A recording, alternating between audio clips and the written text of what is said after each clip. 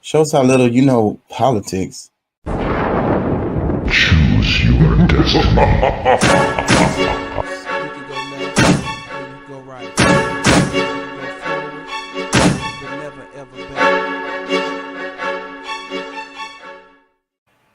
I want to hear your thoughts.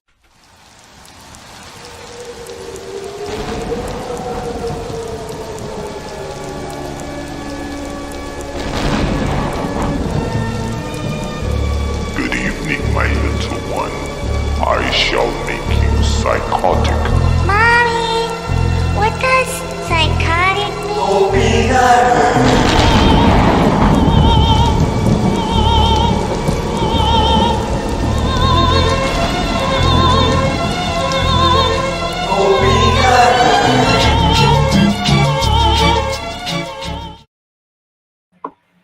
I want to hear your thoughts. Choose your destiny.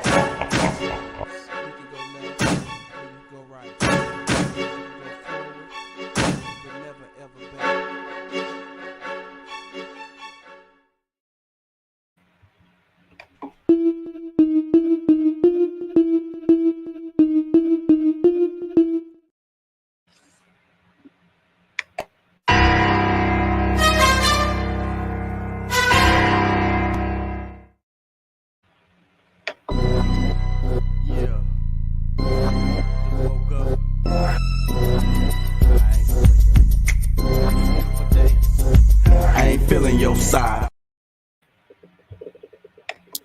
Yeah, you know what I'm saying? KCE, King Chaka. Hey, how y'all doing out there? How y'all feel? Remember, an educated public cannot be controlled. Learn to be active. The views and events expressed here are totally whacked and are not necessarily the views of anyone. ¿Cómo estás? Bien. ¿Podemos ayudarnos más? Sí se puede. And don't take my word for it. Look that mess up. Peace and love, peace and love. I apologize for my absence last night. Series of unfortunate events. But I'm here for y'all tonight. I plan to have a good show. Yep. We're gonna see. I want to be careful because we want to talk about some touchy subjects here. And I ain't gonna lie, there's one topic I've been staying away from. It's the jab and the new variant, if you will. And I'm gonna continue to stay away from that because the streets is hot. And when I say the streets is hot, I mean like on social media, the internet. Once again, they're on people about it, medical misinformation and whatnot. So we're gonna avoid that topic. Anyways, where to begin? That's the struggle. It's always the struggle because I didn't come on yesterday, so that means I have a lot of stuff. I have 2 shows of stuff that I want to cover that I'm probably not going to make it to. So we might end up doing some rapid fire stuff by the end of this, towards the end. We'll see. We'll see how this goes. So let's start with this.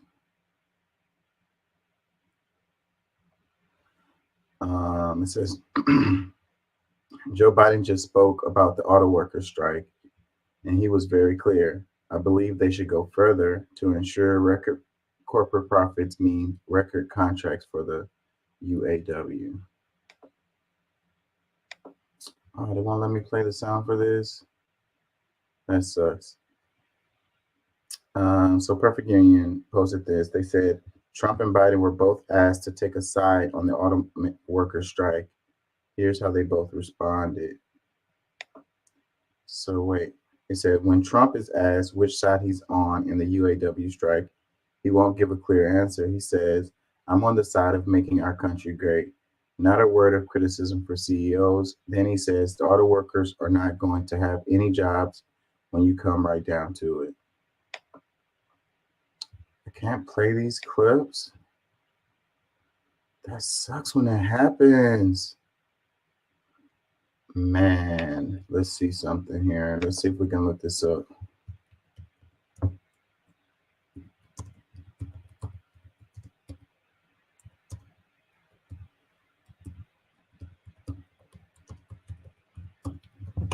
I guess because I put it in too early or something. Let's see. Was it NBC News when they asked him about it? Let's see. Let's do NBC News. And I think this is the clip. I don't know. I just searched this up really quickly, so we're going to see. How old is this? One day ago. And I want to start by talking about this big standoff between the auto workers and the big three auto manufacturers. My question for you, Mr. President, whose side are you on in this? I'm on the side of making our country great. The auto workers are not going to have any jobs when you come right down to it, because if you take a look at what they're doing with electric cars are going to be made in China. The auto workers are not going to have any. I'll tell you what, the auto workers are being sold down the river by their leadership, and their leadership should endorse Trump.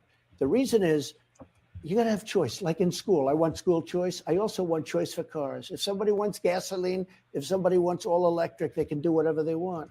But they're destroying the consumer, and they're destroying the auto workers. The auto workers will not have any jobs, Kristen, because all of these cars are going to be made in China.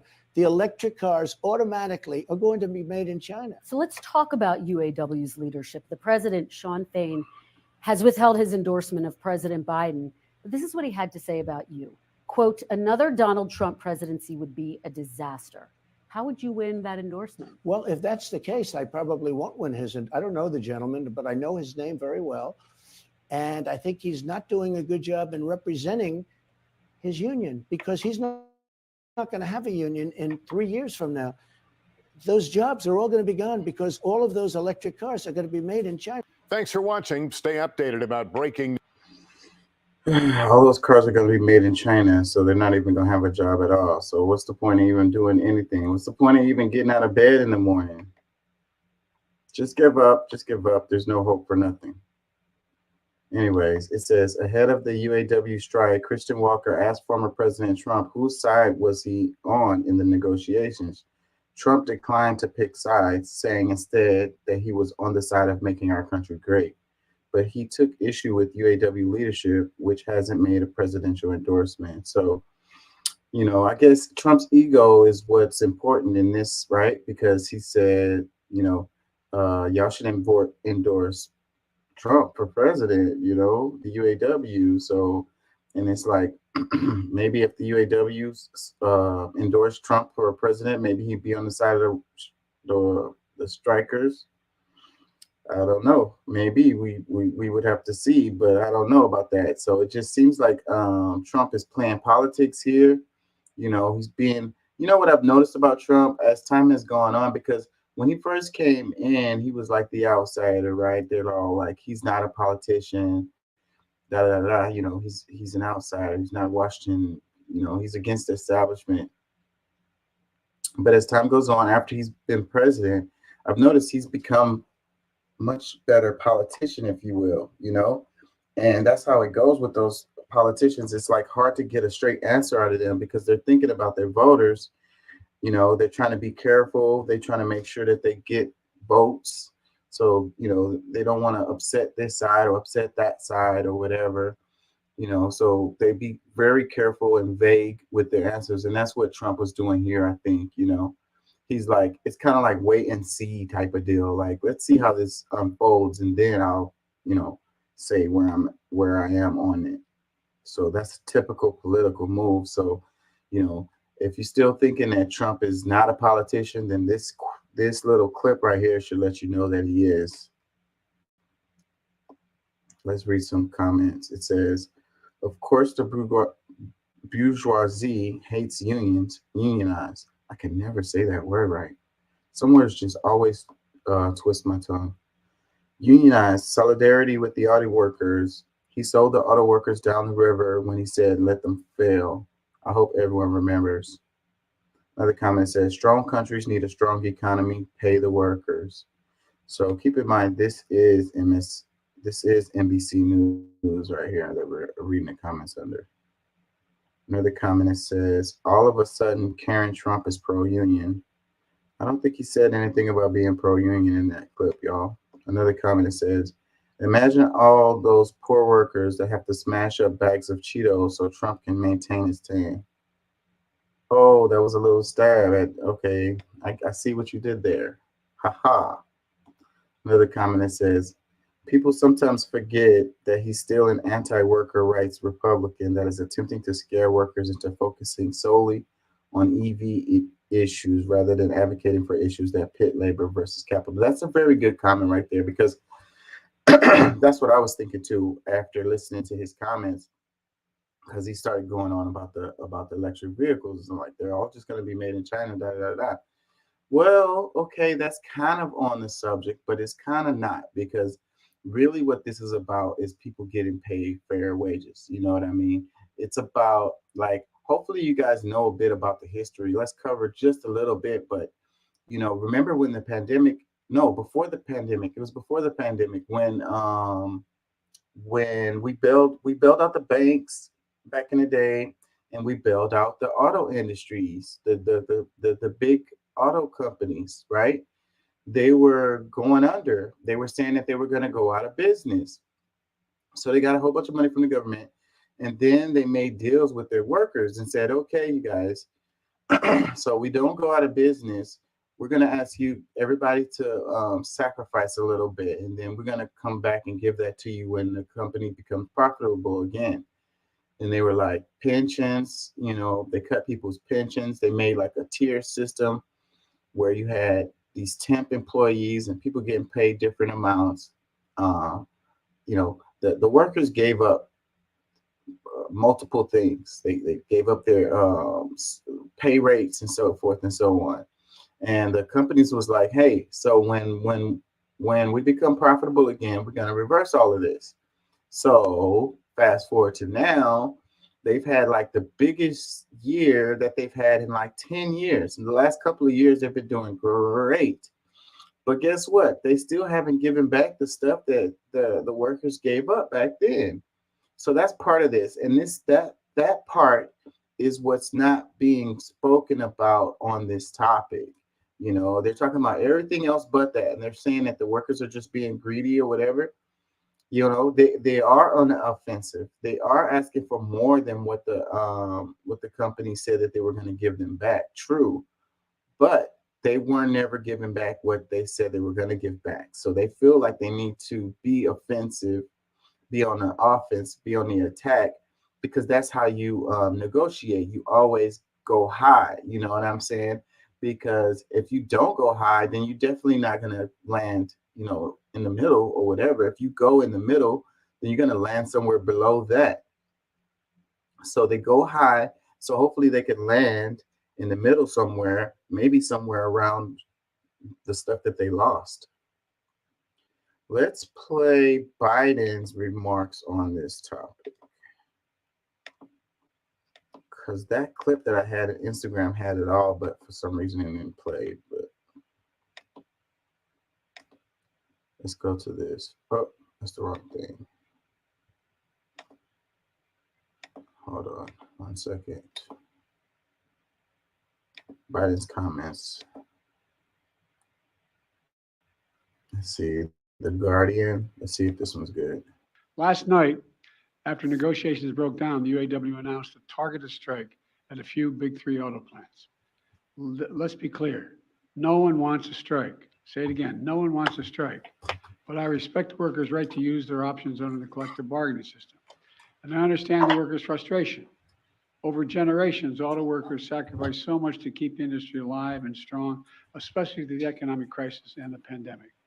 Workers deserve a fair share of the benefits they helped create for an enterprise. I do appreciate that the parties have been working round the clock. And when I first called them at the very first day of the negotiations, I said, please stay at the table as long as you can to try to, we'll work this out. And they've been around the clock, and the companies have made some significant offers. But I believe they should go further to ensure record corporate profits mean record contracts for the UAW. I'll say that again. Record corporate profits, which they have, should be shared by record contracts for the UAW. And just as we're building an economy of the future, we need labor agreements for the future. It's my hope that the parties can return to the negotiation table to forge a win-win agreement. To continue our active engagement, I'm dispatching 2 members of my team to Detroit, Acting Labor Secretary Julie Hsu and White House Senior Advisor Gene Sperling, both of them have been involved up to now, to offer their full support for the parties in reaching a contract. The bottom line is that auto workers help create America's middle class. They deserve a contract that sustains them in the middle class. Yeah, so labor contracts for the future. That line is the one that stuck out for me. Thank you all very much for joining me to discuss a very important and timely issue. In the United States today, at a time of unprecedented income and wealth inequality, weekly wages for the average American worker are actually lower than they were 50 years ago after adjusting for inflation. Quite unbelievable. And that means that despite a massive increase in worker productivity, despite CEOs now making nearly 400 times more than what their employees earn, despite record-breaking corporate profits, dividends, and stock buybacks, the average American worker in many respects is worse off economically today than he or she was 50 years ago. That morally grotesque and growing inequality is exactly what has been occurring in the automobile industry for decades. This time, however, under new union leadership, the members of the UAW are fighting back. If the big 3 automakers, General Motors, Ford, and Stellantis, do not provide reasonable contracts to address long-standing inequities in the industry, there will be a strike. And all of us should support the strikers. The UAW members will be fighting not only for themselves, but against a corporate culture of arrogance, cruelty, and selfishness, which is causing massive and unnecessary pain for the majority of working families throughout our country. Their fight against corporate greed is our fight. Their victory will resonate all across the economy, impact millions of workers from coast to coast, and help create a more just and equitable economy. What are some of the issues that are pushing UAW members to strike? At the top of the list is the extraordinary level of corporate greed shown by the industry leaders. In the first half of 2023, the big 3 automakers made a combined $21 billion in profits, up 80% from the same time period last year.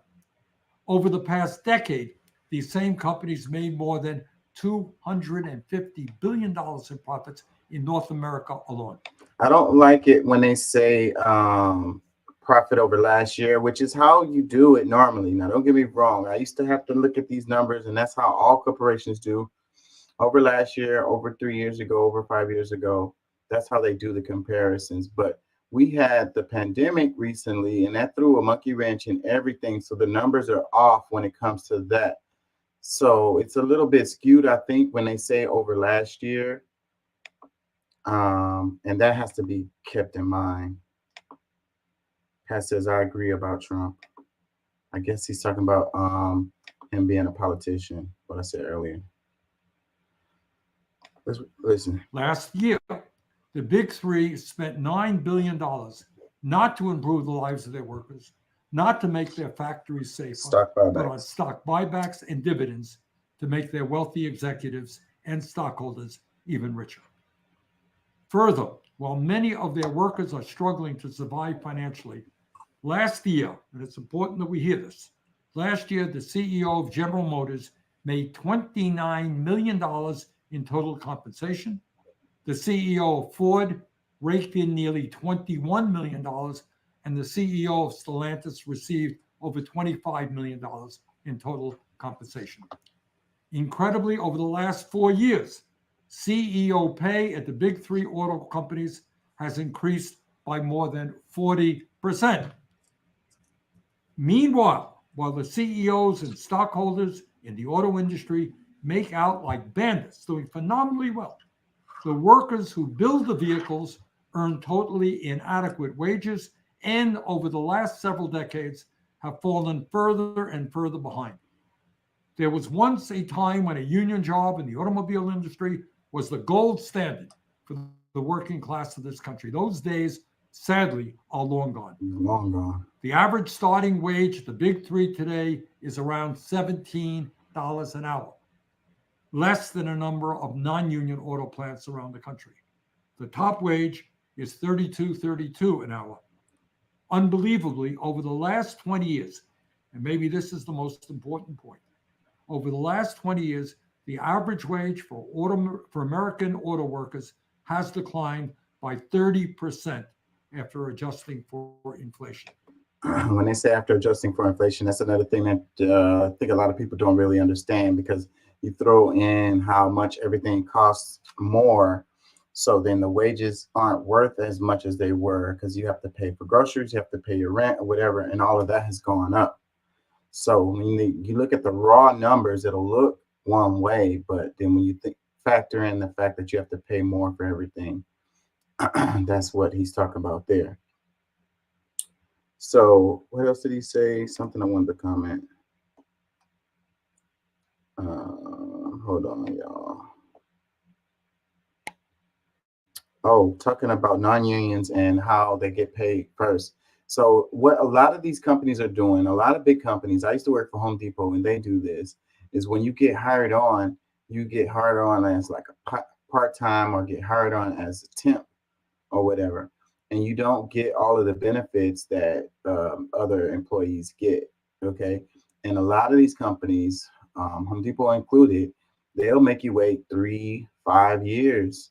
You have to pretty much starve during that time to get to the point where you get those full, full hours, full benefits, full pay or whatever. So it's like a probationary period, but which is, you would think is fair, but if it was like 6 months to a year top, that would be somewhat fair, but they push it to 3 to 5 years. A lot of people are still in those same positions. And what they do is they just hire a bunch of new people. So it's like a revolving door of temps and new hires that are getting paid these low wages. And then they're working right next to the other folks doing the exact same job as them and getting paid like less than half. Okay. And they don't get their benefits and so forth and so on. It's really, really, really shady. I want to find the clip of the guy. I don't know if y'all seen it. It went viral. The guy, he seems so freaking out of touch. Let me see if I can find it. The guy who was making the comments about workers, he said that the economy has to hurt. He said that the workers are getting ahead of themselves. They feel like that they are more important than the employers or whatever. Like they think that they're big and bad or whatever. And he said there has to be some pain in the economy so these people can know that they aren't all that. Let me see if I can find it. I think I just saw it. Hold on. Let me see. I thought I just saw it. Okay, yeah, here it is. Let's go to this. Let me play this for y'all, because this relates to all of this. Now, he's not talking about the auto workers specifically, but this is the attitude that they're having. You know, the employers have, and this is kind of like around the world, you know, across the board attitude. Hold on, that's not it. That's not it. Hold on.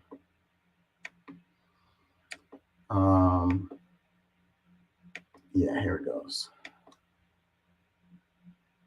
Didn't really want to work so much anymore through COVID, and that has had a massive issue on productivity.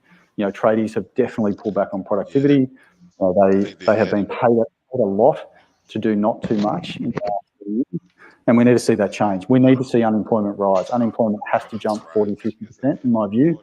We need to see pain in the economy. We need to remind people that they work for the employer, not the other way around. I mean, there's been a systematic change where employees feel the employer is extremely lucky to have them, as opposed to the other way around. So it's a dynamic that has to change. We've got to kill that attitude, and that has to come through hurting the economy, which is what the whole global, you know, the world is trying to do. The governments around the world are trying to increase unemployment to get that to some sort of normality. And we're seeing it. I think every employer now is seeing it. I mean, there is definitely massive layoffs going off. People might not be talking about it, but people are definitely laying people off, and we're starting to see less arrogance in the employment market, and that has to continue because that will cascade across the cost balance. So wait a minute. So this guy is all like, he said productivity has failed. So if productivity has failed, then why is the profit so high? You know, that doesn't really make sense to me. That's that I don't see how that can be true. You know, hold on, I want to play him again. And we need to see that change. We need to see unemployment rise. Unemployment has to jump 40-50% in my view. We need to see pain in the economy. We need to remind people that they work for the employer, not the other way around. I mean, there's been a systematic change where employees feel the employer is extremely lucky to have them, as opposed to the other way around. So it's a dynamic that has to change. We've got to kill that attitude, and that has to come through hurting the economy, which is what the whole global, you know, the world is trying to do. The governments around the world are trying to increase unemployment to get that to some sort of normality. And we're seeing it. I think every employer now is seeing it. I mean, there is definitely massive layoffs going off. People might not be talking about it, but people are definitely laying people off, and we're starting to see less arrogance in the employment market, and that has to continue because that will cascade across the cost balance. I think the problem that we've had is that we have people decided they didn't really want to work so much anymore through COVID, and that has had a massive issue on productivity. You know, tradies have definitely pulled back on productivity. You know, they have been paid a lot to do not too much in the last few years, and we need to see that change. We need to see unemployment rise. This guy is saying. He said that people realized that they didn't want to work so much after COVID. And he's like, we need to see unemployment rise. We need to see them hurting, you know, so that the cost balance can be balanced out, you know. And it's like, man, I don't understand, bro. Like, I know that this is how these people think, but it's so horrible. Like, it's so heartless. It's so terrible. It's like, it shows that, you know, the economy, the way it is built now, it kind of depends on people hurting. Like, it depends on people struggling, people having to worry about paying their bills, living check to check, you know, having to put up with whatever wages these people are willing to pay them, having no leverage at all. You know, people trying to have some kind of like work-life balance is an issue, right? You know, like because we did a story last week about how like the downtowns are struggling because people don't want to come back to work. The people have been working remote. And so they want the people to come back to the office, and that's what they're screaming left and right. We got to bring the people back to the office. You know, they're more productive. All this stuff. You know, but that just shows, like I say, you know, they don't want any kind of flexibility. They don't want you to have any kind of autonomy. They don't want you to have any strength or say. So they want you to be struggling. So he said massive layoffs. They're laying off people left and right. They want to have a huge pool to pull from so that they can grab the people who are starving and pay them whatever they want to pay them and squeeze the most productivity they can out of them, you know. It's about the attitudes. That shows. That's how they rake in their profits. That's how they're able to get their big bonuses, you know? Hmm. Well, and you said a lot right there because it's like you know, but I mean that's definitely how they think and how they see things. But overall, like even though there is somewhat of a backlog in what we're seeing for profits, because you look at the new products hadn't come out yet, even though that they're somewhat at a failure in the production. We're still looking at stuff that they had that they were excelling currently. So that's why we can still see some profits. We might see a change in that coming soon. But when we're talking about the workers, people who really keep everything moving. If and I guess to also add in the point that you made with the having people office workers, even though they claim to have gotten more productivity at that time, now they're saying something different. Most of that is so that they can have the productivity is not being able to control their mentality. That's Hmm. where, like, they need a good slave, and Hmm. a good slave doesn't have an opportunity to think for themselves. They need to have the ability to think for them, to tell them what they should be believing and what they should think.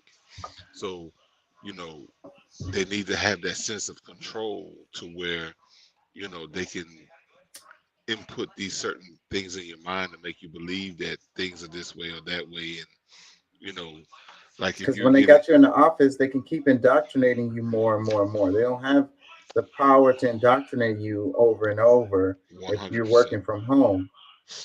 Exactly, because I mean they do, because I mean I noticed that you know well, someone really close to me, they work for a big company, a big corporation, and she was working from home, but she was in meetings All all the the time. time. Yeah, so they do have the ability to do it, but that's they're pretty what I'm saying, they kind of had it from the beginning how they were going to handle these things. Yeah, they have So, too good, and so they don't. They feel like they slipped a little bit. They don't have as much, well, quite well, much. my example is only for one corporation. I don't know how much they slip because they have a great control over, the mentality. Because even though, like, there's a lot of things that, maybe you and I have a different approach or way of seeing things than she does, or people in her situation will, because like I said, if they don't get their uh, salary, like they're pretty much willing to do whatever it's going to take to get it, because they have $500,000 homes, they have They you gotta know pay. six, 50, 60, $70,000 vehicles, and Hmm. so they're like They have gotta pay. They need that money. yes. So yeah. Let me read this. It says, if anyone says we won't experience a recession because the rate of unemployment is too low, show them this. And another part I think about this is they're looking at the numbers of, because they keep saying Biden economics, and they're like, so many people have jobs or whatever. But it's like a lot of people have 2 and 3 jobs. So that's what goes into those numbers to look like it looks like it's 2 or 3 people employed, but it's only one. You get what I'm saying? That's pushing the numbers in a certain way too. And the reason why these people have 2 and 3 jobs is because of inflation and how much everything costs. One regular job just don't cut it nowadays. You know what I mean? Unless you have a really good job. If you don't have a good job, one job is not paying your bills. Everyone has to have a second job, a hustle, something else going on, or they not even making ends meet at the end of the month. Well, look, I'm gonna tell you, somebody who's been making decent money for a while, because I mean I see people, the goal now is everybody's trying to be at 100,000. Well, it's pretty much to the point where to have a real, like, a decent middle class life, you're gonna probably have to be at $250,000 right now. Like even if you're making 100,000 a because year, everything costs so you're much. still you're still scraping You're by. still struggling. Yeah, and that's the part that I think that Let me the read average her person doesn't really get. because of the inflation, how much everything costs. The dollar doesn't stretch as far as it did 10, 20, 30 years ago. It just Well, doesn't. and Bernie was talking about that, and that's like what's really massive is that okay, you know, the greed has gone way too far, and I think that's a part because I mean, when Biden is saying that everything is going well, the economy is growing, this is blah blah blah blah blah blah blah, but we got to understand that he's looking at it from a different perspective in which if on the path that we're going and if they're able to accomplish the goals that they've been working toward, they'll be able to give some leeway to make more, for the workers to make some more, a little more money, but which will give them some relief and maybe have them to not bark so much about the unfairness. But they're looking at everything because they're trying to turn the tides of us using, because I mean the oil, well, how we use oil, because they don't want to just give us the fuel and this, that, and the other, blah blah blah. No, they're going to use the oil to be able to produce all these other products the way that they want to, so that it can be more profitable to them. And for us, Right. if you're on the outside of of them, you'll be lucky to make anything.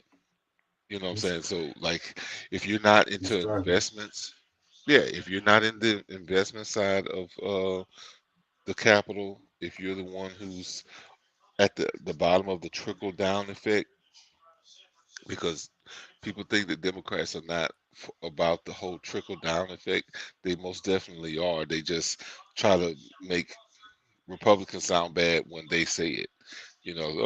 Right. No, they're very much a part of that same system. Like I Right. said, I mean, to some extent, I just feel that, the Republicans are more direct about it and just like, this is just what it is. And you need to be a part of, like if you want to be on the other side of that, then get like us. You know what I'm saying? That's kind of the mindset they have. Well, Democrats definitely push for the working class to keep you a working class. And Yeah, this is, I completely agree with you on that. Let me read a conundrums. She the one who posted this. Let me read her caption. She says, I wish I could tag every one of you willfully ignorant mofos who argued me down about a recession being impossible because of low employment. I told you imbeciles, the Fed told you imbeciles, the goal is to get the unemployment numbers high to slow spending. And now you hear corporate America is also on board to provide a little attitude adjustment. So, for those who ignored every other indicator that shows a recession is here coming, and you were so firm that a recession won't and can't happen because the unemployment numbers are too low, how about now? He says, let me take my petty butt through some of these comments and find at least a few you mouthy motherfuckers say. Sounds pissed. Yeah, she's emotional. but she's emotional, but that's like, I get emotional sometimes too, because I'm like, there's so many things that like we've discussed here that is like so much clearer to see now than it was then, when I'm like, no, can't you see? Well, not just me, but it was us. Like we were like, so many things that we've discussed over time that pretty much preparing for, or at least trying to prepare for, is here, and Yep. like we're totally living it. Let me read this one. It says, this is a comment underneath the post. It says, this is very telling and transparent. They want employees to get back in line and feel grateful for receiving any type of treatment and wage that an employer wants to dole out. No, you can't rent out your house on Airbnb and replace your income, go back to work. No, you can't make a decent wage driving for Uber or Lyft, go back to work. We, the rich, need you to drive us and take whatever treatment that we give you and you need to like it. You need to shift your attitude and be happy to have this low wage and barely get by. Oh, and yeah, we will make it so that this is a renter nation while big corporations buy up all the single family homes that causes an inflation in rents while blaming the mom and pop Airbnb owners. Shaking my head. This is the same attitude that fuels racism. Blacks have been deemed lazy ever since we stopped working for free. When we built our own towns, they were destroyed, so they were forced to need the majority. We fought to integrate, to still be treated less than, and still need to fight for diversity in spaces where we are unwelcome. But as long as we stay in our place, serve without pushback, then it's all good. Okay, I'm done ranting, LOL. I Another mean, comment. Go ahead, go ahead. no, I'm just saying, like, you know, great points. I think, but it's it's too much of us. It's too much reactivity, and I think, like, well, I've had some different conversations about, how to handle this economy, this current and coming economy.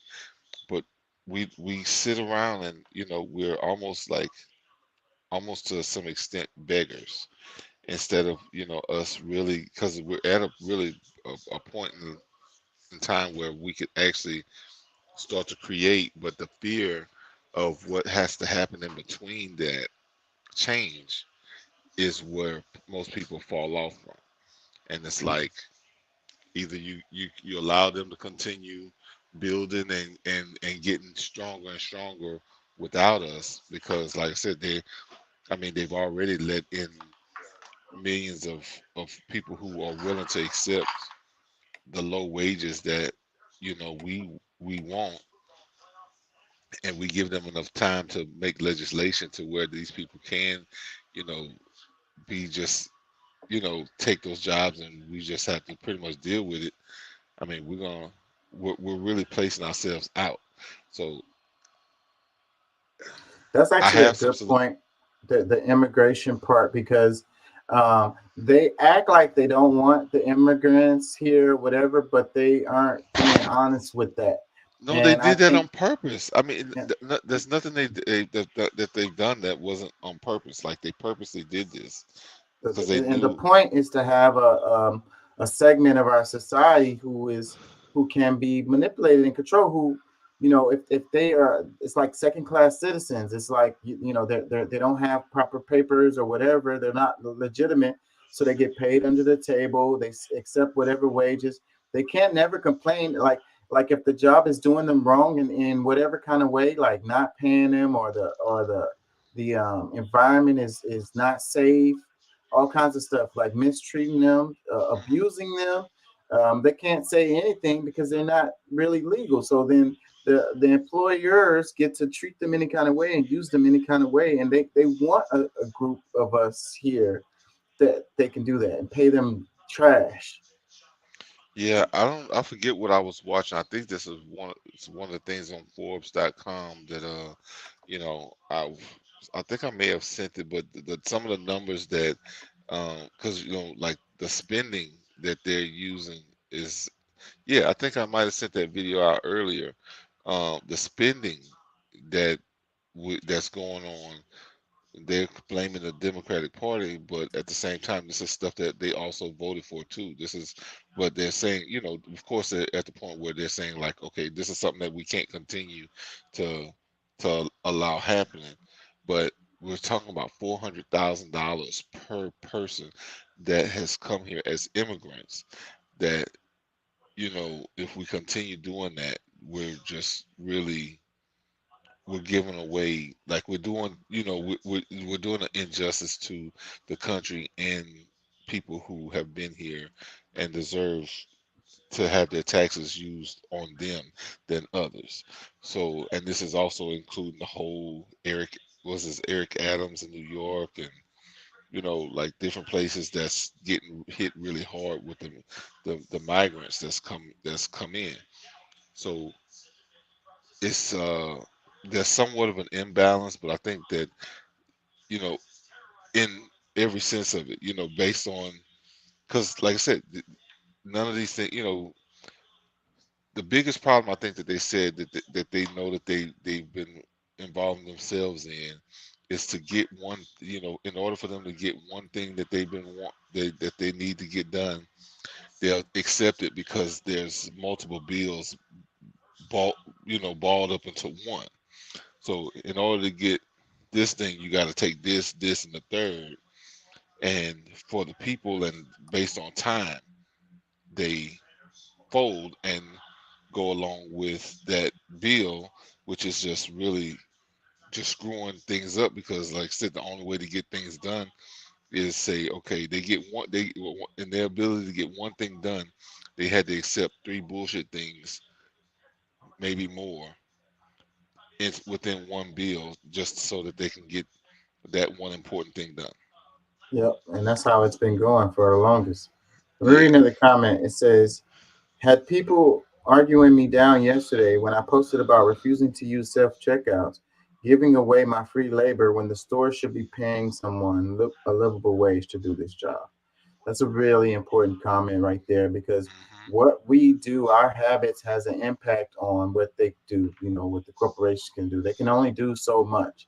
So, but I see how they motivate us to do the self checkouts, because you either Time. gonna have they close all the lines, and then you got to stand in line, and you could just went through the checkout and be back to your car already, you know. Yeah. So that's how they motivate you to use those self checkouts. They don't want to have to pay somebody else there.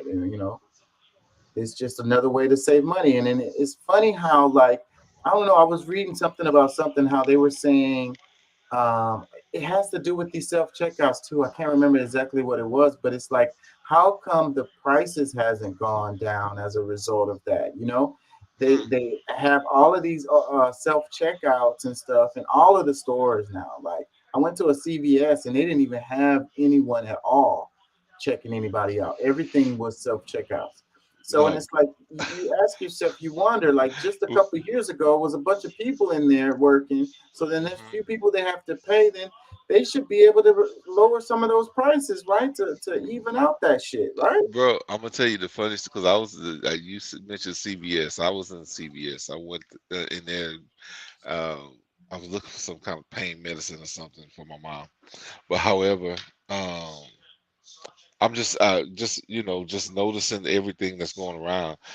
The workers were just kind of just like standing around, and they was just having a full out conversation about this, whatever the third, whatever they were discussing, while everybody else is, pretty much doing things. Checking themselves out. It's like Yeah. their job is just to watch you now, just to make sure you're not leaving at the store stealing. Like, it's always somebody at the door or near the door, but nobody is checking you out.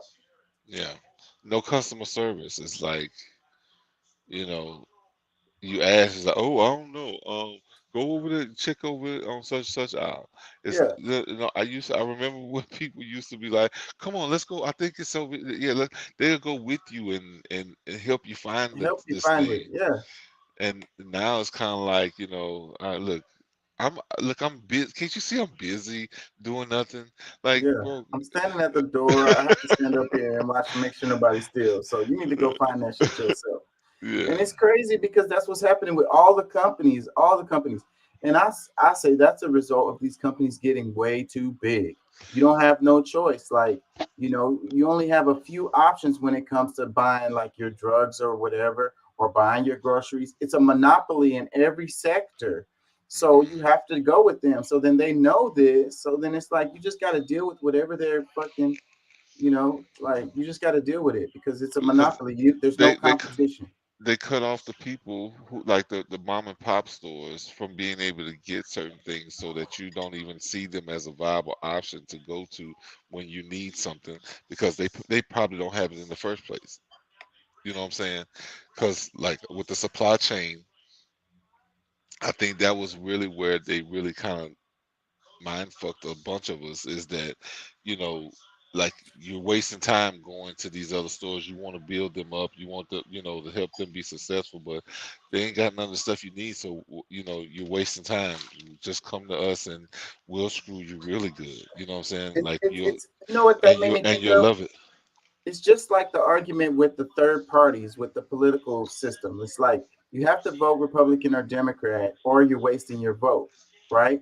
Don't waste your time trying to build up a third party, because they don't even have a chance. So all you're doing is spoiling, for one of the other ones. So that's kind of like the same thing with this, what you're talking about, don't waste your time patronizing those smaller stores or whatever, because they're not going to have what you need or whatever. Just come here and save your time. So boom, boom, boom, boom, boom. It's the same fucking damn playbook.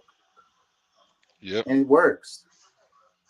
It definitely works. I mean, because what do you do? What do? You just decide that you're not going to use this thing ever again, and this is usually a necessity. I mean, yeah, something that you really need, or you drive around the city and do go to those other stores and don't find what you're looking for and waste your time. Yeah, like, those are your options. It's like stir fried shit or baked shit or just fucked. Yeah, or stewed shit. I mean, it's one of those. Because I mean, like I said, there's not too many purchases that's being made that, oh, I just want. It's still you're still in a need purchase, mindset. Like you're not really getting things that you want to get. You're getting things that you need. Because how many of us really have disposable incomes, anyways? Our economy has turned into all necessity stuff. You know what I mean? Used to. Like the disposable income we use is on like our entertainment for like our Wi-Fi, but then that's tied to stuff that we really need because we do need our Wi-Fi for other stuff related to work, school, or whatever. So then that's tied in with your entertainment because you get your streaming services or whatever. So the few little streaming services that you have, that's where your disposable income comes. And then really you can look at that as a necessity because people have to wind down, right? They need something to get them out of the mind of freaking grind all the time, always working. Like you need a time to deflate your mind or whatever and relax and be able to, come back to center. Like you literally need that or you probably go crazy. Yeah. Let me read a couple more comments. It says this one. It says, I also think this isn't a recession per se, and more of a complete restructuring of the financial system and social contract. Universal basic income is on its way. Property and home ownership will be becoming a thing of the past, and we have a difficult 10 to 15 years ahead of us as we redefine the value of human labor. Ooh, that's heavy ass comment. I think this person is all the way right. She said it's a complete restructuring of the financial system and social contract related to the things that they're coming out with about the your output, your footprint, your carbon footprint, your social like credit score or whatever related to the actual physical cash being gone. No more payroll checks, and you know what I mean? Like that is what's happening with checks, cash, all of that stuff is on its way out if it's not already gone. Yes, a complete restructuring of the financial system is what's happening. So she's saying it's not a recession, it's a restructuring of the financial system. Boom, boom, boom. I think that's right. That's scary because we don't get to say, we don't have no say in where the way it's going. Well, I mean, we could have a say, but we gotta be willing to allow everything that's going on to totally fail, which would probably send them, them pissing them off, pissing them off enough to where they send military in here to beat us back into submission. But but I mean, if we pretty much denied everything, we decide we're not gonna to give full effect. It probably had to be at least 3 days to, don't purchase fuel, don't purchase food and all that. But usually people just gonna be like, okay, we're gonna do that. They stock up on shit. You know what I'm saying? So it's like it still won't work. We all got to be on board, and we have to be in one accord and go at this together. So, but Well, that's, yeah, I'm going to get back to the but striking thing because that is actually the answer to all of this stuff. It's leveraging labor, making them realize that they need it. You know, let me read one more comment and then I'm gonna go back to the labor thing. This one, it says, bottom line, people figured out the purpose during and after COVID. People made their passions and hobbies into businesses to generate income, and they don't like it. We are no longer feeling like a slave to our jobs because we built confidence in ourselves that we can run a small business and still have a full-time job at the same damn time. But we're no longer scared of that job to fire us or have them over with us. We just woke up and know our worth. We don't mind working for someone. We're just not going to work so hard for them anymore. We're going to work hard for ourselves. No, that's all. It's hard to read this. Ain't nothing wrong with that. They made because they mad. I guess that's what they meant to say. Because they can't figure out why is it that we are making everything expensive like gas, homes, and food, and the black and brown people would not work hard for us anymore. Yeah, I don't think this is a racial thing. Like they're really screwing over everybody. It's like the JFK quote where he says, "It's a plan to make every man, woman, and child into a slave," and that's what well, they did. personally, I mean, I don't think it's really just like it's a racial thing because I mean, regardless, there's certain things that, you know, because of our numbers, the majority of us feel it faster than other demographics. So, I mean, it does affect us way faster than others, but I don't know. I think that really the control is they don't really care about, I don't think they've ever really cared about the race part of it because they just need hands and feet. They need you, you know what I'm saying? Like whoever's gonna do it, let's do it. I mean, when we talking about the what was the thing they just shut down with the I never can think of it when I need to, but the with the labor stuff that they just changed. Come on now, what was the thing that just overturned with the in the federal with the Clarence Thomas and them with the labor stuff? You're talking about you're talking about um With uh schools and affirmative all this action. affirmative action. Like I mean, that right there, just I mean, it doesn't. I don't think it matters to them about your race at all. They, like I said, they need, if you're willing to be the hands and feet, that's what they care about. You white, black, brown, yellow, yeah. So yeah, I don't think it's so much, but like I said, we usually get affected quickly. More of us are affected immediately than, because there's white people who's getting affected at the same time as us. But you know, most people will tell them, hey, you're white, you got privilege, this, that, and the other, and you know, or either they're just failures. You know what I'm saying? They have to accept that right away. For us, we're like we have other things that we can use to say that we're getting, because I mean, not to say that they're not doing those things. It's just that we have that window, something that we can say and use that people hear much faster because they try to cater to they try to pander to us to a certain Mhm. extent. I want to Why? play some of this right here to try to wrap some of this up because I think they're going to talk a little bit about the history related to the UAW strike. Let's listen to some of this. Auto workers has launched an historic targeted strike against the big three U.S. automakers, Ford, General Motors, and Stellantis, which is the parent company of Chrysler. On Thursday, UAW President Shawn Fain announced a Stellantis complex in Toledo, Ohio, and a Ford assembly plant in Wayne, Michigan.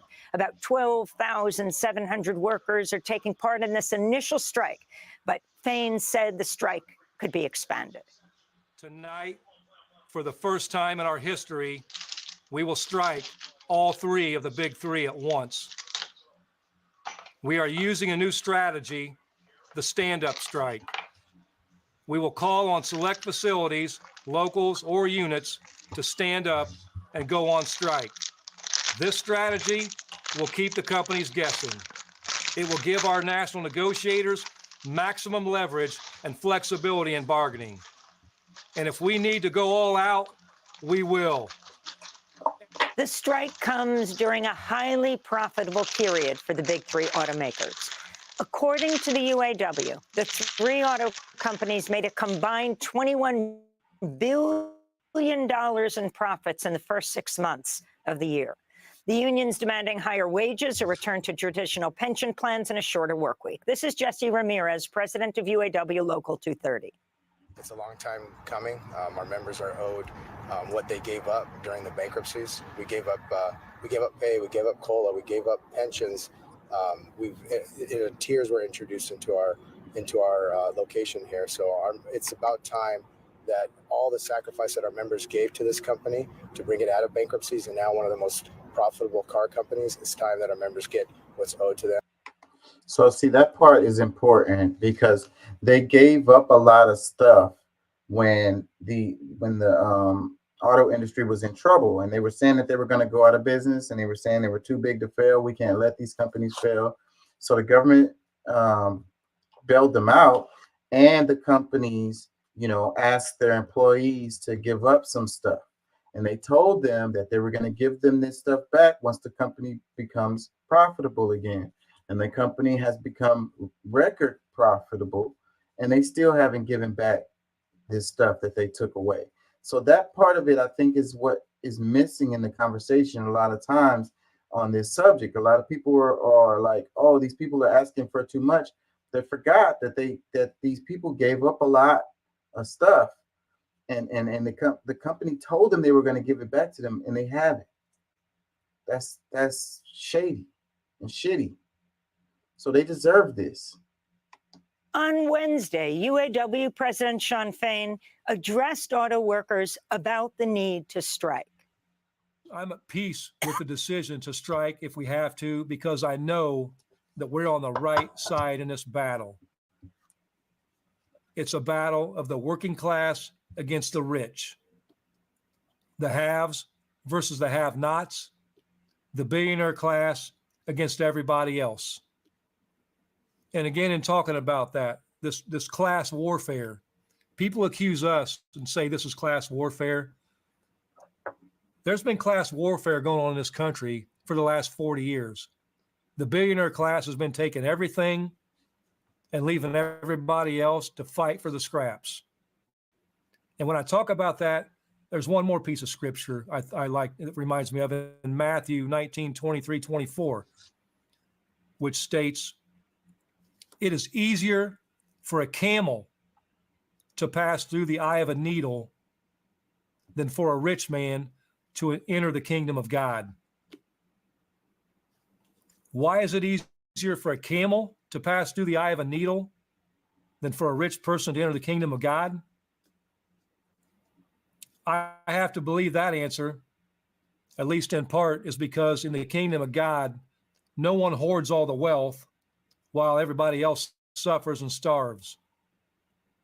In the kingdom of God, no one puts themselves in a position of total domination over the entire community.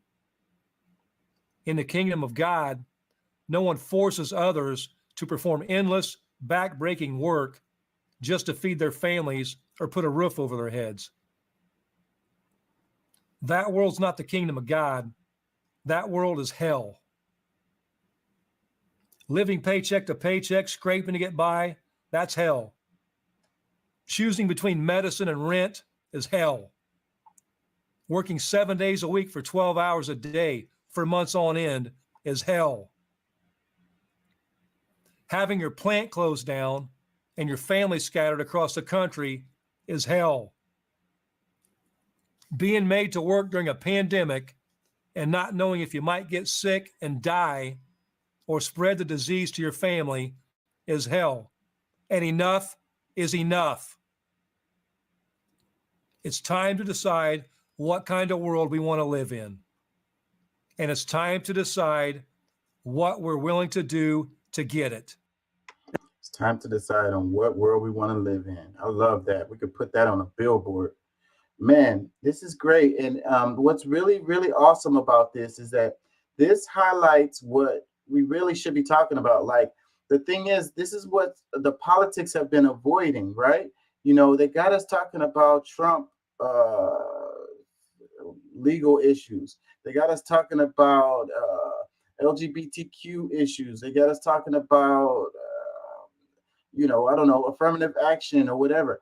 All of this stuff. But the main topic is what we're talking about here, you know, and it makes me think about Bernie when Bernie ran for president, and what the people were saying. They were saying, you know, we know that Bernie isn't gonna like save the world or whatever, you know. It's like Bernie or we're gonna burn this whole damn thing down. It's like. And I think this is what has happened. So they didn't let Bernie, they sabotaged Bernie, didn't let him become president. And all of these people, you know, that were supporting Bernie, you know, really pissed, right? And it was like stepping on an ant bed. And that's what they did. And so now you got the pressure coming as a result. And this is what it is. So more than what they would have gotten from Bernie, they want way more now. Like I say, Bernie was the bottom, was the least that they would accept. You know what I'm saying? Now it's pushing for over the top. You know what I mean? And you know, this, he said, class warfare. He said it's been going on already. You know, they pushed it to the limit. You know what I mean? They've pushed us into a corner.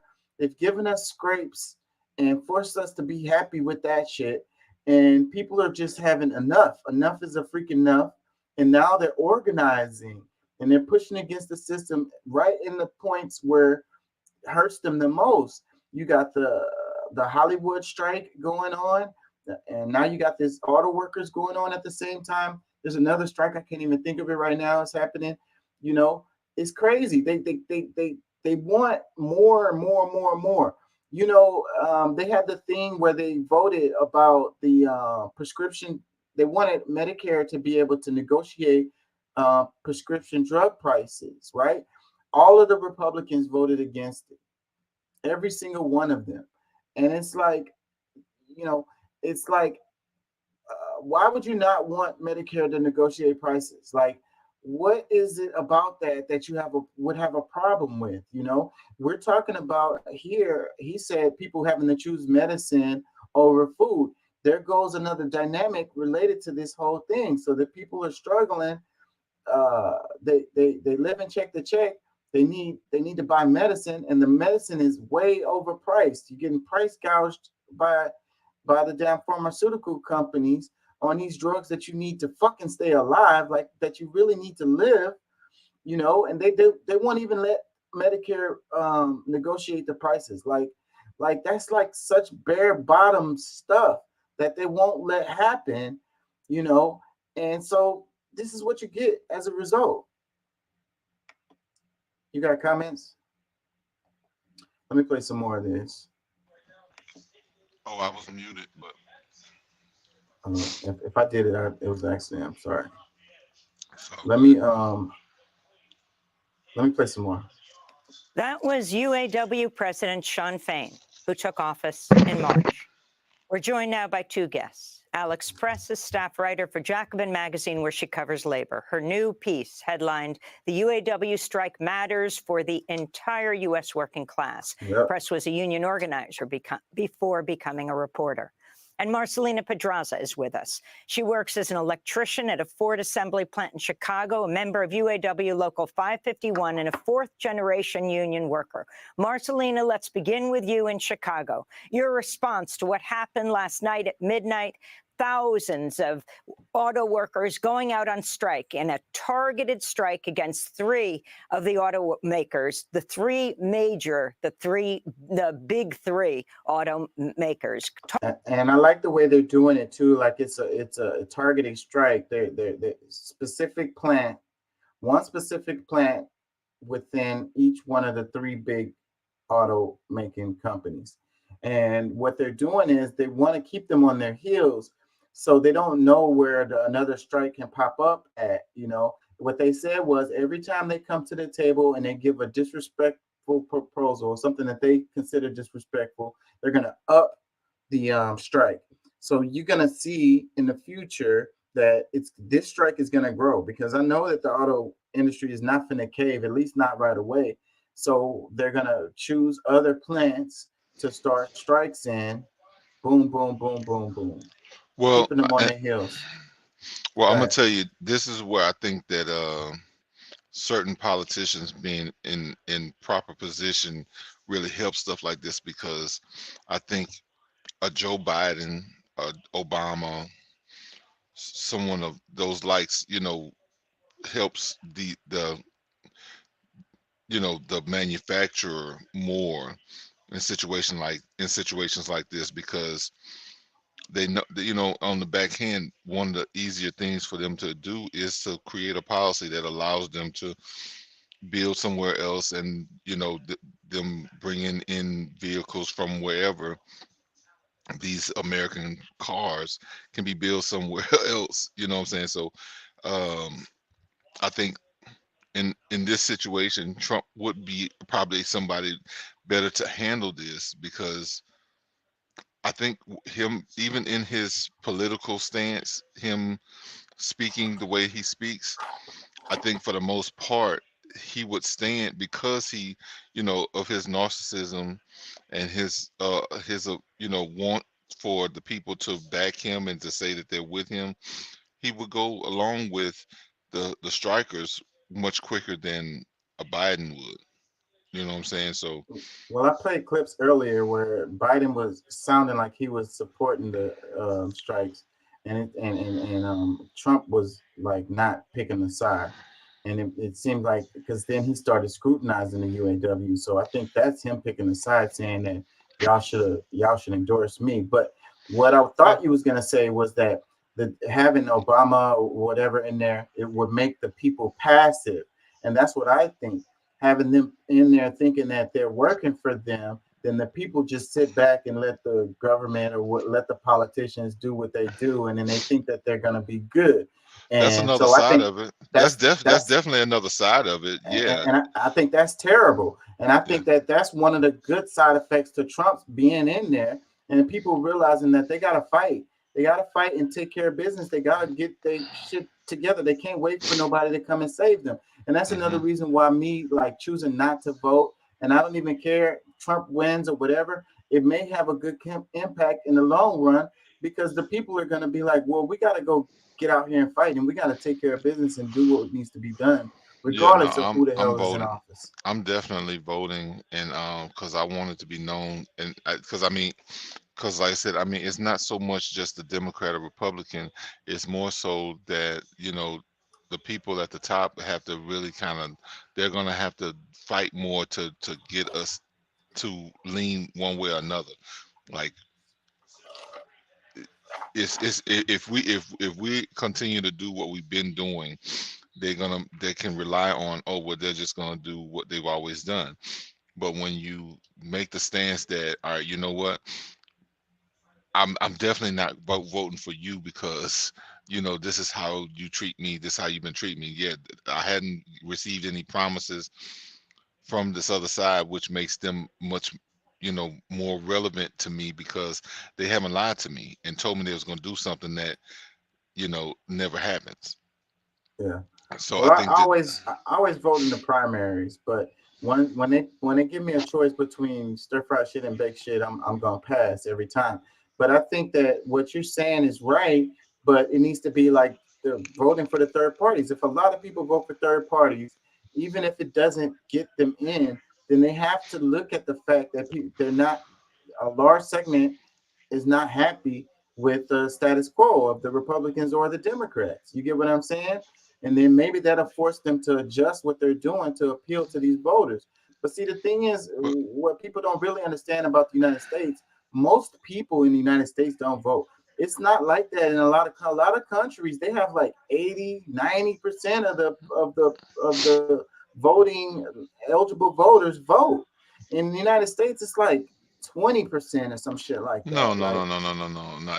It's higher than that. I think it's probably close to 45% of, because it was saying it's like it's over 50% that vote.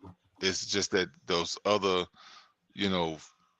200 million, like I said, 200, like 150 million plus 180 million, just giving an estimate, no exact numbers, but if those other people did vote, like, things would probably be totally different. But that's where our political, that's where we are as people politically, that we don't trust in the system enough, and we just don't, we just don't even get into it, where I think that things would be totally different if more people did speak up on what they believe, or and they've cultivated this atmosphere that leads to apathy, that leads to indifference, that leads people to feel hopeless and feel like their vote, doesn't count or whatever, and I think that they wanted it like that.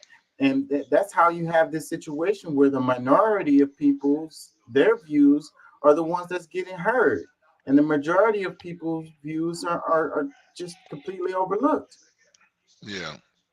But then, at the same time, because of course, like, we're talking about these strikes. These are definitely heavy things to be talking about. But a lot of times, the people who are speaking out are overly emotional, and we're talking about things that, doesn't really move the mark. It doesn't really change anything, but for a small few, instead of something that can be greater for everyone. We kind of stagnant from the actual changes that could truly happen. You know what I'm saying? So and really, it could be some of the, some things that's small, like what we might think are small, but would be way more significant in the end. Let me play some more of this. Talk about the significance of this. Yeah, well, first of all, thanks for having me. I love the show. Yeah, this is an historic moment, as you said, the first time in history that all big three auto workers will be striking. And it's inspiring to see, the solidarity between all of the auto workers, not just auto workers, but workers from all around.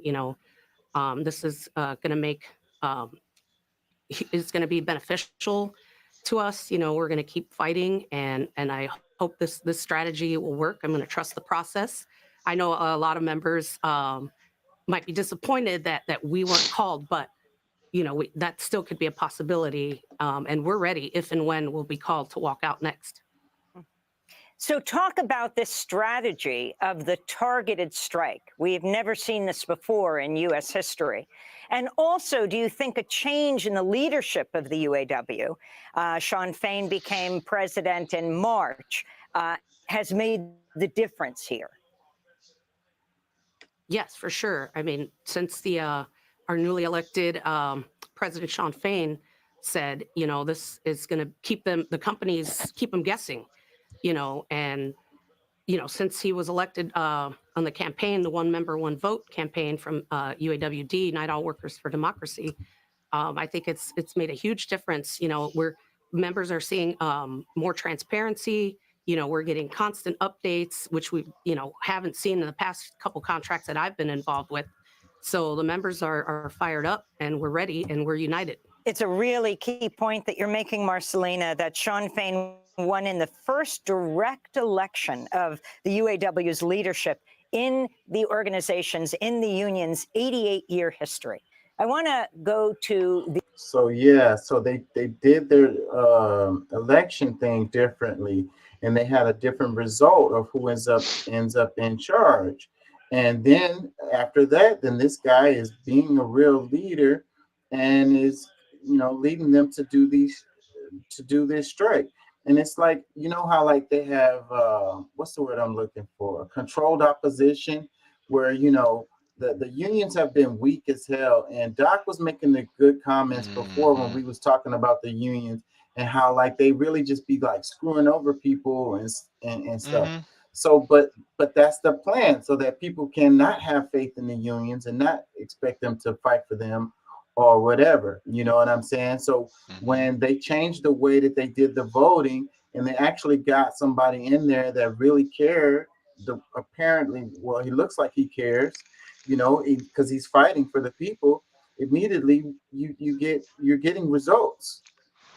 Exactly. Well, and see, that's the thing that I think that I don't think that we pay enough attention to, is that some of these people that, you know, that we end up with, or let's just say even in politics, like they were given to us by someone. You know, it was a organized thought on how this person would, you know, be the best fit for everyone.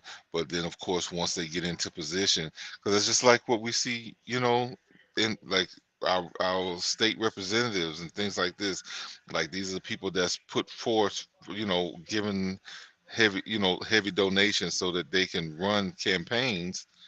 But the person who's going to actually do more work for us only got 100,000 when this other person got 100 million.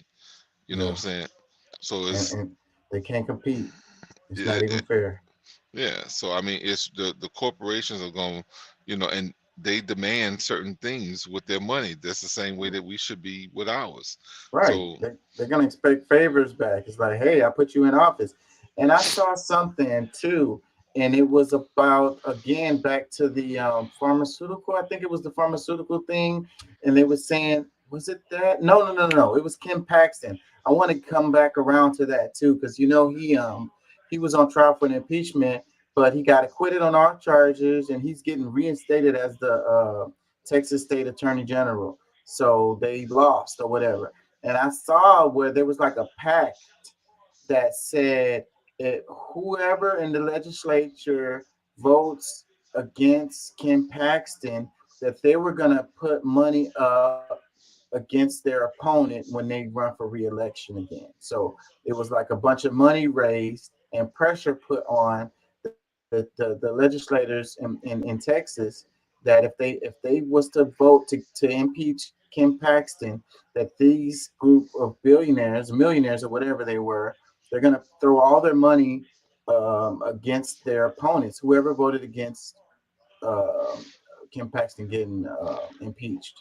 well, see, and that's the thing, man. The purse is what gets most people, and it's like, okay, yeah, we're all in need of money, but when you know it boils down to it, and only if you know do everything, only a few people are able to get the money.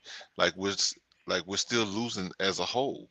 So I mean, I think we have to stop being afraid. But I mean, we're talking about other politicians, people who are already in there and can't, you know, they don't know in which way we're going to respond, which should be the most important thing to them. But when a billionaire speaks, he's got more money than shit, 1,000 of us, 2,000 of us, Yeah. a million of us. You know what I'm saying? Yeah. Let me play some more. The Ford CEO, Jim Farley, who was speaking on CNBC earlier this week, claiming the United Auto Workers Union proposal could bankrupt the company. If we signed up for the UAW's request, instead of making money and distributing $75,000 in profit sharing in the last 10 years, we would have lost $15 billion and gone bankrupt by now. The average pay would be nearly $300,000 fully fringed for a 4-day work week. There is no way. Per UAW employee. Yeah. This is our fully tenured school teacher in the U.S. makes $66,000. Someone from the military or fireman makes mid $50,000.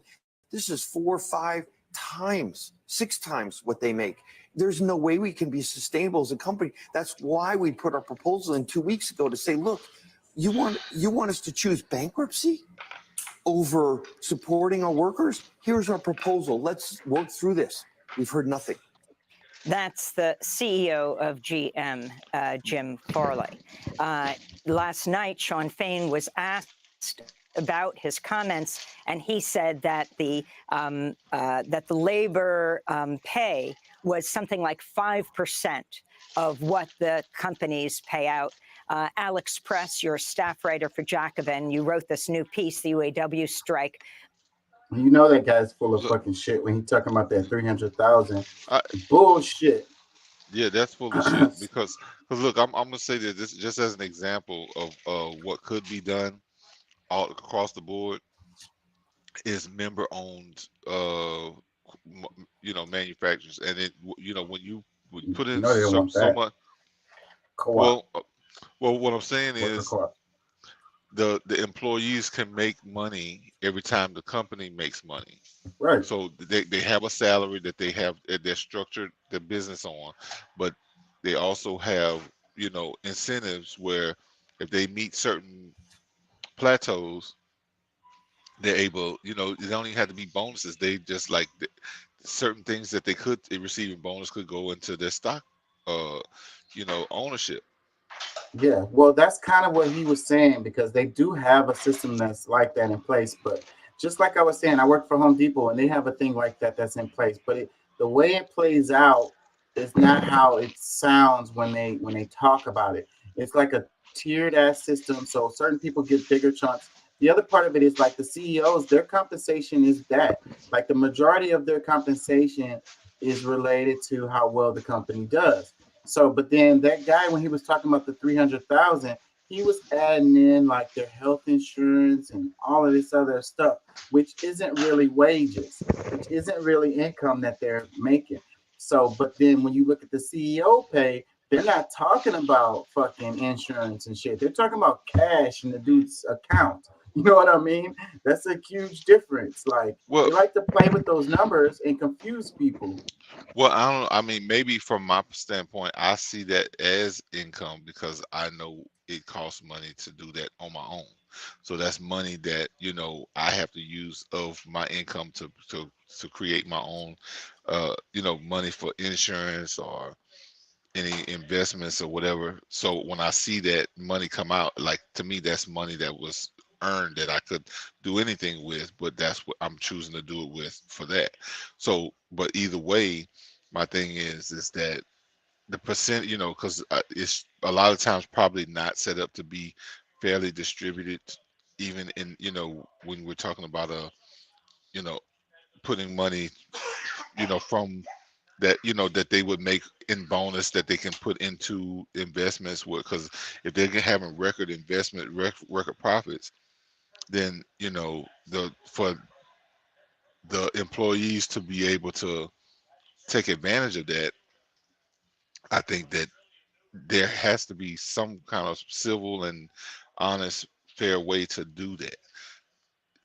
That's the thing that they have to come up with a plan that can really accomplish that. Matters for the entire U.S. workforce. If you can talk about what Farley is contending. Yeah, so I mean, Sean Fain said last night in response to those comments, every word out of their mouths is a lie. And I think in this case, it's absolutely true. Jim Farley was paid tens of millions of dollars last year. There's no sense of bankruptcy on the table for these companies. I think it's important. Yeah, man, he's talking about we're going to go bankrupt if we pay off, this what y'all asking for or whatever. So, but look, what about how much you paid your CEOs? If they got paid $22 million, you know what I mean? If you made $1 billion in profits in just the first quarter of this year, how the hell is that you going out of business? The thing is that they want to be able to pay their executives and their CEOs the amount that they want to pay them, and they can't do that and pay their employees, what is fair, what these people are asking for. They can't do both. That would drive them out of business. I think that there has to be a cap for some of these things, especially for CEOs, because number one, if you want to take that job, because I mean, bro, you're not doing, your main thought process is how to screw other people, and it don't cost that much for that. You know what I'm saying? Like you're talking about. I mean, you know, if it really come down to, I mean, would you, you know, to do the same job, you would do it for 2 million, right? Yeah, for sure. And I still be living good. So, yeah, and then the other part is the stock buybacks, because that's what they want to do. It's like this business model that they have. All of the corporations are doing it, and you know that's how they freaking. Another part of what's going on is these stock buybacks. Instead of spending money on like paying your workers, or spending your money on research and development, streamlining your business, or making it, you know, updating your business or whatever, trying to be competitive. Nope. Stock buybacks, money just flips, and that's it. More money in the account for the CEOs, and more money in the account for the investors. The investors are happy, the CEOs are happy, so that's all that they care about. To think about when we talk about strikes that are about ending tiers, especially, which is what's at play here with the auto workers. You know, $300,000 a year. This is a calculation for the top rate with all benefits translated into monetary value. There are workers on the assembly lines right now who are making $22 an hour with very few benefits. These are workers who can spend up to 8 years as temporary employees, not given access to full-time benefits and pay because of these tiers. They might work 60, 70-hour weeks alongside people paid much better. This destroys a union, right? It rots it from the inside. Workers distrust each other. It's very hard to keep oneself together in such a situation. So Jim Farley, a man who has paid tens of millions of dollars, is contesting that he can afford to give workers a few extra dollars an hour. And so I think there are many specificities when you go into the list of demands here that you don't have to be all in and a member of the UAW's reform leadership to sense that, you know, this is a lie. Even Bloomberg itself talked about how real wages have been down 30% for UAW members over the past 10 years. And again, Bloomberg said that the companies can afford this. And just to say, Jim Farley is the Ford CEO. That's where Marcelino works. Yes. Made something like $21 million in total compensation last year, according to the Detroit News, while Stellantis CEO Carlos Tavares made $24.8 million. Can you talk about why 2023, this historic strike, relates so directly to the 2009 financial crisis and what UAW agreed to give back because the company said they would go bankrupt? Sure. So there were a number of concessions that the workers agreed to, that the UAW agreed to, you know, quote unquote, to save these companies, right? They were failing, they were facing bankruptcy. Some of the things the workers gave up included cost of living allowances, COLA, as we call it. So, you know, as inflation has been high lately, these workers are losing more and more money every year in real wages. They introduced tiers, as I mentioned, you know, workers who are working alongside the older workers, the more senior workers, and being paid less. They lack pensions. Retirees are suffering. These are all things that were supposed to be temporary, right? The company said, as soon as we're profitable, we'll give this back, right? It was this sense of partnership. That partnership was a poison pill for workers, and the UAW new leadership knows that. And they're saying, hey, you're very profitable. You know, it is very clear that these companies are making historic profits. You know, it's up almost 100% as far as their North American profits over the past decade versus the decade prior. And the leadership and the rank and file are saying, okay, you lied. You didn't give it back, so now we're taking it back. Senator, You didn't give it back, so we're taking it back. I love it. I love it. I love it.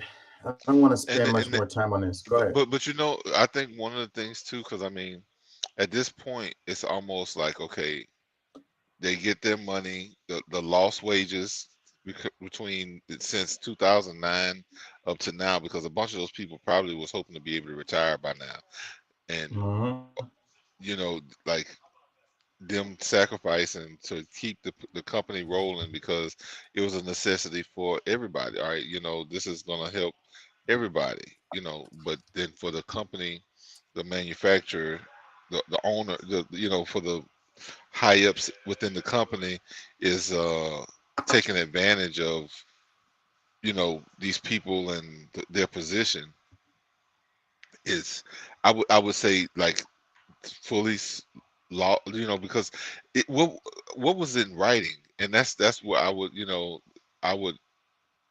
want to see what was really written into the deal, where when they gave the concessions on a timely manner, because it's 2009 up to 2019, they were in profit. After 10 years, they were definitely back in profit.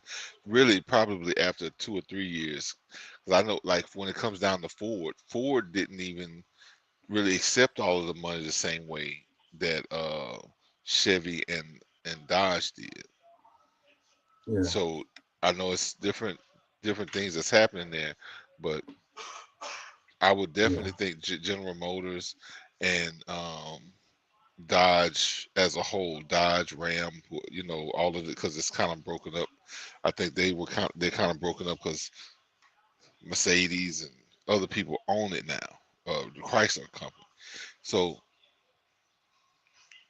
it's really, I would like to see what was in writing, but also, if it's, everything is put down in ink, it's just a matter of a lawsuit, and for them to really be able to recover the money since they've been in profit. Yeah, well, it's going to be loopholes with that. That's not going to work because they said when we become profitable was probably what was in ink. So then they could play with those numbers and all of that and be like, oh, well, you know what? We haven't been actually profitable. Well, I mean, of course, that's going to be some, I mean, they can try to, but at the same time, I don't think that they get very far, because, I mean, listen to the rhetoric that they've been saying just even recently. Okay, let's just say you became profitable just last year.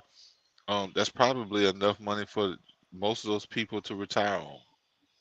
Yeah. So we're talking about billions of dollars. Yeah. So, We're but the only talking suit, about the 20, because, I mean, we're talking about the CEO and the money that they've collected for themselves. yeah, 22 but even still, the suits wouldn't be the answer, because even if they lost the suit and they would just continue to do what they're doing and screw over all of the rest of the workers. I You know what hear I'm you, saying?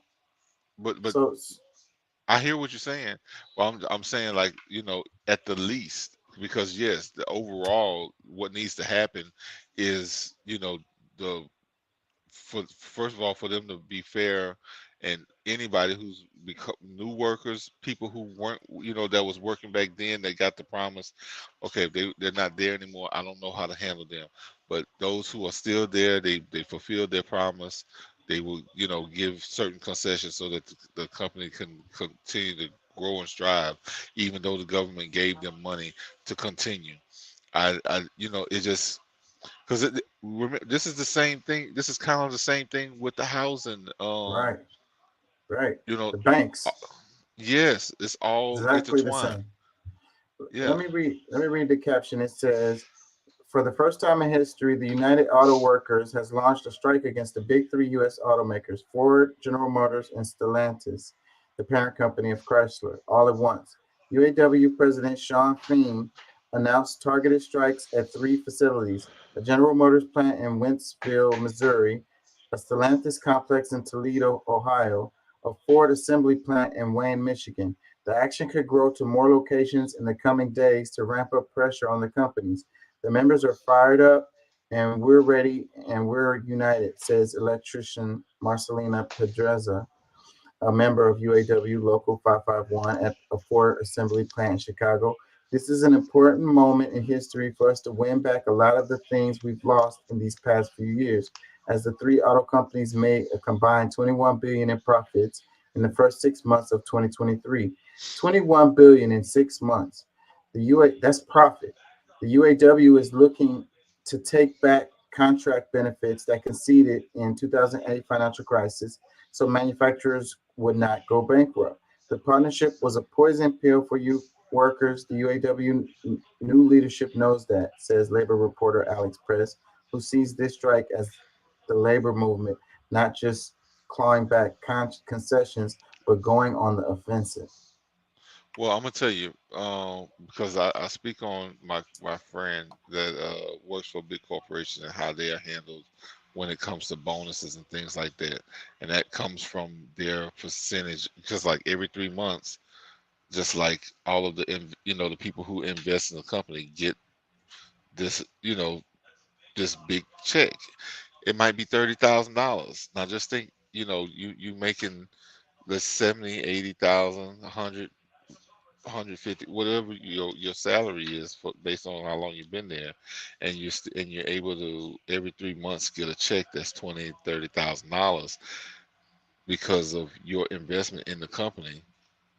That makes a big difference. So if you're treating them the same way you treat your regular investors, the same way that other companies are, I just think that that's more of at least a better way to handle that than for them to just. Well, when you say investment in the company, as far as actually buying stocks or whatever is one thing, but you are investing in the company when you are Sweat putting your equity. labor and you That's what working there all the time. Okay, I'm yeah, talking that's about. what you meant. So yeah, I used to work for a company, and that's how it was. Like, I had a base salary amount, but I got a bonus every 3 months based on, certain parameters, and depending on performance and the performance of the company, the performance of like these surveys or whatever. It was a couple of parameters, and out of the results of those, because you get a review, your superior gives you a review, and based on that review and based on the company's profits over that same period, you get a check, and it comes every 3 months, and it didn't have nothing to do with investing, and that's on top of your salary. Well, I think, because see, that's the thing. I think based on, certain productivity, they give you these, you know, reviews every, couple of months. And if you done your work the way you're supposed to, you get your full amount of whatever investments that that you acquire based, which is contractual with your hire.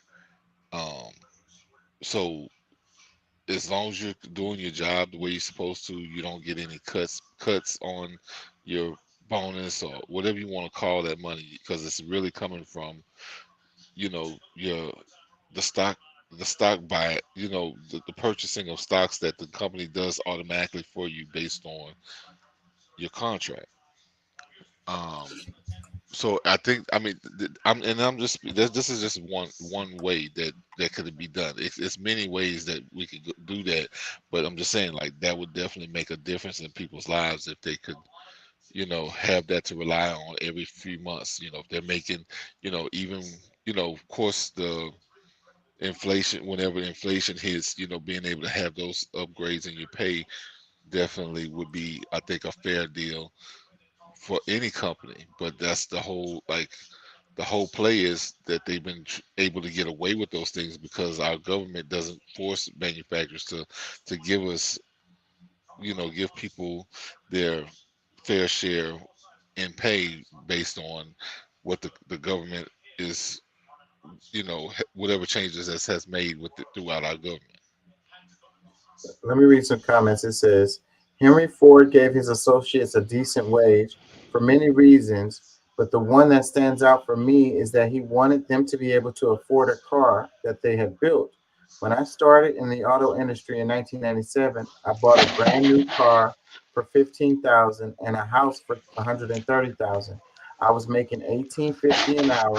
Today, that same car is $28,000, and that same house is $600,000. And the associates being hired right now are making $18.50 an hour. This is so wrong. These people are being paid what I was being paid 25 years ago. Yep. Another comment, it says, weird how cutting executive pay is never an option in the United States, though cutting the pay of workers or cutting the workers themselves. Let's not forget they're the people who actually do the work are always on the table. See, that's what I was saying, because earlier, like when I was saying the point of them saying they're going to go out of business or whatever. Yeah, you're going to go out of business because you don't want to cut the pay of your executives. You have to pay them that 25 million or 22 million or whatever it is that you want to pay them. and you can't pay them that and pay your employees at the same time. So yeah, and they're like cutting the pay of the executives is all the way off the table. We're not even talking about that. Get that out of your mouth. Well, and Wash your mouth out with soap. which is insane because they're not even adding the true value to the company the same way that the employees, because if the people stop assembling those cars with any of those vehicles, who's going to do it? The executives? Yeah, exactly. You know, and that's what somebody was making a point I saw on the other thing. It was like, so if you get paid the amount of 5 people's job or 10 people's job, then you should be able to go down there and do those 10 people's job, right? You know, but you know that they can't. And that's what's crazy, is because they make people feel like they're not important, that you don't matter. We could just put somebody else in your spot in a Even if they could, they wouldn't. Yeah. Like even if it was physically possible for them to complete, because it adds up to way more than that. Because I mean, you talking, say, bro, all right, with $1 million, how many people you could pay? Probably a bunch of them. What, about 20 of them for the year? You know, just with $1 million. Let's just say all of them getting paid. Now it might be more than that. Let's just give everybody $100,000. You know, that's working it. You know, that's 10 people for every million. So, like, I don't know what this. I think somebody said the average pay for some of them, because if they're making $18 an hour, that might be somewhere between $50,000 and $60,000 a year, which is insane. Like, it really don't make sense. But for a company that's making, you know, profiting $20 billion, $25 billion a year, they paying the executives a tenth of that, $24 billion. I mean, $1 million for the year. All right, the CEO's money shouldn't even really matter so much, because we're still talking about 20-something billion dollars in profits. You know what I'm saying? Like, let me read a couple more. It says, the nerves of these CEOs to spew lies and apply scare tactics. CEOs in this country are making way too much money for doing not much except showing up. Another comment, it says, Ford recently released a commercial that lauded their workers as people who were willing to go above and beyond for low pay. With that commercial, they basically implicated themselves as a company who is not concerned about the lives of their employees and promote their CEOs as the drivers of this business. Ridiculous. It's not surprising the workers are striking. Another comment, it says, I started in 1997 at a major auto plant, $18.50 an hour, 15 days holiday, which grew to 30 days annually, 3 sick pay days, defined pension, dental, drug, the list goes on. When I retired 25 years later, my wage, not including all benefits, was $34 an hour. I trained a worker alongside associates doing the same job in 2023 who were hired as contracts at $18.50 an hour with little to no health benefits, no defined pension, and the list goes.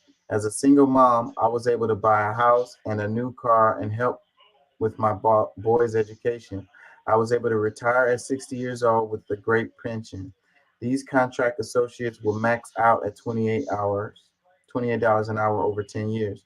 Yeah, 10 years, no pension. I can't imagine where these people will be in their senior years. They can't even move out of their parents' homes. Good for the strikers. let me just point out why it's so important that they pay these CEOs so much, because they're the buffers. They're the people that's going to lie to the people and try to keep them at bay, because as soon as they, and that's their real job. Yeah, pretty much, the whip down, or to the fear tactics, the different this and the that. slave driver. Pretty much, yeah, the slave That's driver. That's their real job. And to keep, like you say, that buffer, keep that little that separation between, the workers and the corporation. Keep them in line, make sure that they don't do anything crazy, and keep those profits coming in. That's their real job. That's why they pay them a lot of money, because the company is raking in record profits. So they're happy with it. As long as the people are they got workers who are working productive enough to keep things going the way that they're going, then boom, everybody's happy except for the workers. Well, the mindset is screwed up because if you really if you really want productive workers and you want to have a continuous movement of them, pay the people so that, okay, when these other people are getting old or whatever, like, because they're not, a lot of people won't go looking for their own business to start or to, finding different ways to make money to live on, if they know that when they go to work, their needs are satisfied. Yeah, so they're shooting themselves in the foot, I think. And it's so crazy because it doesn't really make sense in long-term view. But they don't care. They're looking at next quarter, and that's it. Profits next quarter. That's the only thing they're looking at.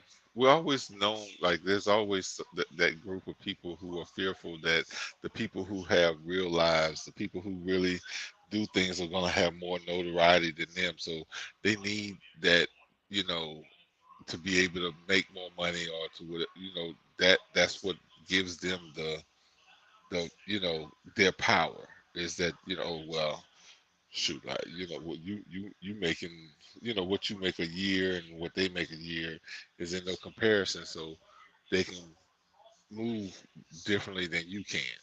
But it's like, okay, if it was, because I mean, honestly, like, the CEO, maybe because it's his management position, should make more money than everybody, but not 500% more or 1,000% more than what the workers are making.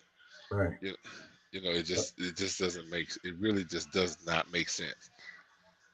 Let me read a couple more comments. It says, my mom worked for the UAW her whole career. I witnessed what she gave up in 2009. As always, solidarity with the auto workers. Another one, it says, finally a mainstream union president who hasn't sold out, who at least is acknowledging the class war and the fact workers have been losing for the past 40 years and the oligarchs have been winning, and winning big. Another one, it says, they don't have to choose bankruptcy, just pay executives much, much less. Another comment, it says, hold strong UAW Big Three from Local 958. One more. It says, the strike needs to spread to every manufacturing plant across the country. I know they aren't all part of your union, but you inspire many, Sean. Hearts out to the auto workers. Well, I'm gonna say this because it is ridiculous pay for the CEOs or whatever, but I don't think that's the money that should really be targeted, because, like I said, there's $22 billion that we're talking about in profit for in 6 months. So we talk about for the whole year, we equivalent. It may not be the same amount. Let's just say even if it was half, we're looking at $30 billion in profit that could be shared with the people. Even if they took 1 billion and spread it out amongst all of the employees in that manufacturer just here in North America, I think an extra $50,000 for everybody per year would be, like, I think everybody would be, especially if it came in lump sums. You know what I'm saying? They able to do some things with that 50,000 instead of, bro, we what are we talking about? You know what I'm saying? Like, cut, and I'm saying, all right, just say instead of the 20 million that the CEO gets, if he tops out at $5 million, it makes more sense to me that somebody that's making, But what you're talking about is the whole thing. So then you talking about people are going to call you a communist. You know what I'm saying? Because it's all about private capital. So the private capital is the profit that the company makes. They're making this profit and they deserve to have it because these are the private capital No, laws. This no, is no, what no, no, no. capitalism is built on. That's not communist, at least, and not in my opinion, because communist means more so where, all right, the government is making sure it's going to give you X amount of dollars to do whatever job there is, regardless if you move traffic. You can move traffic, trash, be a doctor, or physician, whatever, and you make the same amount of money no matter what you do. That's communist. But we're talking about, working for a We're company. talking about sharing the profits with the company, and a lot of people would call that communism.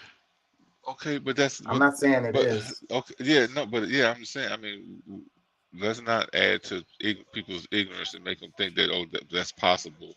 That's not even close. Because I mean, profits. You being an employee that's able to receive a portion of the profits just means that there's profit share within the company. I mean, it's a capital. Like I think the company would do better if because I'm gonna tell you, morale changes all kinds of things. You have people who love their job and they go there and do that job for 20 years, 30 years. Another group of people will be more than happy, or they'd be begging to be able to come and work for the company if they're going to be treated the same way. Well, if you want the company to share their profits, then go to China, you damn commie. China, when is China? China doesn't share their profits. What are you talking about? I'm just saying that's what people are gonna say. You're a Okay, commie. but that's what I'm trying to tell you. I mean, the people are gonna be stupid and ignorant no matter where we are. They can say whatever they want. The truth is that, because I mean, like I said, I mean, if we're talking about communists, if you really want to know what that means, go to China. They'll show you. Go to Korea. They will fucking show you what that really means. And it's like, no matter what job you do, This is here you go. America. Yeah, look, we free to get paid low wages here. when You they damn commie. when they hand out, your 3 rolls of tissue for the month, and you better make that shit work. Okay. You trying to make us into a communist country. That's what you're trying to do. Hey, check this out. Let's move on. It's this. I mentioned this earlier. It says every House Republican voted against allowing Medicare to negotiate drug prices. It has 220 Democrats voted yes, 207 Republicans voted no. This was a bill that was in front of the Congress. Yeah. And I was saying earlier, I don't understand why anyone would have a problem with Medicare negotiating drug prices. What problem do they have with that? What is their argument against it? Well, we're talking about one government entity negotiating for another government entity, or I mean. Well, then the Medicare would buy. They're gonna buy it in bulk, so then that's how they can use that leverage. That's why, like the company I used to work for, they owned a whole bunch of restaurants all across the nation. So they had this buying power, and they could force the companies that they bought their produce or whatever, their shrimp, their chicken from, to sell it at a certain price points because they're going to buy such a huge amount. That's the same way Walmart is able to keep their prices low, is because they have that buying power, and they'll force like a production company to produce only for them. You know what I'm saying? And it'll be at pennies or 20% of the price that they would sell it normally, but they're going to buy so much of it. That's how that works. You know what I mean? It's like buying stuff wholesale versus retail. You get what I'm saying? No, I get it. So yeah, it's not a government with another government, But then this is another one where people were gonna call it communism. You know what I'm saying? But who's over Medicare? That's a government. That's government. That's the part I'm talking about, because I mean you use an example of a private corporation and the same, because No, the pharmaceutical company is private. Okay, but so is the private, the people that Walmart is buying from is also private too. They're not buying from a government or anything like. They're buying from another. See, because you're mixing it up with a private company buying from another private company, from a government government entity to purchase from private companies. That's where the difference is because, all right, if you got Medicare that's trying to negotiate, why couldn't Congress just go in and negotiate?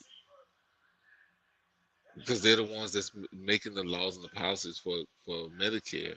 Why couldn't they just say, all right, well, we're going to handle that because the power of the purse is within Congress. Yeah, but that doesn't make sense. How would that work out? It's if the person is an older person, they're on Medicare, they have to get certain drugs and they pay through Medicare. That's how they get all the drugs that they need and services that they need as an older person. And so then Medicare can be like, look, y'all can't charge us. All these are government workers though, bro. The people that work for Medicare are government workers. Okay, but I don't get your point. My point is, because the power of the purse is within the Congress, like why are you giving that, or not allowing, because like that's the whole thing. What Congress does is pass laws. They do legislatures. They write laws, and that's what they were trying to do, is write a law that would allow Medicare to negotiate the drug prices. So like I just saw a post recently that was showing how much we pay here in the United States for something like insulin, and how much it costs in another country. It's like way more. So you don't see that as shifting the blame? Shifting the blame? I don't get what you're saying. Okay, listen. Because Congress has the power to legislate, making laws. Why can't that be a part of what happens when it comes to the power? Because I mean, if they have the ability to purchase for so many people, there's 300 something million people that or let's just, I don't know how many is actually of those people. Let's say 50 or 60 million of those people own Medicare. Why can't Congress, since they have the power of the purse, negotiate what is fair for those people the same way that they can legislate what is doable or not doable through the Medicare system? Well, this is what they're doing with this. I mean, they write laws. They can't. How would Congress do that? Wouldn't work, bro. Like, there's no way for that to be. This is the way that they would do it, is by passing a law. They deal with spending all the time, bro. Yeah, but they don't buy drugs. Like, that's not how it works. Yes, they do. Congress buys drugs. How? All right, because they're the ones giving funding to the Medicare system, correct? Correct. They're already kind of fixing in there what can be spent and what cannot, right? Right. So they have the ultimate power over what is going to be spent in every department. They do that through government programs, and Medicare is a government program. Exactly. But the people who that is working within that system, like how do like, I think that's how a lot of the mishandling of funds happen, is because these are people that's hired that's not really supposedly government entities. It's almost like these people are private. I just feel, all right, if especially when we're talking about, let's just say, diabetic medicine, something that a lot of people are using. How is it that somebody who works within the Medicare system is going to make a better deal than the people who actually write the checks? If they pass the law to force the companies to have to negotiate with Medicare, that's how it would work. Okay, but you just said that they're taking the power away from Medicare, the people who run that they've I don't know hired, or who the people that work for Medicare can't even can't negotiate on the pill on the medicine. My quote is, does that not sound like another way, like that's just a way to take away blame or give blame? Because like because Congress should be over that, in my opinion, because like I said, they have the power of the purse. Like whoever gets whatever money, when certain money has been allocated to different things and they're not being used right, they can cut it back and they can use it somewhere else. That's what needs to happen as well with the medicine. Like that's part of VA, right? Is that not? Well, that's Not almost. necessarily. VA is a different department. It's a different department, but I mean, it's handled the same way. So I think if they're able to, they have these companies that come out, they're selling these products, and when they come to try to make a sale, instead of incentive program for whoever's helping get the deal that they want to get, it goes straight through Congress. All right, we're not gonna pay no more than this for this. Who has products that's gonna, fit this mold? And then there'll be other private companies that's gonna say, okay, I have this product that fits into this price, price point, blah blah blah blah blah blah.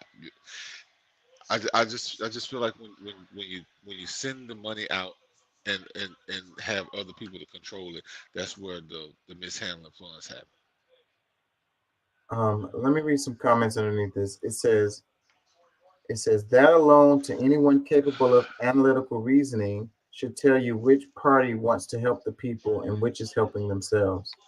Another comment, it says, what are they actually for? What bills have they passed that benefit the people at all? Why do they get voted in? It's truly mind-boggling. Another comment, it says, they do not care about working people, just their rich overlords' profit margin. Another comment, it says, Democrats need to campaign on this every chance they get, hold Republicans accountable for their votes. Another comment, it says, buying 207 Republicans is cheaper than not ripping off Americans. So that's an interesting comment. But, because this one is saying that the Republicans voted against it, but that the Democrats are in the pocket of these pharmaceutical companies too. And that's why it's easier for them to allow a different agency to make these negotiations, because like through all of that hustle and bustle, they're making their money off of it. Like they're voting for it because most likely they got their key players in those positions to make decisions that's going to benefit them. Like I don't think people realize how much power the Democrats really have overall. And most people believe that because of a vote that it signifies that they are trying to help people, but in most cases they're not. Just because they're voting for it doesn't mean that they're voting for the people. They're voting for their own pockets. Like voting for another somewhat of a private entity, because it's not something, we're not voting for these people to run the office of Medicare. They're hired and positioned there for somebody at a higher point put them in that position.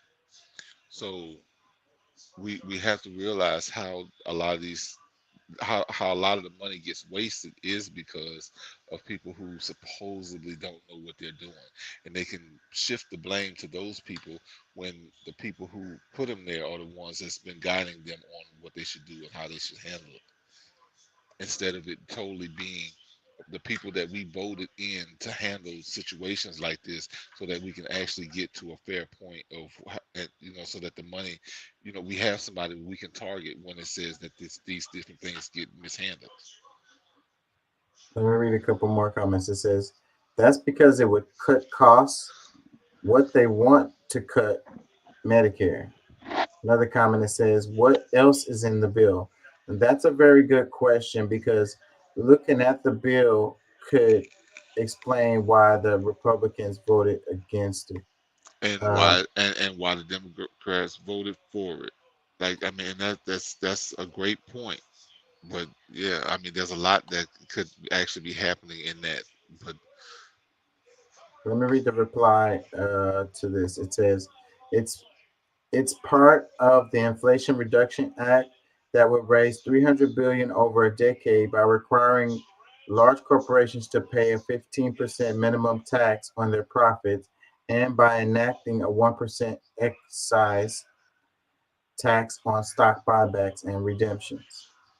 So that's probably what they got a problem with, but I don't have a problem with that. That sounds great. Another reply says, they are already required to pay more than 15%. That is not what needs to be fixed. The exemptions and what is considered revenue is what needs to be looked into, because is what allows Big Pharma to pay so little. Couple more comments. It says, vote them all out for the love of Mike. Another one, it says, do they all have stock in Big Pharma by any chance? Another comment, it says, GOP is owned and run by the 1%. what is it? Do you know what they mean by that? For the love of Mike, vote them all out for the love of Mike. Yeah, it's just like vote them all out. You know, I don't know who Mike is. Mike is Michelle Obama. You know, they say that she's really a dude. All right, you missed it. Don't worry about it. Go ahead. Continue. Yeah. Let me read another one. It says, why I vote straight blue every chance I get.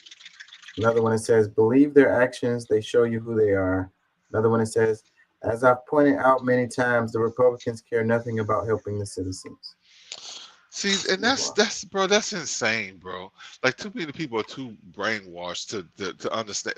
Like, most people don't even understand how politics work. They just get emotional because they voted. And the Democrats use this all the time, but they don't realize all the stuff that they're trying to put inside of a bill, or how, like the things that should be in there that is not in there. And instead of just blindly just saying, okay, no, we got to do a better job for the American people. So let's come up with a bill that's going to do the job properly. And that's way too much for a Republican to think of. But okay, but that's what people believe. Go ahead. So check this out. It says, Ken Paxton acquitted of all charges, reinstated as Texas Attorney General.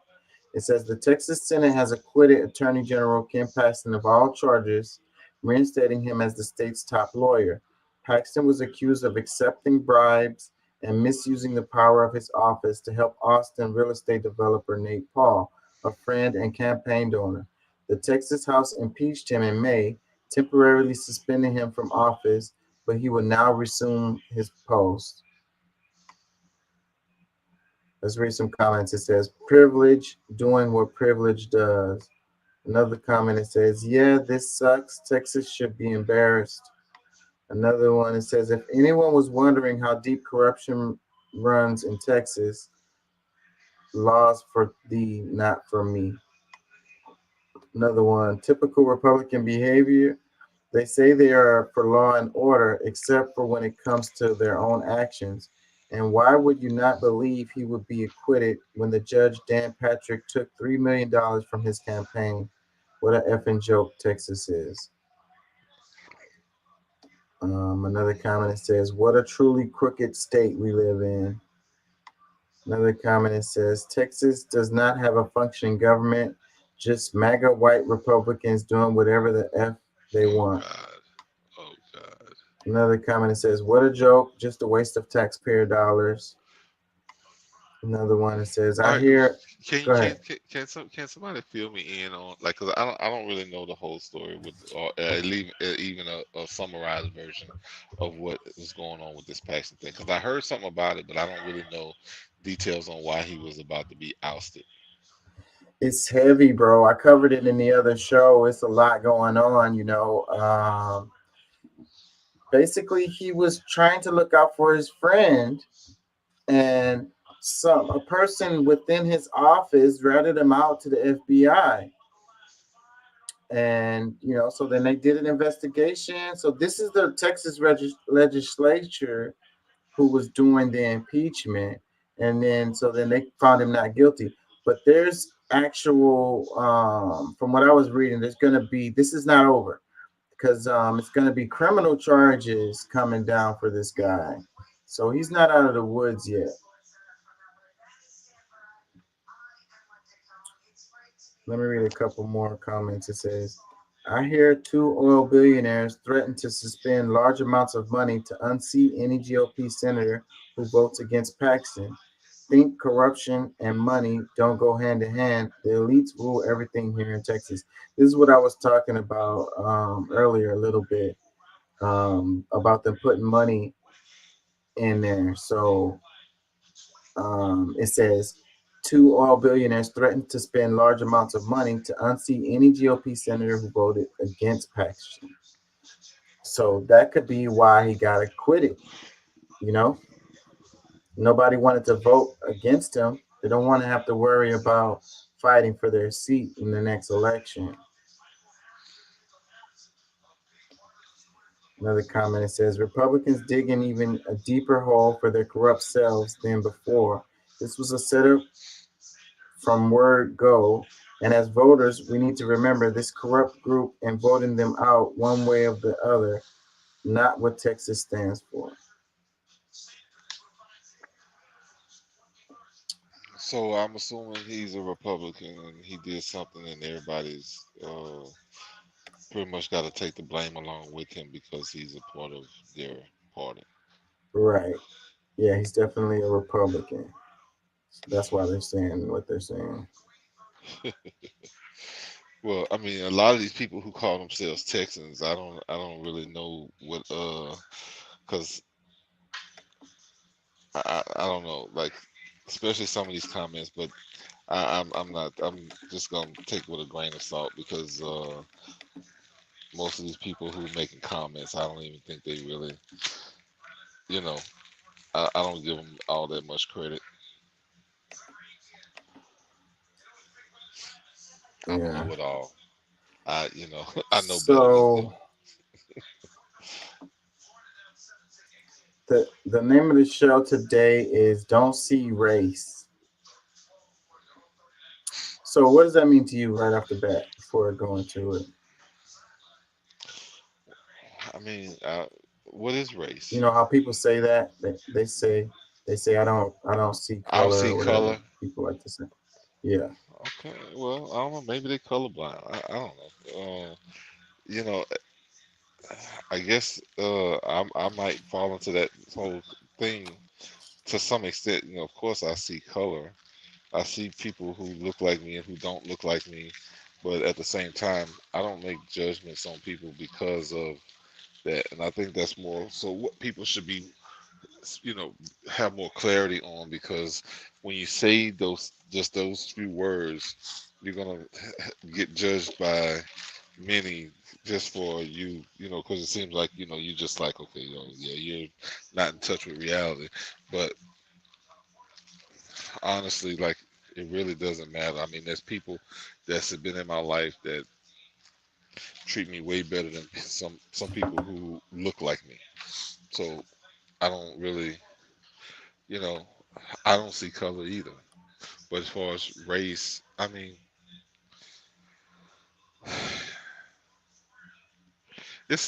honestly, like, I really don't know how I really should answer that overall, because it's a bullshit statement. It's a damned if you do, damned if you don't.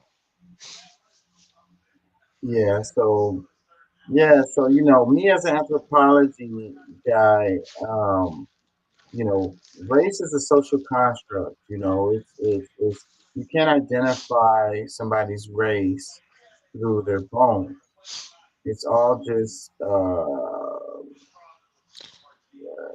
little physical differences that we kind of focus on to create this thing that we call race. But it's not really a real thing. Yeah. At the same time, when people believe it becomes a real thing. You get what I'm saying? So the people that say that I don't see color, you know, I get the point that they're making, but at the same time, it's kind of a cop out. It's like trying to not actually deal with reality Well, maybe because maybe it's not though. I mean, that maybe it's them just expressing the side of how they look at life. Just because the average person, you know, minimalizes, you know, people and how they interact with them, you know, based on their color. Like, I mean, you know, their skin tone. I mean, there's people like there's people who look white that are like you can go back a generation or two and you find black people, and you know, like they use the white because it's benefited them, but at the same time, who are they really? And they know who their family are, they know their history, they know these things, and it's plenty of people who do that. But for the average person who's, you know, who looks at race as cause I mean, I look at race more as a competition, you know, against different groups of people than I do for what race is. You know, classes. I mean, I don't know. It's a weird thing. It's a deeper question. You know, I'm sure there's a way bigger answer than I can give right now. But well, there's this I'm video right here. It's pretty funny. I wanted to cover it. The name of it is "I Don't See Race" by College Humor. And I'm afraid if I play it because of all of this music in it, it's gonna give me a copyright ding. So I'm gonna read the transcript. So try to follow it, you know, because it's gonna be more than one person talking. But let me read this. It says it's asking her a question. Hold on, let me see. Let me see. Man, there were so many incredible, super diverse movies last year. Diverse movies? Yeah, like Moonlight or Lion, Hidden Oh, it's not playing music right there. So let me just play it until I can't. Figures and Fences, movies that didn't like just feature white people. So interesting. I never really thought about that. Really? Even after the whole Oscars so white thing and all the articles written about it? Call me crazy, but I just don't see race. I guess I'm just the least racist person here. Okay, race is like often like a pretty obvious thing to observe. It's not like racist to note it. I had to laugh. Zach, oh my goodness. I only see one race. Ugh. The human race. Such bullshit. You're only telling yourself that so you don't have to think about racism or confront your own prejudices. No, I'm not prejudiced, okay? I don't even judge Shrap for being a woman. I'm a man, Katie. You know that. No, honestly, I just guessed. This is gonna sound nuts, but I don't see gender and I don't see sex. I just see people. You don't see how men and women look different? No, I just see like shapeless blobs walking around. Okay, and if one of those shapeless all right, blobs now were that's pregnant, ridiculous. you would then know that it was a woman. To me, it could just be like a heavy-set man who has like a big watermelon stomach. Okay, I just am so committed to equality. I'm just a good person. Unless you're blind, you can tell that people have inherent differences. Oh, I wouldn't know if I was blind or not because I don't see disabilities. I'm not a monster. So if someone were in a wheelchair, you wouldn't be able to see the wheelchair. I have never seen a wheelchair. Never seen a wheelchair. I don't know what a wheelchair looks like. If someone were in a wheelchair, you would not install a ramp in your building. I would refuse. What if someone was missing a limb? It's perhaps tucked under their little butt. If someone were deaf, Talk to them as if they could hear. why are you so proud of yourself? Okay, well, here's a thought. Maybe you don't get it because you have less experience on Earth than I do. Experience? We're all older than you. I'm sorry, but I don't see age. Oh, come on. You're telling me if there was an old woman and a baby, you wouldn't be able to tell which one's older? One of them is called an old woman. It's in the name, Katie. No, because I believe in equality, and I believe everyone is the same age. That's not what equality means. You have two older brothers. Can you at least acknowledge that? Yes, and I believe both women are my same age. Oh my God. What about your parents? How old were they when they had you? I think they are both ageless and every age at the same time. Jesus Christ, Katie. What else can't you see? Pretty much everything. Baldness, for example. So Bruce Willis, Is he bald? he's famously bald. I had no idea. Katie, why are you doing this? Guys, come on, okay? I just want to be able to do and say whatever I want, whenever I want, and I don't want to have to think about the world's problems. Bing. That's it right there. Let's take it back. I just want to be able to do and say whatever I want, whenever I want, and I don't want to have to think about the world's problems. Actually sounds pretty good. I mean, I guess I can understand that. Good way to live. So yeah, that comment at the end is what sums the whole thing up. You know, it's really just a cop out. I want to do and say whatever I want and not have to deal with, think about the world's problems at all. So it's like at the beginning I said, race is a social construct. It's not really real, right? But at the same time, people have made it real. And people's views of race is structured society. A lot of our institutions, things that have happened, the history period leading up to today, impacted by people's views on race, and it's a thing that people don't want to talk about. They feel uncomfortable or whatever, but acting like it's hasn't impacted things or doesn't impact people's views on each other and the way that they move about in the world is a cop-out. It's just like, I don't want to deal with it. I want to act like it's not a thing. So people just say, okay, racism is not a thing, and it's over or whatever. It was in the past, and then we had some things. We had the civil rights era or whatever, and now it's over. You know what I'm saying? So, but that's not reality. That's basically sticking your head in the sand. So that's my point on that. You got comments? Yeah, no, I get that. I definitely get that ideology, that aspect of it, because I mean, it's and not I can't that, like blame I her. see people. I can't blame her point of view. Like they was. Go ahead. Go ahead. No, you're right, because I mean, I get it, because I know somebody who's like that. She's black. She rather not deal with the whole ideology because I guess it's easier for her to cope within her own ideology. The people she deals with, and blah blah blah.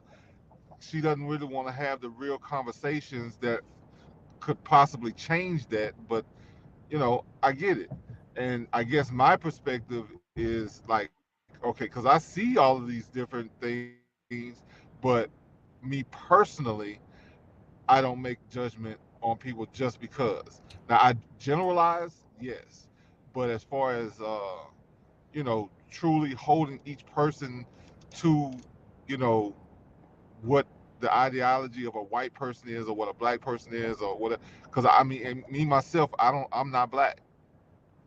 You know what I'm saying? I know how to separate it because I understand law and the way all that stuff works. But it's still, having those conversations with people happens. So I have to, it's not that because I lived that life, I understand it very well, but I would much rather not have to deal with that ideology either. And I get it. And it's just like people not really wanting to talk about politics or whatever. And then people want to make everything personal, like it's about them. And it's like, okay, well, I'm not racist. I don't hate other people just because of the way their skin is or whatever, and that's fine. Well, some people are. Yeah, but some people are. But the point is that it doesn't matter how you feel in a lot of cases, because you have institutions that uphold these points of views. You know what I'm saying? You have structures that are built on these points of views that lead to certain outcomes, regardless of how somebody feels about it. Well, regardless. Or they use those arguments to benefit them overall, financially or politically, however they even though they know, so a lot of them know the truth that it doesn't mean anything, but they know that they can manipulate and use these things against people so that they'll go against themselves in a lot of And cases. So I mean, that's what's happening. That's where you have this undercurrent type of deal going on, where you have like these dog whistles and so forth and so on that happen, where they use other words instead of those straightforward ones, and then but at home it's like people feel like they don't have prejudices or whatever, but then they believe it when they see something on the news and they're like, oh, well, that makes sense because it justifies what they already believe. yeah. Let me read some comments. It says, I relate to Katie. I don't see race, gender, age, hair, weight, or disabilities. I also don't see anything because I lost my eyesight 3 years ago. And this is typed out by my older sister because I thought this is funny, but then realized I milked it. Another comment, it says, Katie is good at playing the most annoying characters ever. Another comment, it says, wow, Katie was so good in this video. It's good to see middle-aged black men with lisps getting more representation. Wow. Another comment, it says, the aggression behind the sentence, he's famously bald, sent me into giggling fits. Another one, it says, I only see one race, the human race. Slap, what about NASCAR? Another comment, it says, they're talking about racing cars. Another comment, it says, plot twist, she's colorblind and severely nearsighted. She literally continues to tell people she can't see things, yet no one helps her get to an optometrist. People keep on criticizing her about not seeing things until she utters some frustrated excuse that they leave her be. Still borderline blind and unaided to be unaided, but no longer heckled.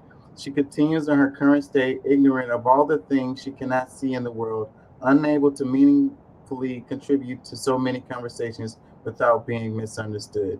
So, like, this is jokes. It's funny, but this is it right here. It's like she continues in her current state of ignorant of all things.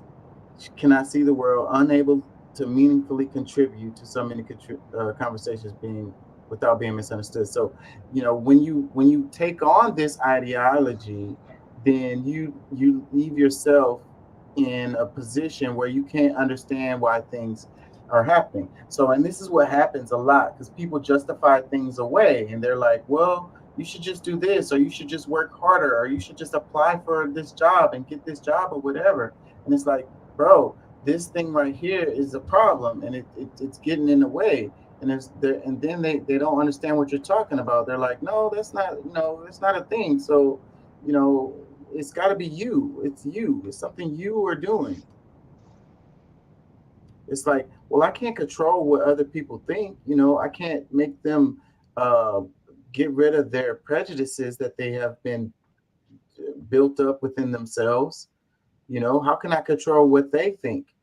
They've already made a decision on who I am before knowing anything about me. Let me read some more. It says, she's just so narcissistic that she sees everyone as the same, lesser beings. Another comment, it says, there's one race I really hate, the 400 meters, too long to be a sprint, too short to be long distance race. Freaking 400-meter races, I want to destroy them all. I love that. That is so great, Fucking right. That's too fucking far to be running. That's hilarious. Oh my God. But it's a comparison. These are jokes, but it's a comparison to how people really feel about the other race that we're talking about here. Anyways, I wanted to do it like this because this particular topic is really uncomfortable, and it's better to kind of make jokes to get it across. You know what I'm saying? So people can hear it rather than, people getting super but emotional. not everybody gets the jokes. I mean, the jokes, okay, that's cool, whatever. But I mean, I think honestly, we gotta really, because people have been so mind fucked by that conversation, like, and anybody, like, there's people who are paid to make people, especially black people, paid to make you fall even deeper into that loop of your your color and your race matters more than just, being a good human being, or, what I'm saying, because not every white person is trying to rob you of anything. You know what I'm saying? Like, you can have genuine relationships, and if that didn't have to come into question, like, you probably would have better relationships with people than to always be over. That's, I don't, and that's just what I find in my personal life, that there's like a lot more. We could have a lot more productive. We could grow as people if that wasn't such a hindrance on just our humanity. It really is. I don't know. It really is. It totally is. It's a total hindrance. It's a damn stumbling block. And what I say all the time is that if you hate whatever it is you hate, and you're straight up and honest about it, we can talk about it. Let's have a beer. Let's chop it up. You know what I mean? It's the ones that can't say it, but they really believe it, like at home, that I have a problem with. You know what I mean? If you're upfront about the way you feel, then we can talk about it. You know what I'm saying? Those people that say I don't hate anything, it's like, okay, man, like, are you human? You know what I mean? Like, come on now. Like, it's got to be something out there that you hate. You know what I'm saying? No, I don't hate anything. Well, you must be Mother Teresa then, because. Well, and I think white people fall for that shit more than anything, because it's like, if they say that they hate this black dude or black chick for whatever reason, like, it gets summed up that you hate black people, and it's like, no, I have the right to just hate this person. That person. Yeah. I don't hate all of them. I just hate that one. you know what I'm saying? That one right there. I don't like that dude. Yeah. I hate him. Exactly. And he blacker than the motherfucker. Yes, I hate him. Yeah. But yes, it's not because it's not because of his skin color. It's just because he's a fucking asshole. Yeah, like, exactly. Because I got black people that I hate. Like, hey, I just don't like this dude. Like, no, I don't like that guy. Like, period. Doesn't mean I'm racist. I just don't like that person or whatever. Like, yeah. Let's play some of this one. That's bad. That's bad terminology too. Racist. Racist means that you're proficient, or you're the best at race. Like, you're better at race than anybody else. It's not that you really hate race. It's that you understand, or or like, let's say for your own race, being a racist is like, if you use ist, that means like you're like proficient, like you're like the best at it. How does that become that now that you're hateful because you're a racist? You're like a pianist, a violinist, like those. That means that you know about race better than anybody else, instead of it really just meaning that you hate somebody. It's just, I don't know, like, that's that connotative linguistics that I think people just don't get. It just used one way instead of it being, more so used for the actual meaning than what it's been, how it's been used. Yeah, and that's great. That's fantastic. It's like something I was reading, and they were talking about that they should teach theology in school. Even in like high school, whatever. And like, people are like, no, you shouldn't teach that. But it's like any other thing, like understanding it, like where it came from, what's the root of it, how did people come to these beliefs that they have, you know what I'm saying? And then teaching them about different religions around the world and so forth and so on. It's like, these things will get people a better understanding of how people think, or how people move, or what's their motivations, or whatever, you know what I mean? And it'll also keep people from like, it'll help them understand that they have biases, you know what I mean? Like, towards other religions or whatever. It'll break down where this stuff comes from, instead of like you just learn about Christianity and you're like Jesus is God or whatever it is, like the stuff that's in the Bible, and then you just go with that. But if you teach in theology, then you teaching where this stuff comes from, where's the root of it, you know what I mean? How did Yeah. it come to be, and how it was used historically, and so forth and so on. This is going to Yes. help people. This is going to help people. It doesn't matter if you're a Christian or Muslim or atheist or whatever. You still gonna. This is going to help you navigate the world. Let me Yeah, play I some think of this. yeah, go ahead, cause I go into a whole nother scope of it, but yeah, I'm with you. Let me play some of this. When me and Brad first met, I didn't think we'd get along, but turns out we kind of agree on everything. Your racial identity is the most important thing. Everything should be looked at through the lens of race. So, one of them, he's wearing a shirt, woke, that's supposed to identify him. And the other one is wearing a shirt that says racist, and it's supposed to identify him. And they're both saying that it says everything should be looked at through the lens of race. So, Race, yes. you get it? So it's like this guy, he's supposed to be racist, and the other guy's supposed to be woke, but both of them are saying everything should be looked at through the lens of race. It says, and they're both saying your racial identity is the most important thing. So this is trying to get people to understand some stuff. So let me play this. Racial identity is the most important thing. Everything should be looked at through the lens of race. Jinx, you owe me a Coke. We both. Because they're both wrong. You know what I'm saying? And it's funny that they agree, and they're supposed to be like, the Totally opposite of each other. Yeah. Have a lot of opinions about people of color, even though we barely know any. I say colored people, but as long as we're classifying them, we both think minorities are a united group who think the same and act the same. And vote the same. You don't want to lose your black card. Sorry, I don't know. I just think we should Roll back discrimination laws so we can hire based on race again. Oh, me a Coke. Hey, tell me what you told me yesterday. Only do for white cartoon characters. I've been saying that for years. Stick to your own. Us white people, we have so much privilege. I agree. It is a privilege to be white. Ask him about interracial dating. All I said is that black men who date white women have internalized racism, and white men that date ethnic women are fetishizing them. Guys against interracial dating now. Like, am I being pranked? Did Boomer put you up to this? Ugh, you know that taco place is white owned? White people should be making white foods like Kraft macaroni and cheese, no seasoning, not even salt. It's like he's a mind reader. I mean, I've been pushing for segregation forever, and my man does what? I created an improv comedy show exclusively for ethnic people. Guy segregates comedy on my birthday. White people need to stop wearing dreadlocks, and they need to stop appropriating black people's music. Shaved heads and country music, the way God intended. You know all white people are racist. I'm listening.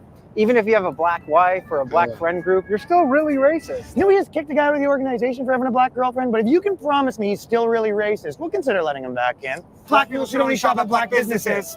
I guess the only thing we really disagree about is I think white people are the root of all evil. But what did I tell you, though? If we can narrow that down to a certain group of tiny-hatted white people, I think we can come to an understanding. Technically, I don't consider Jewish people white. Neither do I. Okay, comments.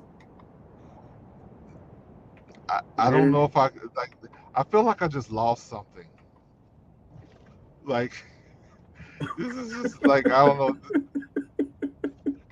Like, I got brain cells that was working before, and now it's just like, I'm all confused because this is like this. Oh my God. But no, these dudes, I mean, it's hilarious because obviously they had to put this together.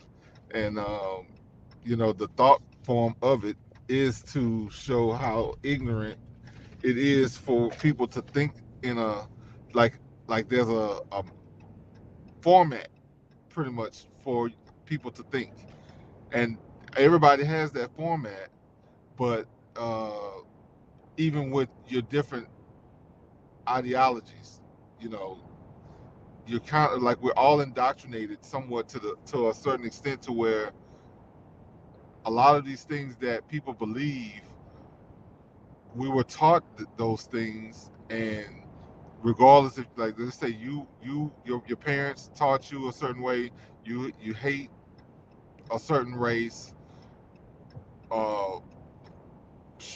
religion, whatever. A lot of people think the same way. It's just that from a different standpoint. Yeah, That's and they don't kind of even what and they don't even realize it.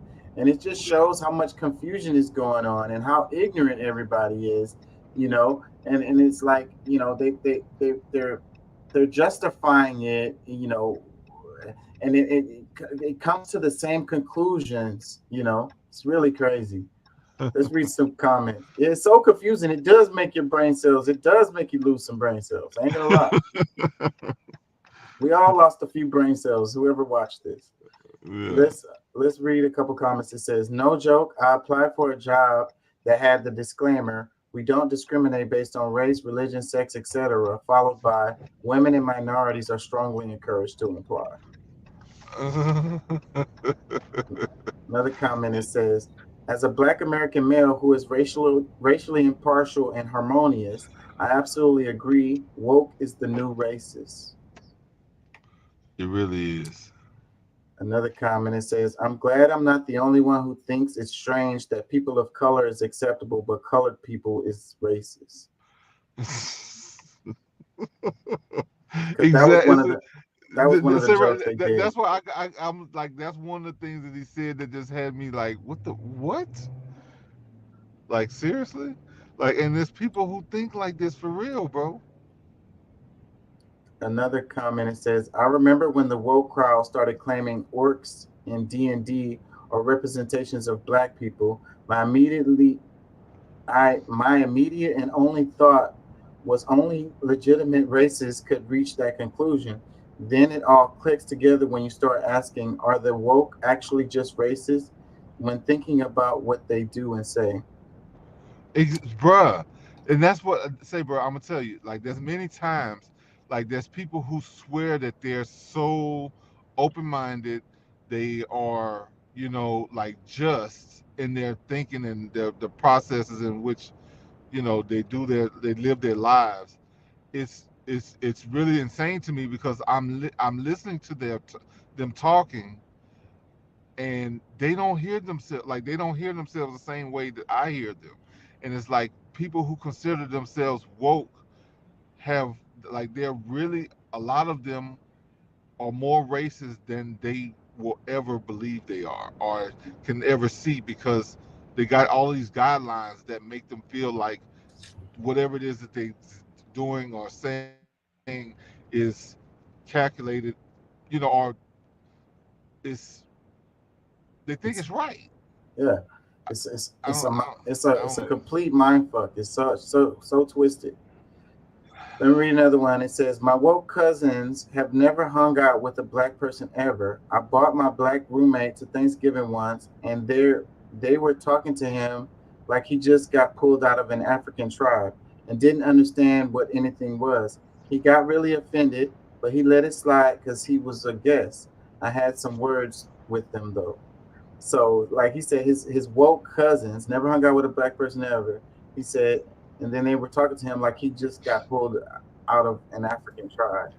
Like, Yeah, bro, people are sold, like, these whole thing, like, a lot of people, like, and honestly, I mean, I have to say that the people that I find to be with this woke ideology, they're mostly Democrats, but the history for me speaks volumes because I hear what they're saying, and it's like, okay, like, oh, so you mean, like, okay, so you got to step up and you're like a savior for me, because if you don't step up and do these things, I can't have what I have without you. Like, you know what I'm saying? Like, the efforts that I've made all my life is just in vain, because without you doing whatever it is that you're doing, I have nothing. And I'm like, it's the most insulting thing in the fucking world to say that, you know, I have not contributed anything to my life, and it's because of, you know, people like them that I have something. yeah, it's really kind of reverse racism because it re-solidifies or re-justifies. I can't find the word I'm looking for, but it's saying it's still saying superior race. It's saying that I'm superior and you're inferior. It reinforces the ideology of what racism is. Right. If that's really a correct way to say that racism, but for what we know racism is, like, it reinforces a lot of the ideology, where I don't see it so much on the other side, because it's just like, look, we're all some people really do believe that we're created equal, and that whatever if you have the same opportunity, you can obtain the same things. Where others is like, well, yeah, we can give you the opportunity, but we can take it away too. Like, that's kind of like where I see most of the wokeism, and that's why I think that it's dangerous to follow that whole wokeism thing. It's people individually are gonna do what they're intended to do, because they're gonna work for it. They're gonna do what's necessary for those things to happen. But when kids, especially, I'm more concerned about kids when they hear stuff like that, and they start believing that because their buddy John is woke, this is their friend because they're trying to fit in, instead of that they just fit in, as they're just friends because they have things in common. But Johnny the whole time is doing things so that he can fit in, instead of just having like, it's really a weird thing. Once you really kind of get into it, it sounds crazy all around, but this stuff does exist. Like, It sounds crazy because it is. And Yeah. the reason why I wanted to cover this is because I was reading a lot of comments underneath the shorts and the videos that I post. And I think that a lot of times I get misunderstood on the show, because, like, if you said something, or Doc said something, or Deuce said something, and I don't push back on it, I think that people automatically think that I agree with y'all. You know what I'm saying? And that might not necessarily be the case. Like, I can't spend the whole show rebuttaling everything that people say on the show. You know what I mean? Yeah. I try to cover information. I try to get information out there and have important conversations and on allow people to topics. think, and hopefully allow people to think for themselves based on what they hear, instead of you trying to be Telling them what they're the supposed to conclusive. think. Yes, And exactly. then acting like I'm the final fucking judgment, like I'm the final authority on whatever fucking topic, and I'm absolutely not. You know what I'm Yeah, saying? and And none of and us are. and so that's the thing, though. So, but I think that people think that if I don't push back on y'all, that I agree with you. You know what I'm saying? I point out good things that Trump do, but that doesn't mean I'm a Trump supporter. I'm absolutely not. You know, and same thing with Biden. I'll point out things that Biden does that are good or whatever, but I'm not a Biden supporter. Like, I haven't voted for Trump, and I haven't voted for Biden, and I don't plan on it. You know what I mean? And it's a lot of those topics like that I think people get lost on and get confused on the show. And the reason why I wanted to cover this is because I be avoiding this particular topic a lot of times, because people are sensitive and they don't want to deal with it or whatever. No, I totally get it, and because I mean, personally, like, I know I'm very firm about how I feel, and I'm like, oh no, but I mean, overall, yeah, I feel strongly on how I feel, but it's not to be taken like, I'm 1,000% right on everything, because I'm not. That's just my I have just a strong opinion, and I let it hang where it hangs. But You can like it, leave it, love it, fuck it. Like, it's your choice. You yeah, know. exactly. Let me read a couple more comments. It says, "Us white people have so much privilege. I agree. It is a privilege to be white. Oh my God, this line is perfect." That was funny as fuck. I ain't gonna lie. That shit killed me. I was like, okay, yeah, is that yeah? We white people have, like, yeah, it is a privilege to be white. I was like, yeah, that was funny as hell. Let me read another one. It says, This is actually something called horseshoe theory.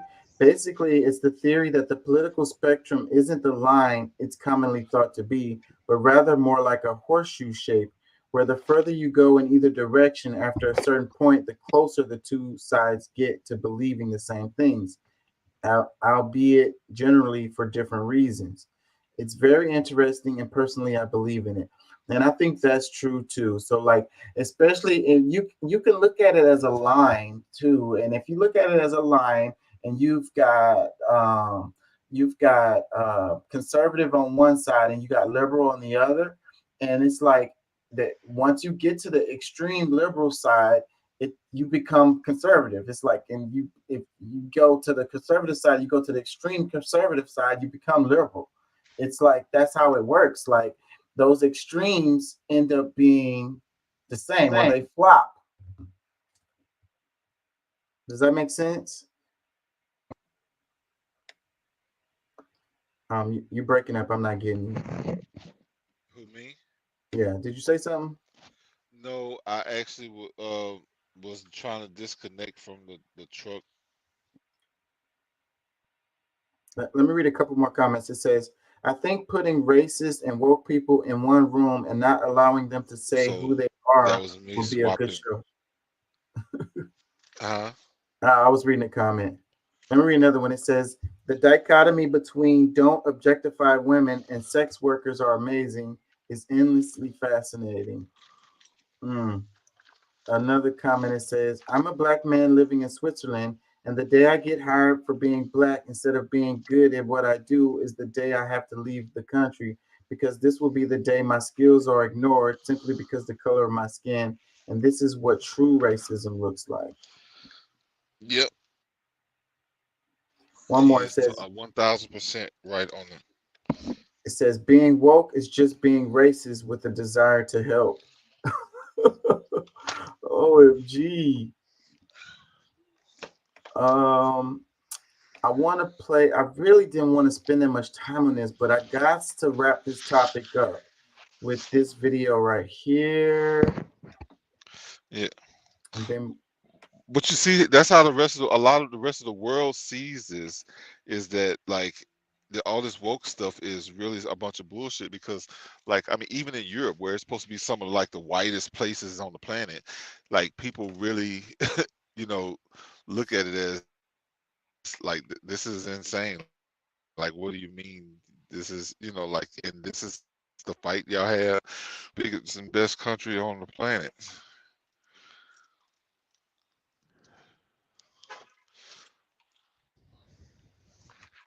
Oh, damn. I was losing you. I don't know if it's because of my I got a lot of you screens there? open. Can you hear me? Yeah. Can you hear me? Yeah, I'm here. I got a lot of screens I can open, hear you. so it could be me. Okay, I didn't know if it was because of me getting home and my Wi-Fi trying to connect me or whatever. I hope this damn video doesn't play any fucking songs. It has some songs in it, but I hope I passed them up. Let's play this. Living conditions look like for many Black Americans, it's pretty bleak, and that's by design.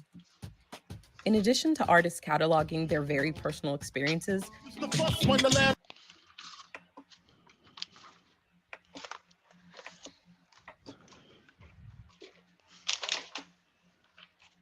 it's been proven that the modern phenomenon of concentrated Black poverty was an intentional government-sponsored institution.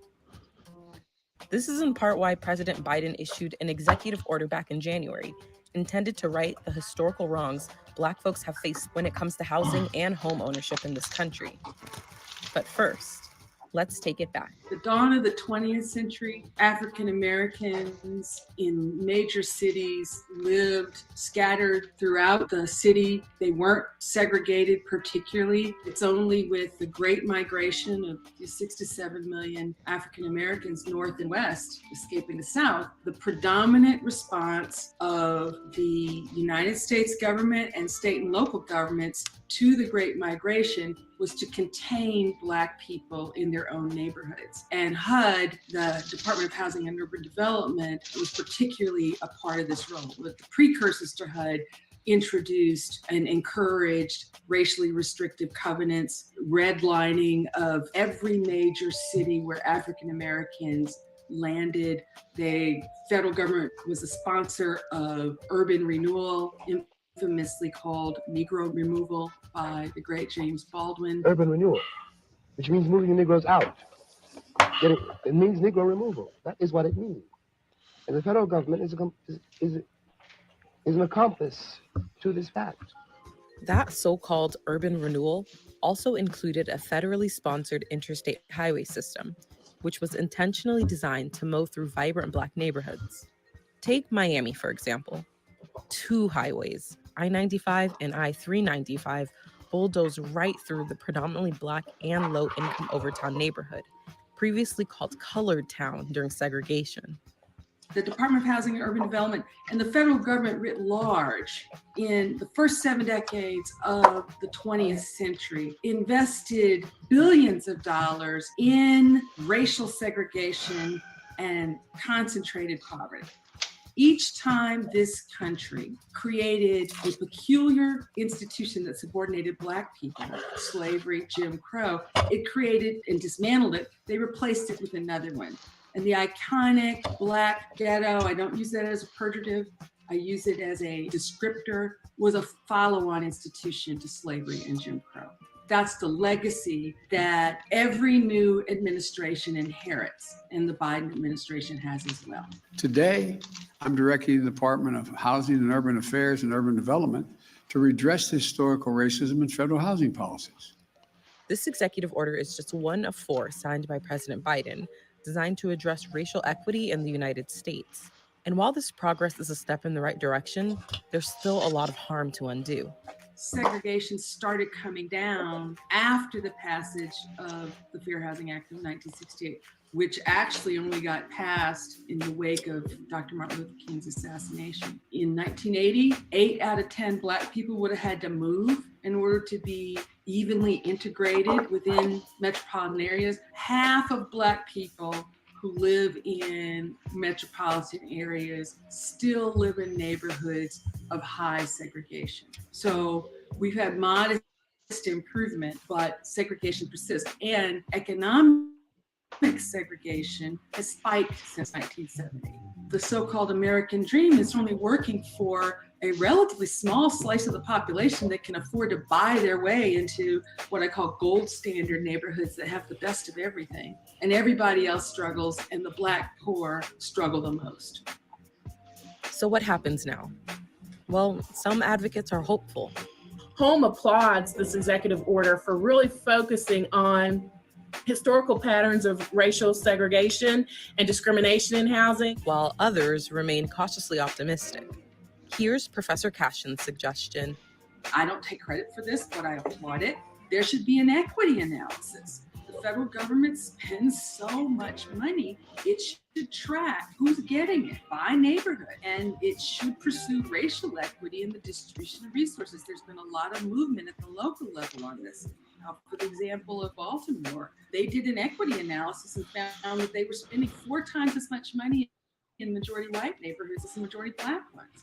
I think we're in this moment where people are waking up, sad to say, because of the slow execution of George Floyd, to the realities of systemic racism. And I believe there is an ascending majority multiracial coalition that wants something better than a separate, unequal nation that overinvests in some neighborhoods and disinvests and preys upon people in other neighborhoods. I'm hopeful, but you can never stop working for and organizing for the country you want.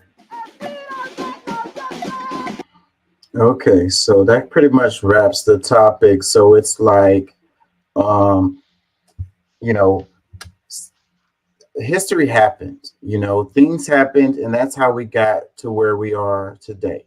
And we have to face those realities, okay?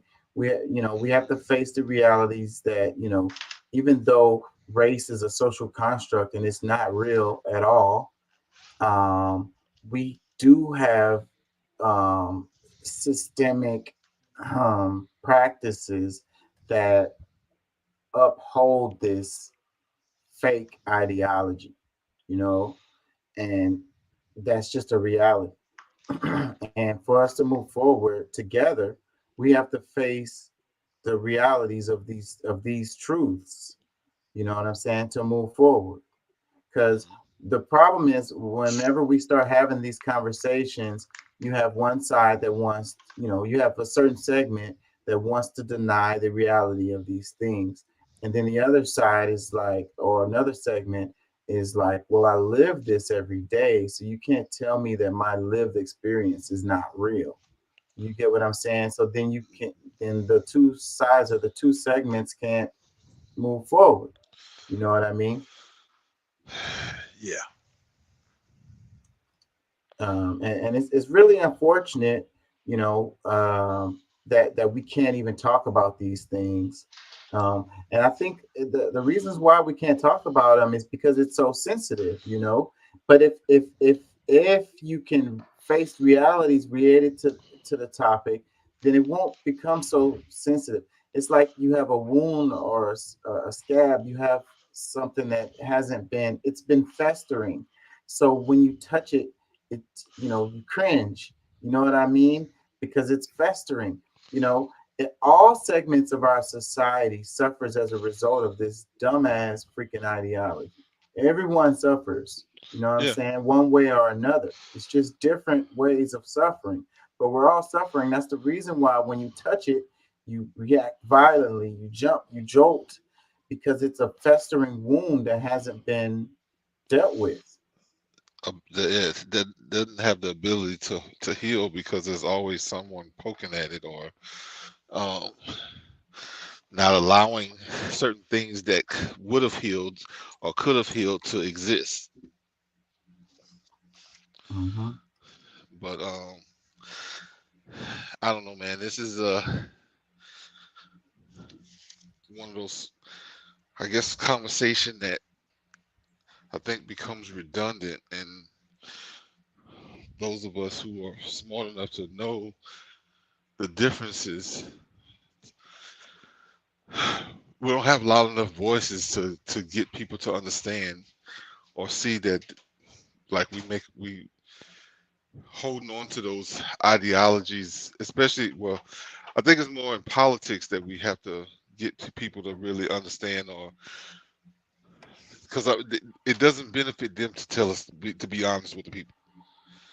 I mean, that's really what it boils down to in a lot of cases, is that it's more beneficial for them to be able to use that as fuel to get votes. Yeah. And until that's not the case anymore, we're not gonna, because the people gonna still believe whatever they see on TV. If it's somebody saying, especially if it fits into how they feel, because that's what a lot of politics is about these days, is how it makes them feel, instead of seeing the multiple sides of it and how it's being used against them. Like we're gonna stay stuck, and hopefully we can get past a bunch of that. Divide and conquer, and then and economics. And you need to look at your neighbor, and it's like the color of your neighbor's skin is not what is separating you or bringing you together. It's more the economic struggles. Like, we all have the same fucking struggles. We all have to go to the grocery store. You know what I'm saying? We all gotta freaking pay our damn mortgage or rent. We all gotta pay light bill and all of this stuff. You know what I mean? We all have to try to figure out a work-life balance situation. So this is where we need to focus. So it's like back at the beginning of the show when we were talking about the UAW and the unions and the strike. This is where the focus needs to be on, if you're not a part of the owner class, if you are a part of the owner class, then I totally understand you defending your position. But don't get confused and think that that you are in a position that you're not, and realize that your comrades, your neighbors, the working class, those are the people that are in the same boat with you, and those are the ones that you need to fight with. You know what I'm saying? Not fight with, I mean be on teams with. And these are black, white, Hispanic. The color, the race doesn't matter at all. It's your economic situation that matters. If you're part of the 1%, then go ahead and defend your clan or whatever, your group or your class or whatever you want to call it. I don't blame you for that. But I don't like people to think that they're somewhere that they're not. They're not aware of it, and then they vote against their own interests. They get caught up in this racial stuff, and they're fighting with their neighbor when they should be working with their neighbor against who their true enemies are. Okay, well, when you're speaking from that point of view, I feel what you're saying, but the 1%, I think we need a new class of 1%ers or 5%ers, 10%ers. The different, we need different people that can see things much differently, because like they could be more powerful. They wouldn't have to have all of these fights. They could just like win like fat cats if they really change their mindset, because if at least have the people where they're comfortable. Don't rob them so badly that they don't have the basic necessities, because that's when people get to the point where, because I mean, if I was a part of that class, I'd be like, I'm a multi-billionaire, and the people that work for me are at least making like they're gonna make maybe over 100,000 or whatever's gonna be the livable, above livable wages, because it's like how you're talking logic, and power never concedes logic. I mean, power never concedes power, and if you're a sociopath, you're not able to think that way. You get what I'm saying? So I don't see much a benefit for trying to reach out to these people, because historically it has been pitchforks and the guillotine that has changed those situations. Those people aren't going to change. They're going to do what they do and continue to do what they do and protect their lifestyle. And like I say, I can't even really blame them. Everybody wants to make sure their kids are good, their grandkids are good, or whatever. They want to make sure that that they have the best opportunities to live their life, and be fruitful and multiply or whatever. So, but the element that one of the guys earlier in the podcast that you played, one of the videos you played earlier in the podcast was when he spoke about, like it's hard, how it must be hard to be rich, because it's like you don't have the same morals that you would if you were living in different situation. And the thing is to be able to be that good person and care about others even when you do get rich. Because I mean, that's like my whole, like, I'm not gonna be just 100, living 100,000s all my life. I will be a millionaire. Like, for me to start shitting on people because I live, have different status of money, money status, because I mean, I hear you, but becoming a millionaire is not going to make you a part of the 1%. And that's where the focus needs to be on, is who is your comrades, who is in the same struggle with you, who you should have solidarity with. You know what I'm saying? And realize who your actual enemies are, because we want to focus on the government and act like the government is our enemy. But I say it again and again and again. It's these big, huge corporations. It's these conglomerates. It's these monopolies. It's these oligarchies. They're the ones that's running the show. They manipulate these governments like freaking Pinocchio or whatever. Like this, they're strings tied around their fingers, you know. So but that's what the focus is. It's like the puppet show, and we focus on the puppets and attack the puppets, and it doesn't matter. We can tear that puppet down, and then they just put another puppet there and start dancing him around, and then they got our attention, and we focus on that instead of the person who's pulling the strings. And we have to realize who's our buddies, because that's where the power lies. The power is with the many, you know. The power is with the people. The power to the people, you know. So, but the problem is that divide and conquer works, and race is one of the main ways that they divide us to control us and keep us in the same damn boat. So if we keep on thinking along these racial lines, they're going to keep on winning, and they're going to keep on leaving out the back door with the bag, and we're going to keep losing. Yeah, I mean, and I totally agree with that, because it's really, you know, and that's how they keep us controlled mentally, because they're keeping us separated, but in the same position. We're separate, but in the same damn situation. You know, we're in the same situation, but they got us separate mentally because of the bullshit. And pointing fingers at the other guy, saying that it's the black guy who's causing my problems, or it's the white guy who's the cause of my problems, or it's the Hispanic guy that's the cause of my problems. And that's what they want you to think. That's absolutely not the case. I want to move on, and I'm probably going to start moving quicker, but this is a big one, so I want to spend a little bit of time on this. Did you see the floods that happened in Libya?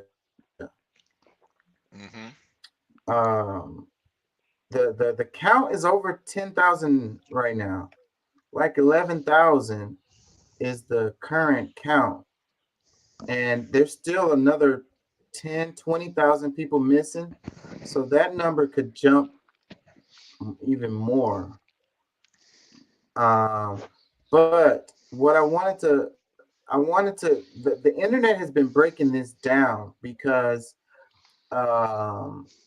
there's a reason why, you know, a flood happens and then 10,000 people die. That's not something that happens overnight. I mean, like the flood happened overnight, but being that so many people died, there had to be a number of it has an unfortunate series of events to lead to that number of people.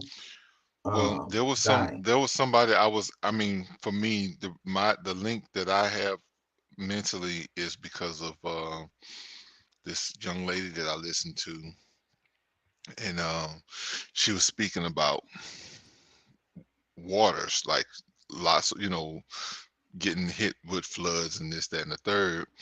But the reason why it was significant to me, because it was not because of natural reasons. It was like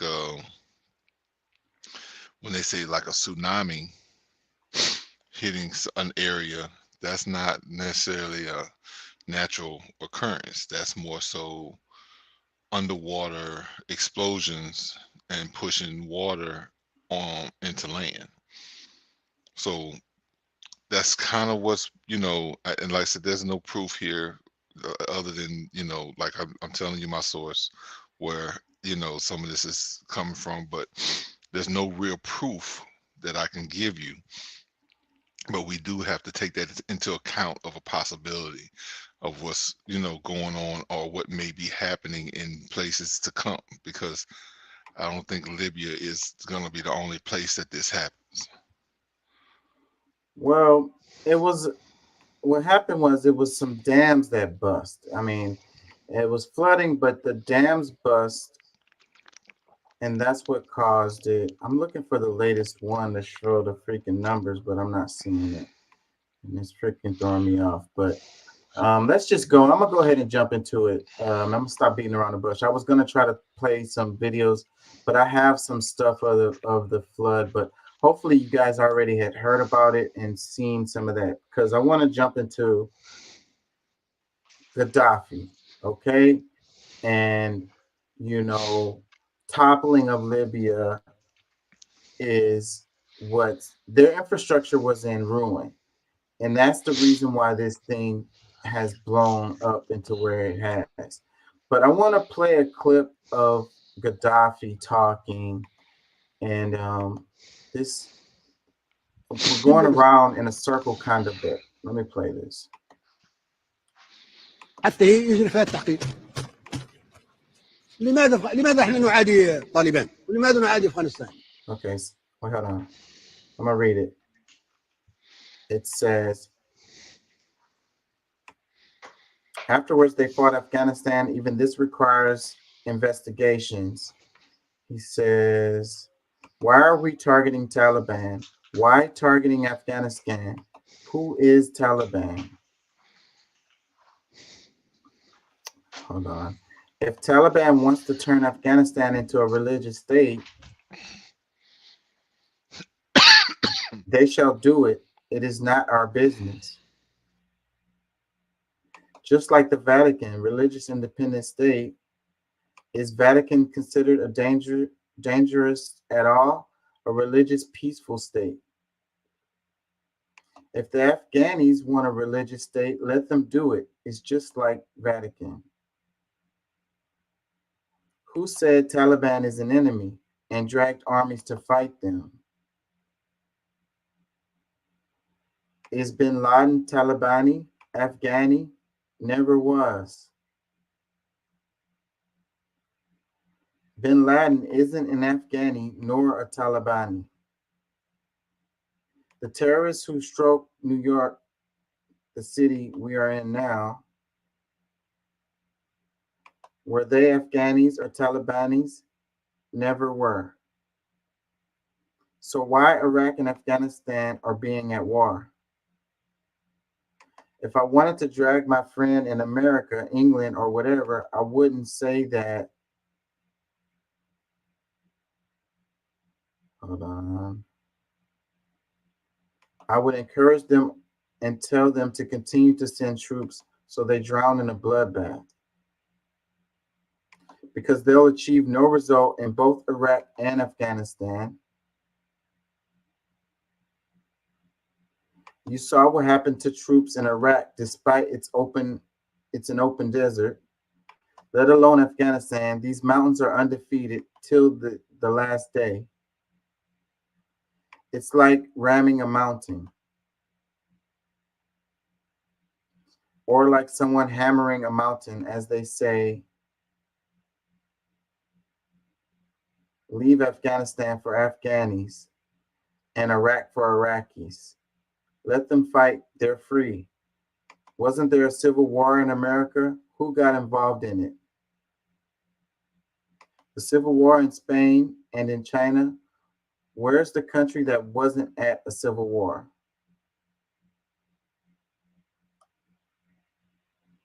Who said if Taliban would be dangerous if they ruled Afghanistan? Do they have nuclear long-distance rockets? The jets that struck New York, were we at?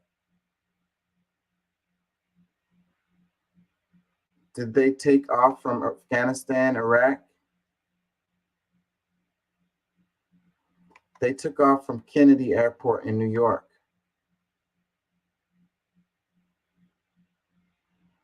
Why should remain silent at this? Those who remain silent while knowing the truth are devils. We're not devils. This is our right. We're responsible for world's peace. Responsible for the world's fate. We shouldn't take the fate of humans like this irresponsibly way. So it says, if the Afghanistans want a religious state, let them do it, just like the Vatican. So this is the words from his post. So basically, this is when Gaddafi was still alive, apparently, and this is, after 9/11, clearly, because he was talking about it. Damn it, I lost my train of thought. He was right. The point is he was right about what he was saying, because he was saying that they're not going to accomplish anything in Afghanistan or Iraq. Okay, and this is before, he died, and we were still in Afghanistan. We just now left Afghanistan, and what happened after we left Afghanistan? The Taliban took over. We lost billions and of dollars of. And they created a religious state, and that's exactly what he said. He said the mountains they've never been defeated. The desert has never been defeated. Let me read some tweet replies. This one, it says, he was right on many things. The Western elite don't like right, though. Another comment, it says, he was right, we let him down. Another comment, it says, Gaddafi will one day be recognized as a hero just like Putin. Another comment, it says, this sounds so sensible, of course they had to kill him. Another one, it says, they don't want you knowing the truth. Another one, it says, continue to rest in power, my hero. We shall never forget you. Another one says, he's 100% right. Finally, what happened to those countries? Only destroyed. Another one, it says, he wasn't wrong, actually, and for that, he got a cold steel enema. And now they have open air slave markets in Tripoli. What an improvement the neocons infected on the Libyan people. Shaking my head. So, the reason why I wanted to cover this, it's related to the floods in Libya, because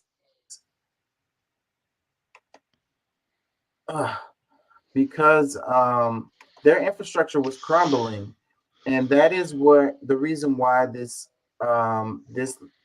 flood has killed 10,000 people and counting.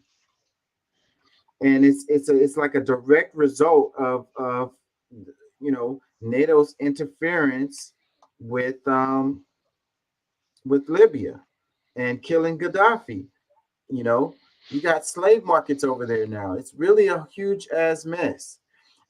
But in the clips you can see the buildings look good. Like they had like the biggest, strongest economy in Africa at one time. Before Gaddafi was killed. Mm-hmm. Powerful, clean, and then the people had a great standard of living. Let me play a little bit of this. You want to make a comment before I play a little bit of this? I think she's gonna say what I'm looking for in here. Not really. I mean, there's so many things I could say, but I want to stay on your point. If Yeah, I'm getting around to it. Well, I kind of said it, but let's play this.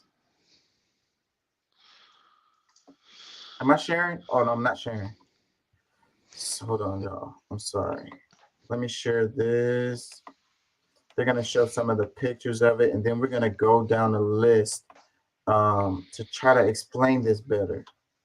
At least 6,000 are feared dead. Thousands more remain missing after a catastrophic flood in the eastern city of Derna. Torrential rains from Storm Daniel caused 2 dams to burst, wiping out whole sections of the city. Water reached 10 feet high in parts of the city. The United Nations has called the flood a, quote, calamity of epic proportions.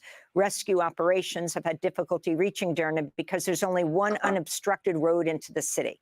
In front of Derna's hospital, people are searching for their loved ones amidst piles of dead bodies lined up on the ground. This is the hospital's manager, Mohammed Al-Kabisi. The number of dead in this particular section is 1,700 deaths so far. We counted them as they were lying in the hallways. Whoever is identified is then buried. There are some who have not been identified. So we started photographing them and assigning numbers to them, then burying them as well. On the other side, they buried 500 people. Things are very bad. The hospital is dilapidated. Mohammed Kamati, who lives in Derna, said many people were sleeping when the dams failed.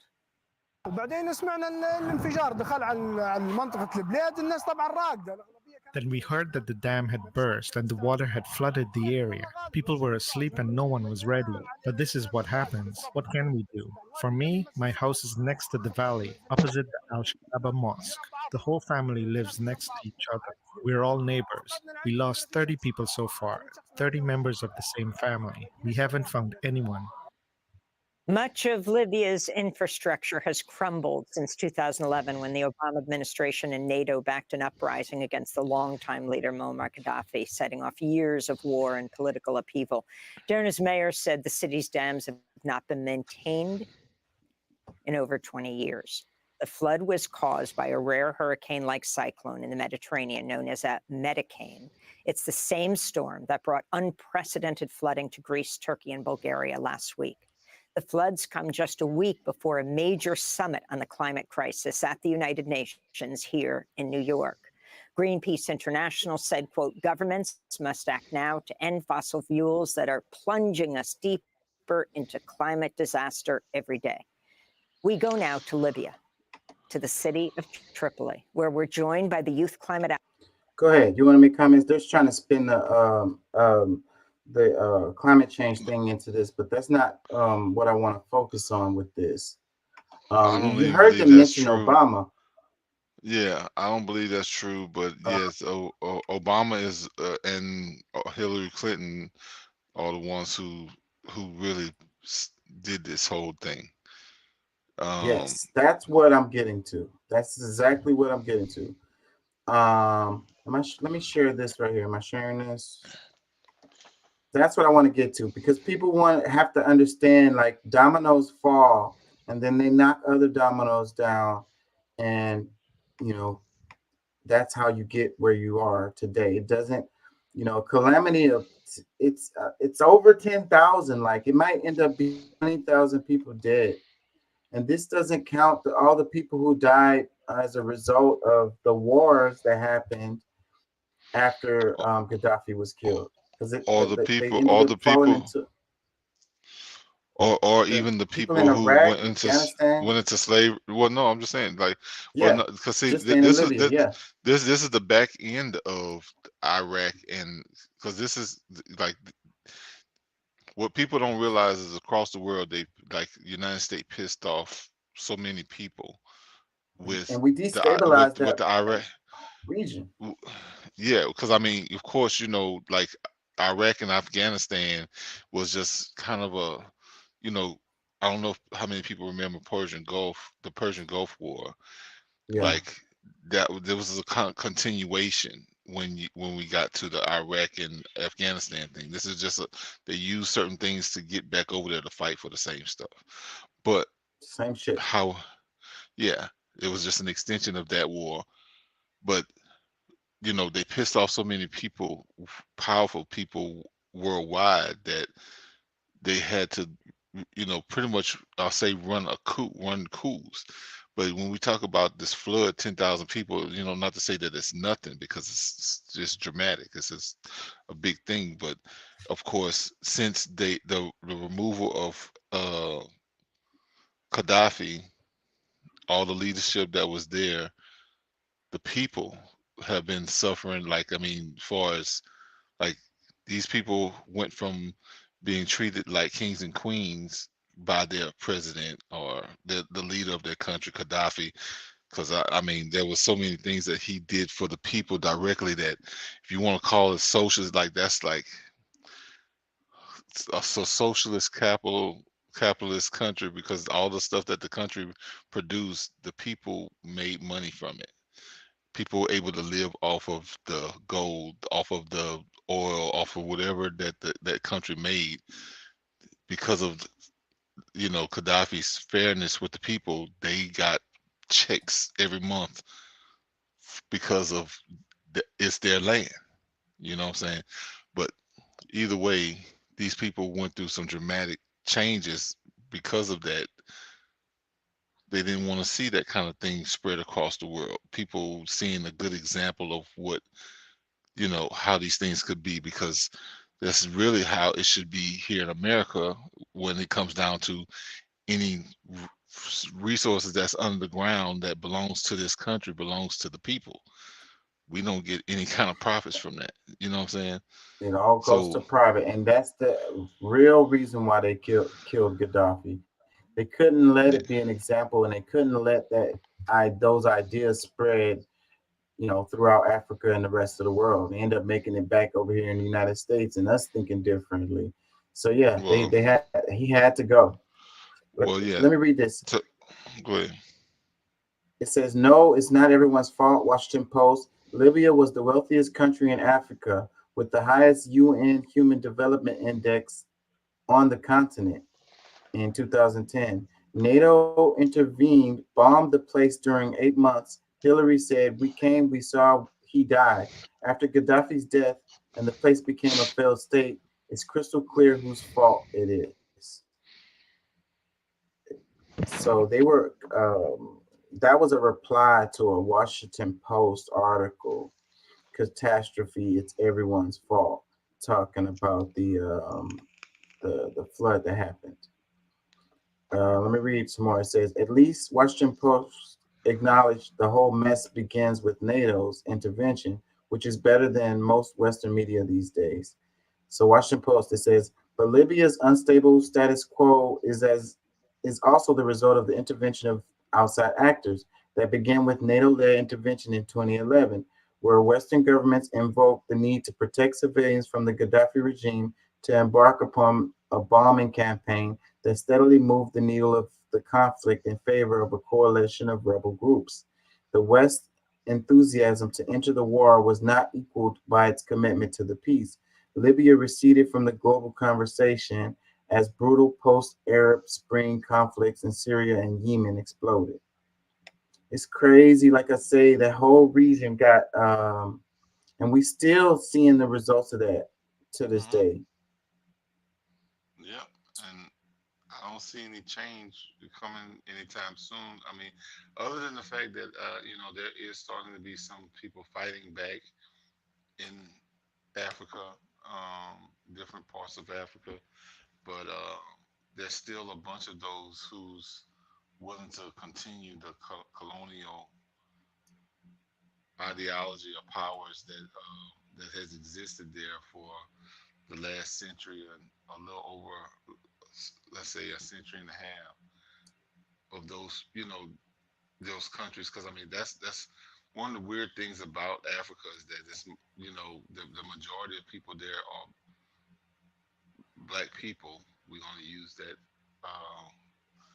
but black people in that country. But we hit the people who are in power are willing to follow along with things that doesn't help the people.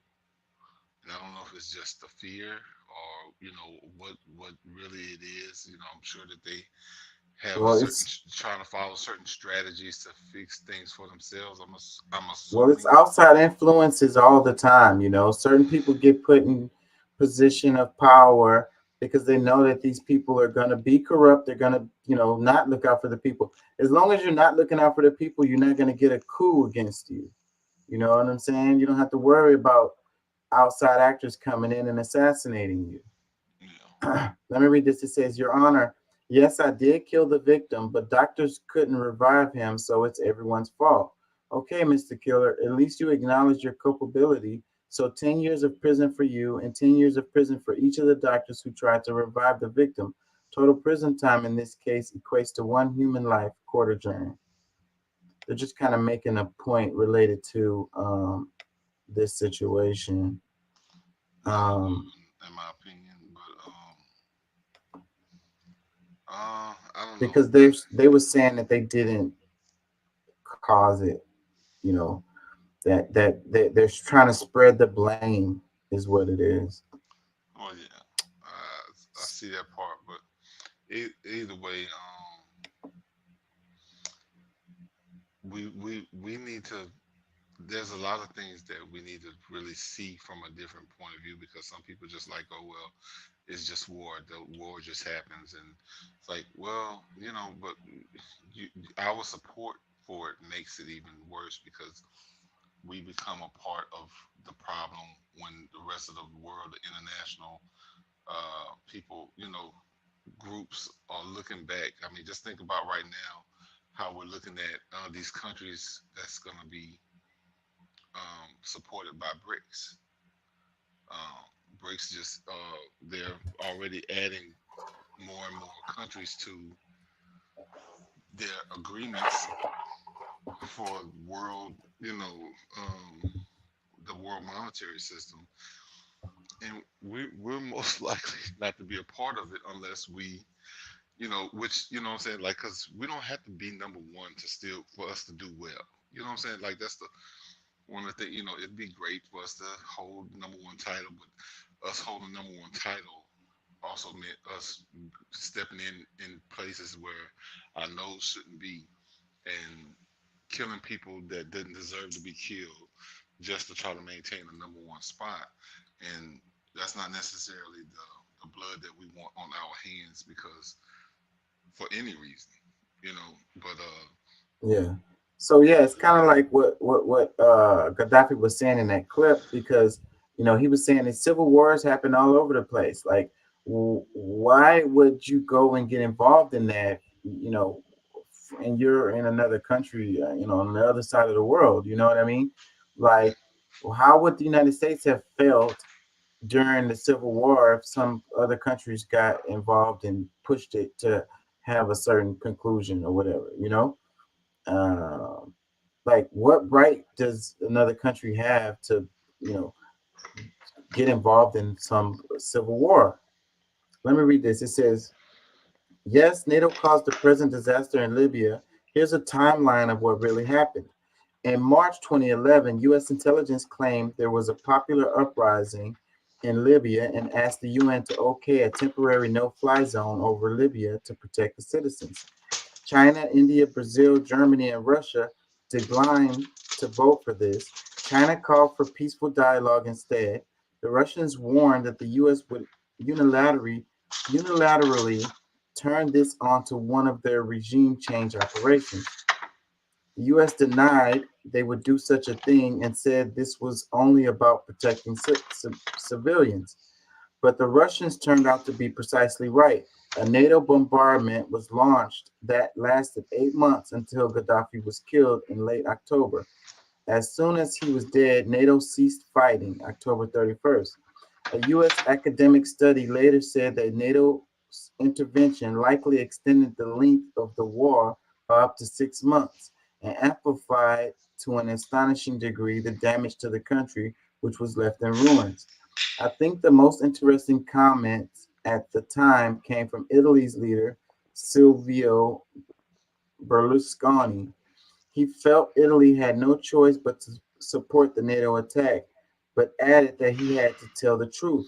This wasn't a popular uprising, he said. Gaddafi was loved by his people. 3 observations.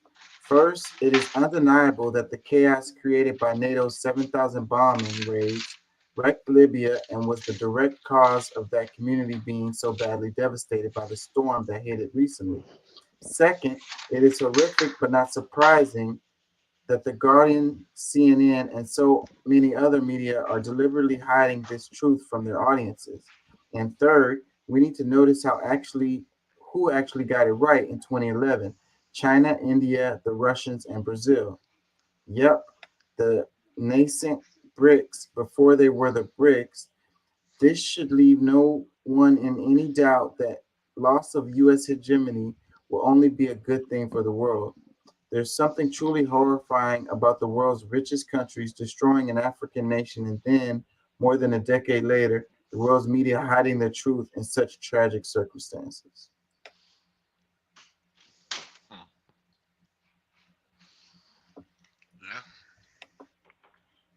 So you got the media covering, they're not covering this correctly. That's what they're saying. But that's true about many subjects. Yeah, because it doesn't make the U.S. look good, and that's the point. Let me read this one. It says, Obama bombed Libya and toppled its government, creating a hotbed of chaos, terrorism, and human slavery. Trump has never done anything objectively more evil than Obama reviving human slavery in Libya, but the corporate media doesn't talk about this.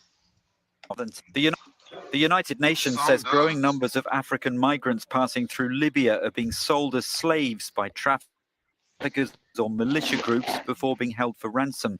The UN's migration agency interviewed West African migrants who told of being bought and sold in garages and car parks in the southern city of Sabah, one of Libya's main migrant smuggling hubs. The head of the UN agency's Libya mission gave more details at a news conference in Geneva. If you go to the market and you can pay between $200 and $500 to get a migrant. Limited military action in Libya. We came, we saw, he died. The United Nations says growing numbers of African migrants passing through Libya are being sold as slaves by traffickers or militia groups before being held for ransom. Well, that dude said $500, you can buy you an immigrant or migrant.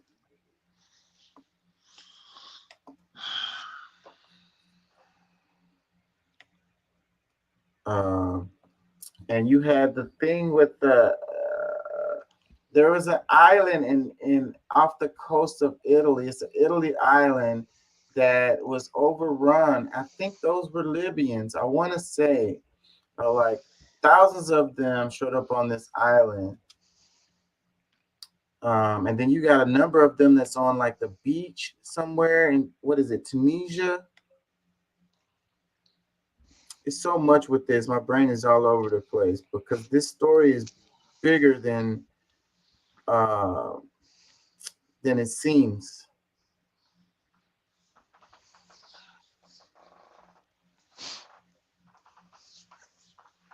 Let me see. Is this related? It's not really related. Oh, that's a different topic. No, that's the return for this. These are post replies. Drone and manned anti-terrorism mission of Niger bases resumed by U.S. military. Hold on. That's not related. Oh, okay, this is related. This is Putin. He says, Putin, who gave NATO right to kill Gaddafi? Who gave coalition forces in Libya the right to eliminate Gaddafi? Libya was the only country in the world with zero debt before the conflict. That's the question Putin's been asking. NATO, US, Europe, they never answered. The coalition said destroying Gaddafi, destroying what's been created by generations. I don't know if that's good. Not their goal. Then why bomb his palaces? Now some officials have claimed that eliminating him was in fact their goal. Who gave them that right? Did he have a fair trial? Returning to the no-fly zone, the bombings are destroying the country's entire infrastructure. When the so-called civilized world uses all its military power against a small country, the coalition said destroying Gaddafi, destroying what's been created by generations. I don't know if that's good. Not their goal. Then why bomb his palaces? Now some officials have claimed that eliminating him was in fact their goal. Who gave them that right? Did he have a fair trial? Returning to the no-fly zone, the bombings are destroying the country's entire infrastructure. When the so-called civilized world uses all its military power against a small country, So, yeah.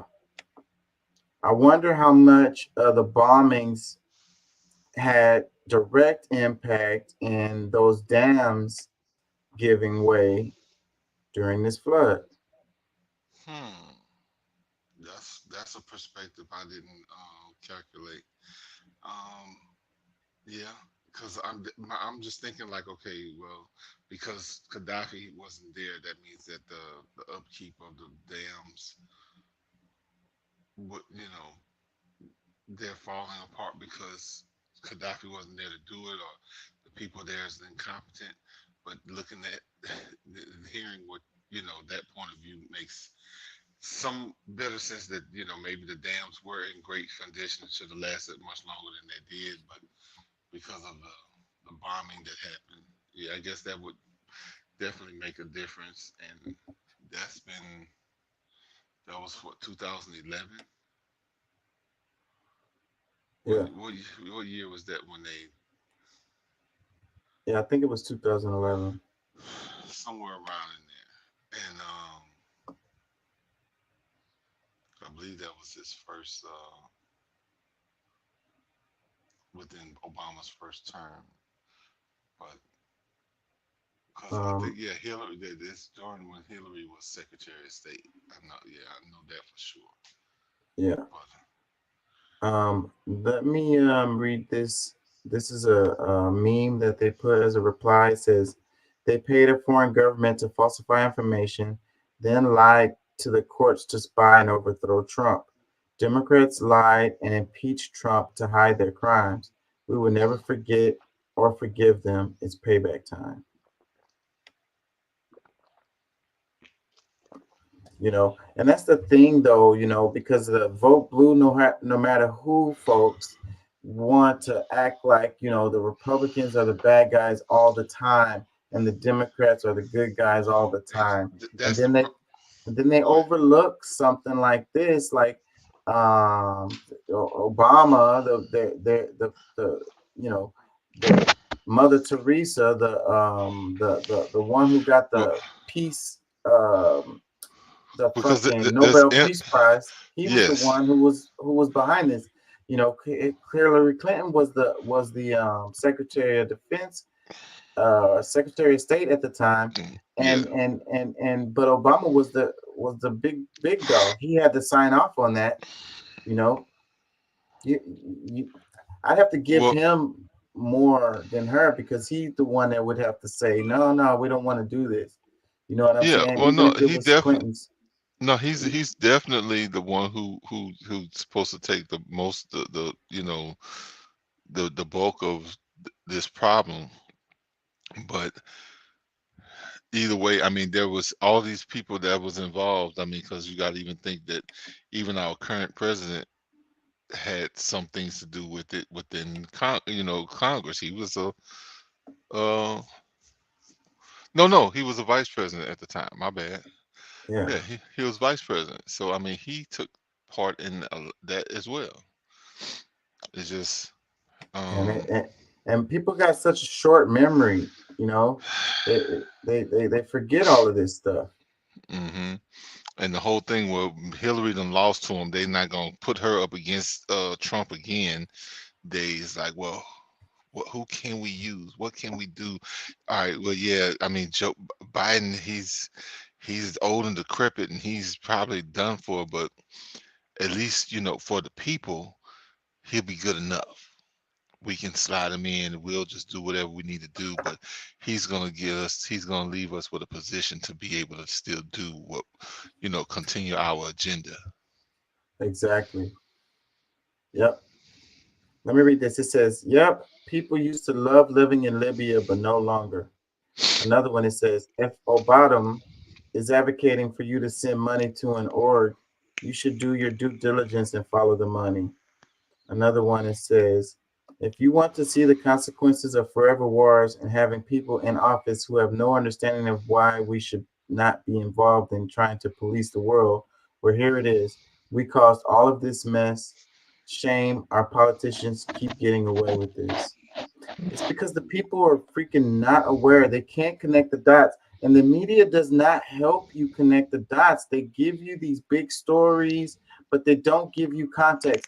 It's the same way that they teach history in school. They teach you an event and a date, and they teach you generals' names and stuff, but they don't teach you how these events connected. They don't teach you the context of what's going on, you know, related to it. They don't give you a chance to have critical thinking and be able to come up with your own conclusions.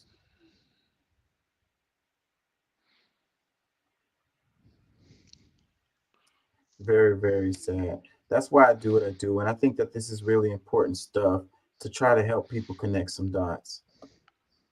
Look at this one. I mentioned this. Look, this one, it says, hold on. It says that Nobel Prize was quite the shield against allegations of war crimes and international arrest warrants. Boom, boom, boom. You know, because Obama won the Nobel Peace Prize right around the time when this shit was going on. Mm-hmm. Well, you know, these are international criminals all these people that we're talking about are international criminals. Obama, Hillary Clinton, like, but who's bold enough to try to bring them to justice? Well, you have the whole Western establishment up against you. So that's the reason why we hear about Putin all the time, because they say the same thing about Putin. They're like international arrest warrant for Putin, and we hear that on the media. What can we prove that that he has done to harm other countries? Putin is not innocent. What I'm saying is, I'm not saying he's innocent, but what proof do we have that he's guilty? I mean, we just listed this. You know, we're talking about Libya. There's stuff that he did, but that's not related to this particular topic. What I'm saying is, in the media, we hear about Putin having arrest warrant, and they're talking about he can't go to South Africa, whatever. Like South Africa needs to arrest him, and all of this. But we don't hear in our media about how they have the same warrants out for Obama or Hillary Clinton, or like we don't hear none about that, none of that. But my whole thing is, what reason do they say that that Putin? What did Putin do? Like that? Like I still haven't heard of what he did. Because our media doesn't like to give context. But I mean, I could do a little search right now and look it up, but that's kind of beside the point. I mean, like I say, Putin's not a good. He's done things like he's not innocent. None of these parties are innocent. Okay, we'll just roll with it like that, because I mean, when I have time, I guess I'll try to look into that myself. But we know, we at least we know what our officials have done. We don't even know Ukraine. That's what we know about Ukraine, but we also know how that was fumbled. Like there could have been a clear way to fix all of that, but they didn't. Or shall I say, we didn't do anything about it. But all right, I got a couple more before I go. Hold on. Let's just do this clip of Trump right quick. Losing, do something. Something has to be done. Look, we're losing, I think, 300,000 people. But let me ask you, I get it, and I see to you that there's a serious problem that's we're losing more money Americans. than if we were actually in a war. But not money. A lot of the Money Republicans and are saying lives. they're going to do this. We're losing more lives. If we were in a war, we wouldn't be losing, because I believe the number is 300,000. But we can't have a war with Mexico. No, it's a war on cartels. Mexico's petrified of the cartels. The cartels are running Mexico. But if we send our troops across the southern border, you know better than I do that the but Mexican they're president, sending- if he doesn't like it, we're in a war. I know, but I'm not too worried about that war. No, Mexico is sending their troops into our country in the form of illegal aliens that are killing people in many cases, that are causing lots of disease and lots of problems. They're coming in. I had the medical barrier that Biden dropped. I had every barrier you could have. Even the judge said, "Are you sure you want to drop this? I don't think you should drop this. This is a..." So yeah, I don't know how Trump can say Mexico is sending troops by using the migrants or whatever. Like, it's not like they're sanctioned by Mexico, and a lot of those people aren't from Mexico at all. And Megyn Kelly was making a good point in saying that if we send troops into Mexico, that's going to cause problems with Mexico. Like, they're not going to be cool with American troops on their land. Ben Norton posted this. He said, the useful idiots who ridiculously claim Donald Trump is supposed anti-war candidate are ignoring how he is campaigning on the promise to start a war with Mexico. To justify the imperialist war drive, he insanely claims Mexican immigrants are troops.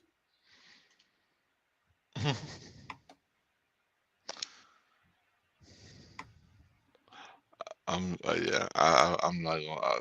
even going to entertain that. So There's no he reason says, it says the U.S. ruling class is split over the crisis of why their precious empire and economic hegemony is in such rapid decline and how to save it. Liberal imperialists want unified NATO and a war on Russia now and later China. MAGA fascists want war at home, in Mexico, and in China now. Just a mess on both sides. Wouldn't that be something that's something similar to World War? You know, you got multiple people that you're at odds with, and you want to take them all on at one time. Yeah, I don't know if you would call it a world war because it would just be the U.S. versus all of them. You know, we'd have to have some people. I guess we'd have some European countries, but I don't know.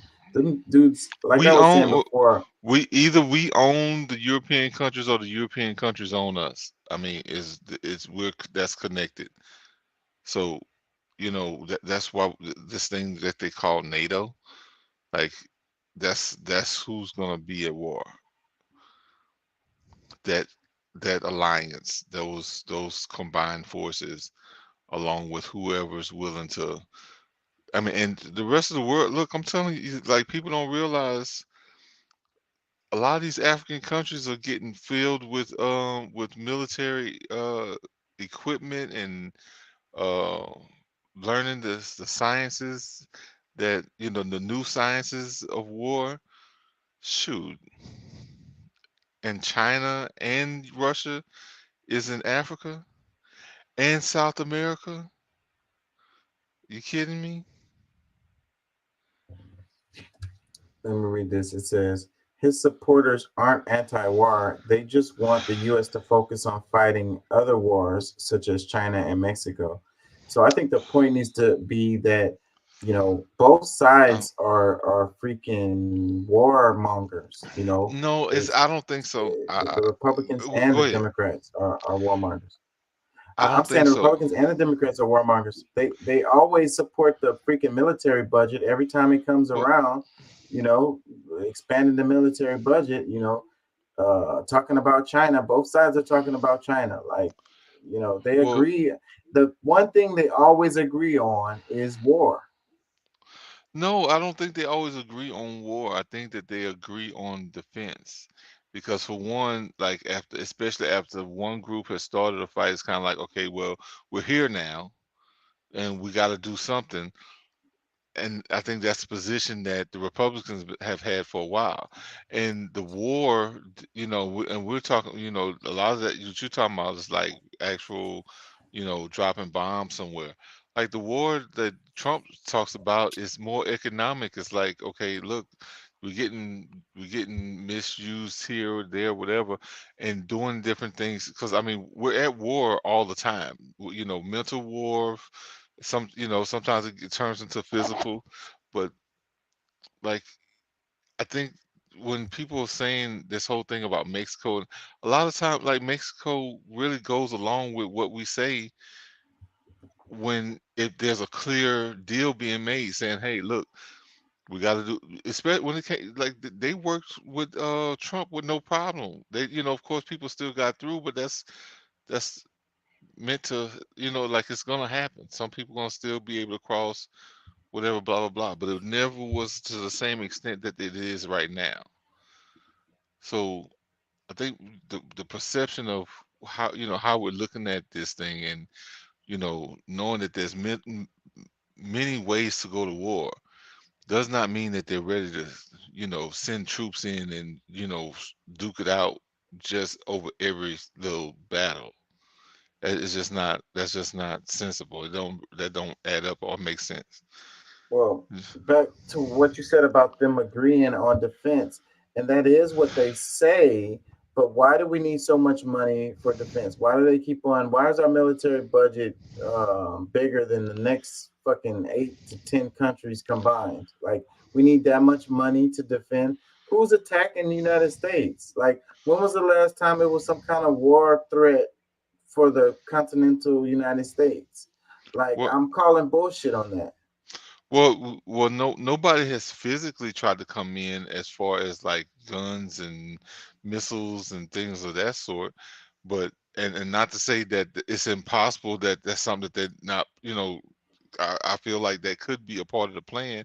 I mean, look at what America's been doing. I mean, I don't see that that's an impossible thing to happen.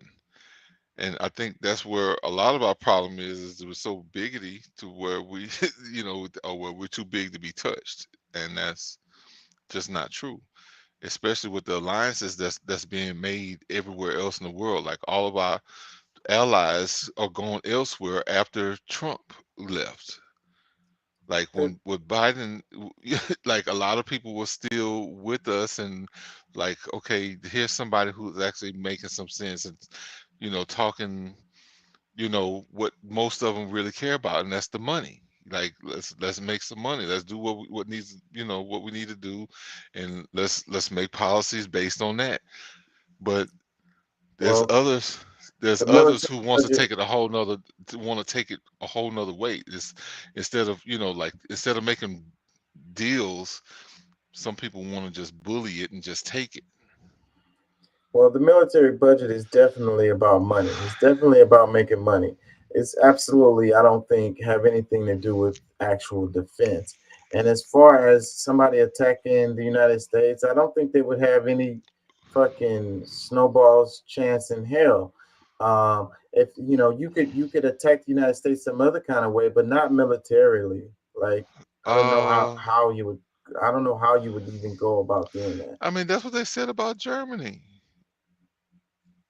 50, 60 years ago. I mean, however long that's been. Like people felt the same way then. Like, bro, like you start thinking you can't lose, bro. Like somebody's already figured out a way for you to lose. Like it can happen, bro. And Well, you know, that way of thinking is what justifies this bloated ass military budget. okay, maybe so. But at the same time, what my whole thing is, all right, there has to be money to be able for us to defend, and especially with this much trouble that this country causes across the world. And regardless, like I said, just think this is a country, even with everybody included, we're talking about 360 million people, where there's how many billion people in the country? I mean, in the world? 8 billion? 9 billion? Bro, like all these different people combine themselves and become a force, like they could wipe us out and replenish the whole country if they wanted to. Like, I mean, don't be crazy and think that it's impossible. Let me read a couple of tweet replies. It says, "We should know they all work for the same master: BlackRock, Wall Street, corporations, and the war machine." Great comment right there. And when she says they all work for the same, they're talking about the Republicans and the Democrats. Well, yeah, and not just that. I mean, we got to think about other countries. Like these people are international corporations. You know what I'm saying? Like there's, you know, regardless of how you want to look at it, yeah, a lot of them are focused in that direction. Like I'm not past, you know, because I mean, like I look at it like possibilities, and sometimes they might be, you know, crazy possibilities, but at the same time, I think that's the way you need to kind of see that a lot of these people, you know, like some of the people that we see on TV as supposed to be our enemy, may not be. Maybe you know they're friends and they're just holding up this thing to make us, the people, feel like, you know, they're all at war and this is a big problem and blah blah. You know what I'm saying? Like, I think that we have to see that as something that, you know, could be true. We have to really be concerned, you know, watch every angle, because shit, what if Gaddafi is here in America chilling somewhere, or in the South America, in Central America, got a, you know, a palace on its own island or something. I mean, the same thing that they said about Hitler. They said Hitler didn't die. He just moved to Argentina. You know what I'm saying? It's like, so it's just. Let me read a couple more tweet replies. It says, "And he started a war against Venezuela. Lucky the intelligence services from Venezuela stopped them. Many U.S. terrorists were arrested." Another one, it says, why is everyone talking about Chinese economy as if USA economy is growing at 10% and more? Another one, it says, well, the cartels all lined up with weapons on our southern border. Another one, Where it did they says, get? Where did they get them? Where did they get them from, though? You got a little distant sound in your mic, Chaka, like you're talking to a tube. yeah, I don't know what that is. Yeah, I don't know. I hear them pretty good. What'd you say about it, Doc? Hey, good to see you up. Haven't seen you in a couple of weeks. Been busy. Yeah, been having some things going on, man. You know, same kind of struggles the rest of America is having. It's them Bidenomics. I finally won my war against the DMV, and I got my damn driver's license.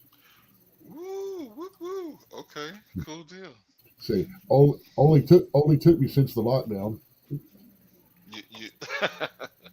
You just gonna keep a regular license? You plan on getting a CDL? I really don't have a need of getting a CDL, as harsh as that is on everything, unless I decide to head that way. And even then, I'm still gonna have to have the test vehicle and all that fun crap.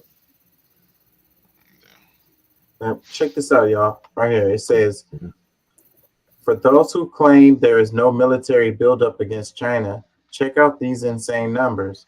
Few people are aware that there are already a shockingly high 375,000 U.S. service personnel stationed at 66 distinct defense sites in the Indo-Pacific region. The Pentagon's projected 2024 defense budget will be one of the largest in history, primarily focused on the China threat. Mm-hmm. No, I mean, look. I know with these people that's in office right now, that's definitely a threat. And I mean both parties. Like this is a definite threat. I mean the whole thing with Taiwan, like when you got a Congress lady going against the president's word, supposedly going against his word of not going over there, which I think was just theater. That's his main way of, saying he doesn't have any involvement with what she's doing at that moment. But, we all know it's all conspired. But either way, at least I know that it's conspired to go over there and make whatever deals they're going to make and be assured that whatever moves that they make, they had somebody to go and talk person to person on how these things were going to happen and, how much interference they were going to allow. So that's not a surprise to me. Let me read this. It says, like Nick Stankovic rightly pointed out, this means there are now more U.S. troops, almost twice as many actually, in Asia, aimed at China than Russia used to invade Ukraine. And you think China won't feel threatened by this? It's insane. No, China really isn't threatened by that because guess what? At the same time, while they got people over there loading up and preparing in China, there's people loading up and preparing here in South America, Cuba, and other little places. Brazil. I mean, they're putting people in position too. Dude, I've been talking about the China provinces long before Russia. If you remember, I was talking about South China Sea, all that going on. I mean, truth is, if it was it's not economically feasible for China to go to war with us. I mean, it would really cause an entire global collapse of the economic system. But I the truth agree. is, For U.S. where and China. They wouldn't even need to use planes and all of that. They could strictly do a straight land invasion with all of their troops and stuff like that, and they would roll us. They got more than the numbers. They got more than the. I mean, seriously, China, they think we're the sleeping giant. China's the sleeping giant. If they decide to can take anything they want to because they have the might, they have the arms, and they have the way the way out. And they have the budget. They have Let the me read numbers. this. We It have the says, budget. Though. it says, I just They finished watching don't the need the Hudson. budget. They're a communist country. Their budget is whatever the leader chooses it to be. That's what I mean. They got enough money. Let me read this. It says, I just finished watching the Hudson Institute's China Center for presentation by Kyle Bass on Xi Jinping's preparation for war. And is this a case of both sides preparing for war because each believes the other side is preparing for war?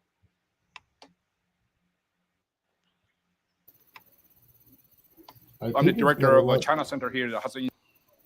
I think it's got a lot to do more with war is not good for the economy, but the threat of war is great for the economy. Oh, that's a good idea. That's a good way of looking at it right there. For both sides too, probably. I know It for is us for both for a sides. fact. Well, I mean, my thing is because I mean, I think people, you know, maybe not putting too many twos into it. You know, 2 + 2 + 2 is not happening enough. But I mean, and a lot of people don't believe that it's even happening. But the whole idea has been proven that Biden has made deals with people, you know, some Chinese officials. So like everything that's happening is conspired. Like this is things that they're trying to do because they want to overthrow the United States government. Like a part of our economy turning up the way it is to give the show weakness, and it's just,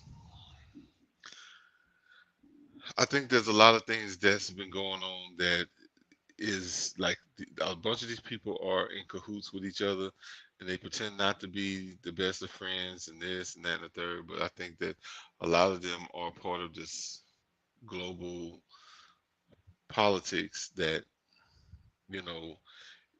they believe that it's the East's turn to run the world, and the things that they've been doing in the East, we're gonna bring it to the West, and that's I really feel like that's what they really want to see happen. Let's check this one out. It says, Victor Gao destroys the notion that the West competes with China. There is no competition. The West has lost. Just look at the UK, then insert any other Western power. Let me play this. Are you an ally? Are you a threat? How would you regard your relationship with Britain? First of all, between China and Britain, from the Chinese perspective, Britain is not a rival, is not a competitor, it is not an enemy, it's not an adversary. Britain is just an important country to get along with in peace and in friendship and for mutual benefit. Now, how Britain looks at China, it's up to the British government and people to decide. But I think it would be completely misguided for Britain to view China as an enemy or adversary or a competitor. What do China and Britain compete with? China is the largest manufacturer of automobiles. Competing with Britain? No. China is the largest exporter of EV cars and will lead the whole world in EV production. Is Britain a competitor? No. China will be the biggest and most important producer and R&D in terms of semiconductor in no time. Does that mean that China competes with Britain? No. China will be the leading nation in AI revolution. Is Britain a competitor? No. So I think British government should not overestimate its impact on the global scene and view Britain as a rival of China. China is not. China is a fact. China is a megatrend for Britain to live with and get along with. Let's make peace rather than agitating for war. Yeah, so he's saying he was using Britain as the example, but I think you can insert the United States and say the same thing. Anywhere, yeah, and but they're because he said number one, so that's everybody. Like they're not competing. They're blowing everybody out of the water. Nobody is competing with them. Nobody. That includes us.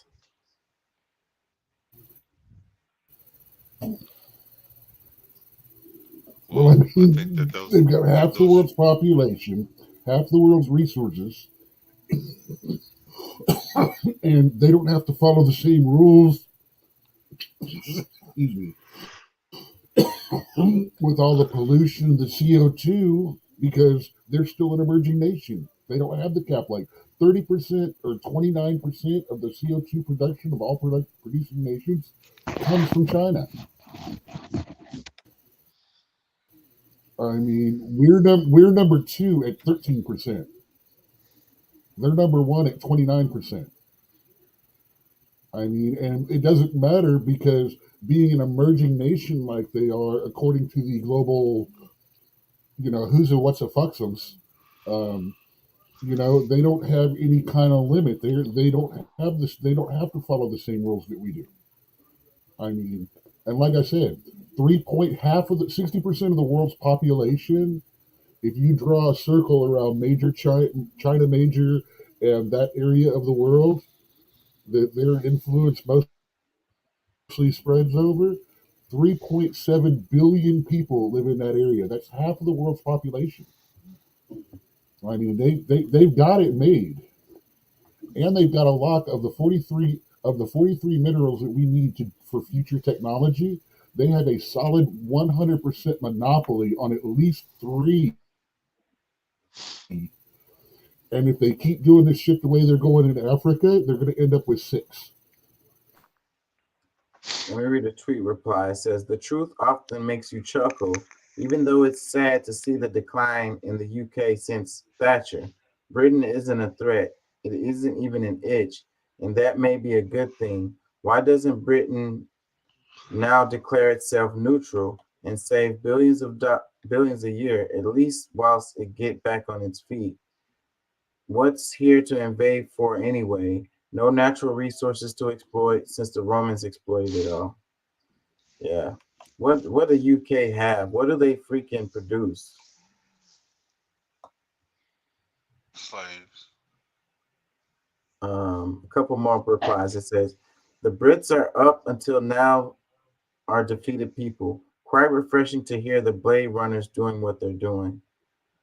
Couple more. It says, "The UK government is still hankering for the good old days when it was an empire. Brit politicians still can't come to grips with reality that those evil days are long gone."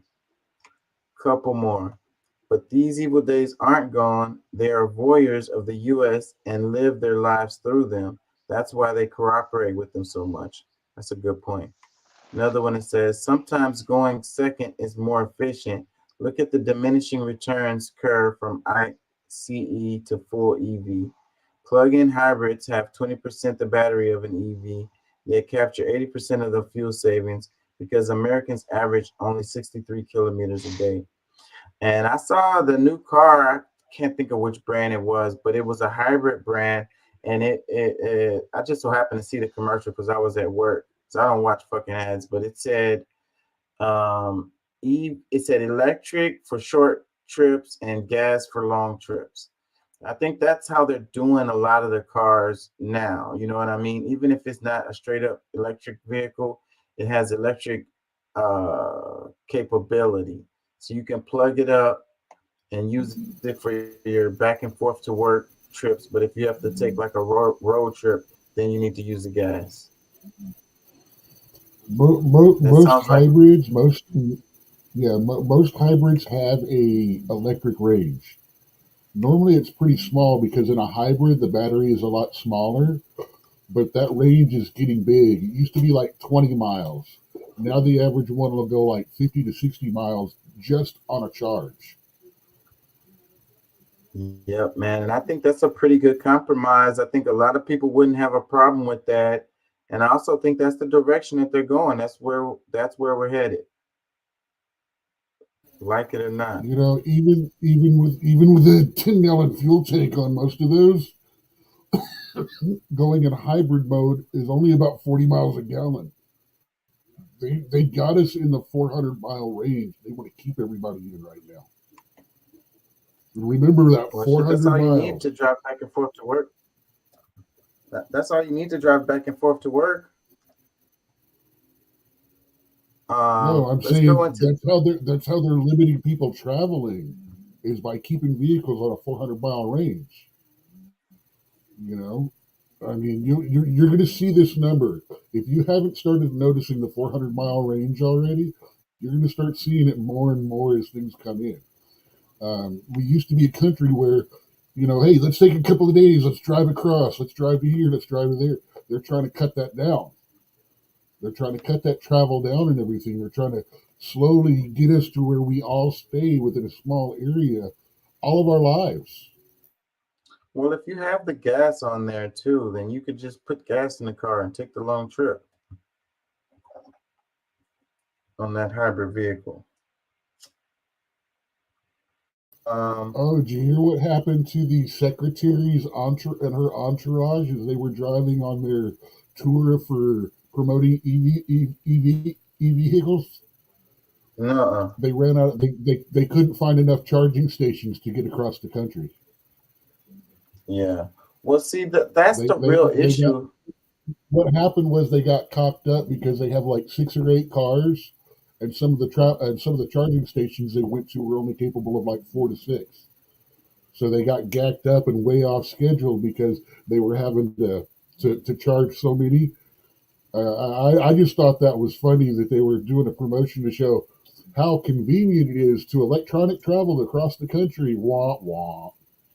Well, the issue is the infrastructure. I mean, that's a simple fix, right? Just build the infrastructure to support the EV vehicles. I mean, put every gas station, put electric charging station. You do realize that a facility made to charge, say, 30 vehicles at one time actually uses more power than the entire factory used to produce the electronic vehicle.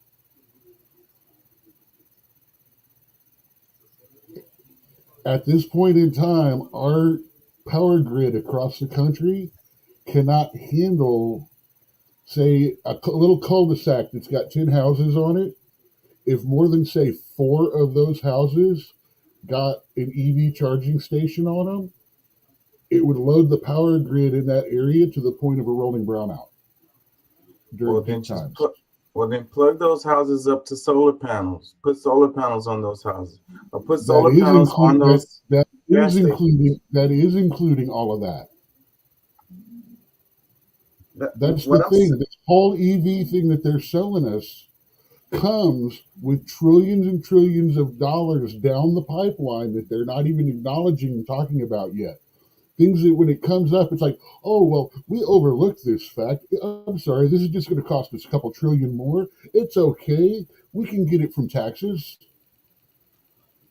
Yeah, well, the infrastructure got to be built. I mean, they had to build the gas stations. They had to build the electricity, the power lines. They had to build the roads and freeways. That shit costed money. That's what they did. Honestly, I think that the cars is just really the wrong way. I think that, like I was talking to somebody at work, and it's like, we're free. We live in the greatest country in the world. We're free, United States, America, rah rah rah. But we're stuck in freaking traffic. We spend hours and hours of our day every day in traffic. For what? For why? So we can have freedom. In other countries, they get where they need to go in minutes. Okay, it's really dumb. We're stuck in the past. We need to go ahead and move in the future. And mass transit is the way. That is the answer. It's not the cars. The EVs are not the answer. The answer is the trains, the mass transit. That's what they need to build, and we can get to where we need to go in minutes and not be in traffic. We need to rebuild change the way we build our cities, change the way we do things. Why do we want to have these damn freeways? Why do we want to fucking be in traffic for hours? Even if you're in an electric vehicle and you don't have to drive it and it's driving itself, you're still in fucking traffic. It's stupid. Can y'all hear me? Anyways, I'm gonna move forward. Freaking Tesla bot. I hope I don't get in trouble for playing this as far as copyright. Have y'all seen the Tesla bots? I think, you know, right now it's like all entertainment and funny and stuff, but a lot of people are scared. They're talking about the AI, like the movie AI and the robots taking over and killing people. I think that's silly, but these robots are getting, you know, dexterous or whatever. They can use It'll power be China tools. that does that. They can use power tools, and these are going to be people's personal assistants and shit. So they're going to do jobs that, you know, people do. So what it's going to be is they talking about the immigrants talking about they took our jobs. It's going to be these Tesla bots that's going to take your job if you have like a manual labor type of job.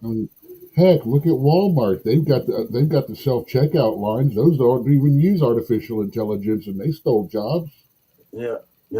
Well, I don't know. They use artificial intelligence. Unfortunately, it's the people actually running them, actually using them. Yeah. But your point is valid still. You know, it's this is what's happening. This is the future. So like people, you know, and this is also an argument for universal basic income, because that's becoming more and more of a topic that keeps popping up as an answer for this kind of situation. But a lot of people don't like that idea. And I get it. I totally get it. I don't know if I got to rely on making money from the government. That's kind of scary for me, because they might decide to turn the damn check off. And plus they can keep me at a certain income level or whatever.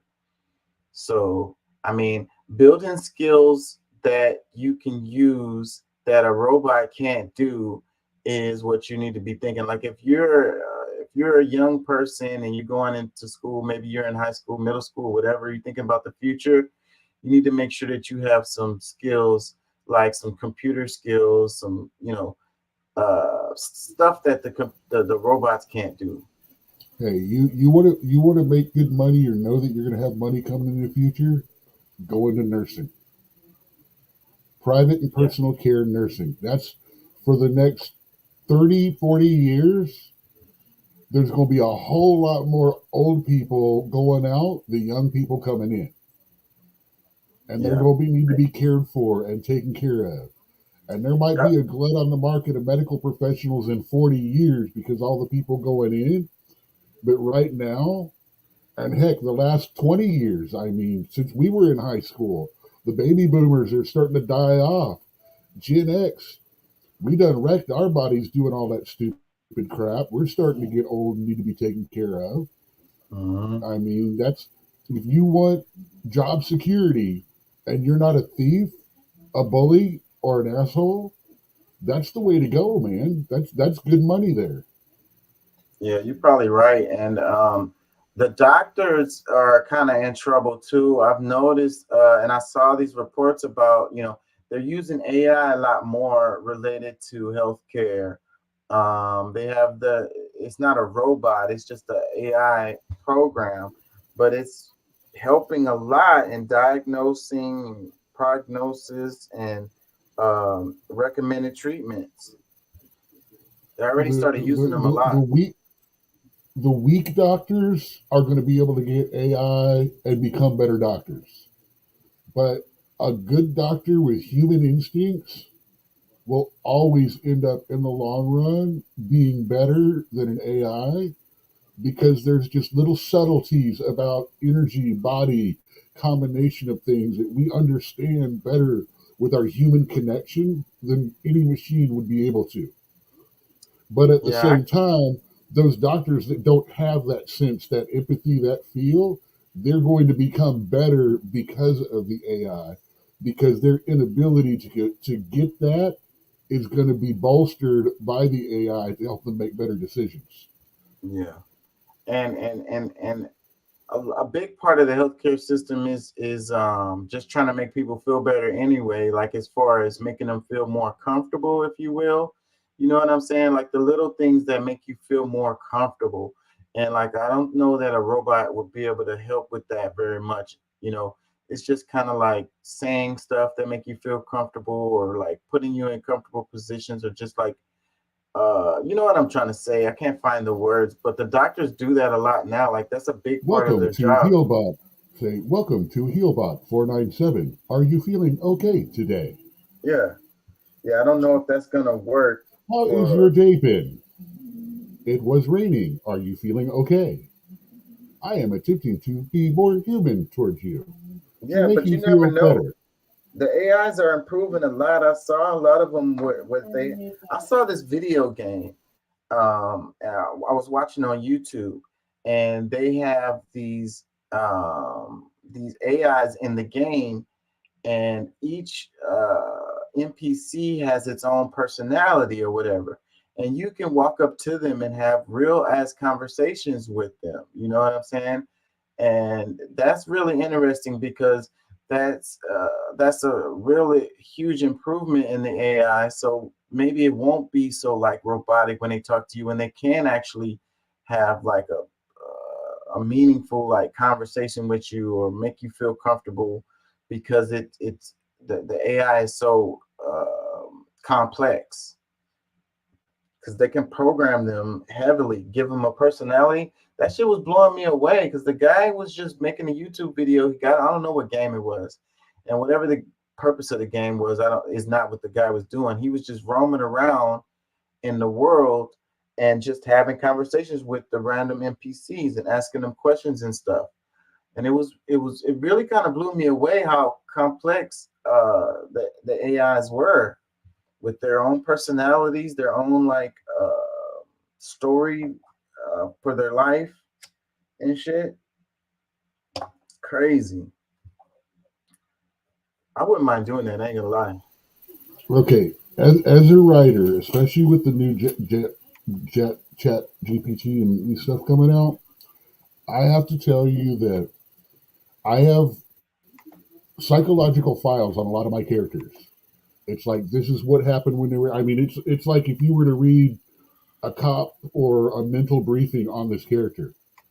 So I have fed these into the AI, you know, their personalities and all that and stuff, and then had a chat with Chat GPT with them being that character.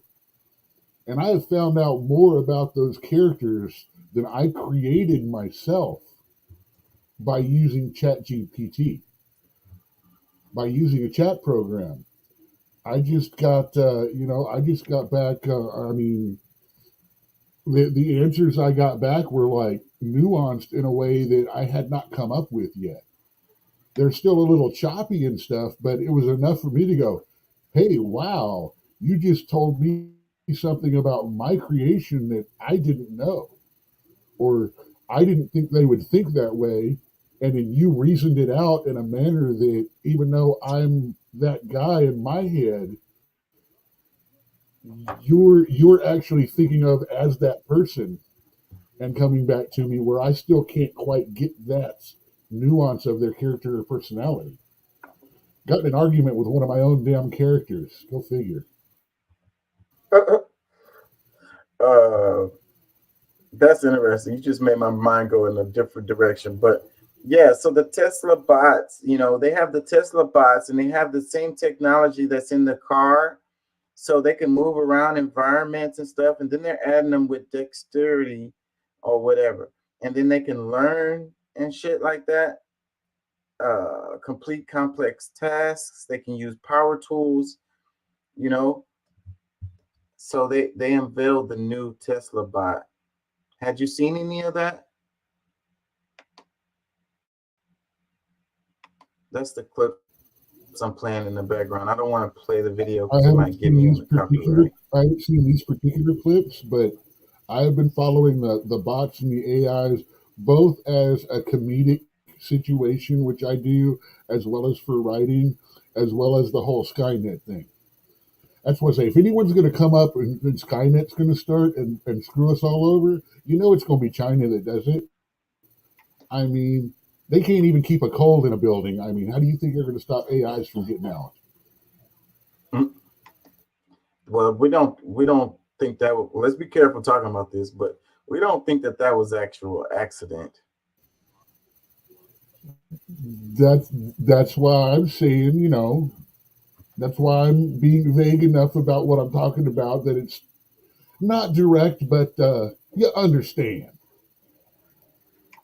When we talk about Well, the I future don't of think it was. I don't manufacturing, think it was purposeful. I think it was an accident because Really? that facility right afterwards had its entire internal air system upgraded. Right after that, I'm thinking there was an oopsie or a filter misplaced, or I really don't think that it was done on purpose. Now, they took advantage of it like they were planning to, but I think that the sloppiness of the way that it all went down showed that they weren't ready for it yet. They didn't have everything in place like they needed to have it accidentally happen. So I think it actually did accidentally happen. Yeah, there's evidence that can show that too, because one of the doctors from there died. But anyways, let's move on. It's too sensitive right now because they're shutting people's channels down. Medical information, misinformation. So this one, it says the real reason the Tesla bot is the key to Elon Musk's master plan. I don't know how much sounds do they have in this. it's already a foregone conclusion at this point what that is going to look like. Robots. Lots and lots of robots. Automation is essential to a sustainable future. There's just no way around it. Elon Musk knows that, and that's why he's been obsessed with this idea of a machine that builds the machine for years now. So it's really no coincidence that in the most recent demonstration video of Elon's humanoid Tesla bot, we literally saw one robot building another. This is Musk's endgame. This is just a tiny glimpse into a future of infinite potential. A robot that built another robot. That makes me think of that that show, the HBO show, Westworld, where he had they didn't even know the guy was a robot working on his team. It was two guys, the guy head of security guy and the guy who was head of tech. They were both robots, and didn't even nobody that worked for the company even knew.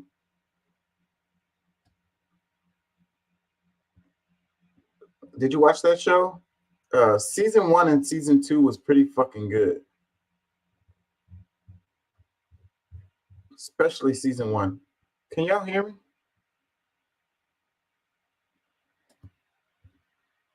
Am I coming through?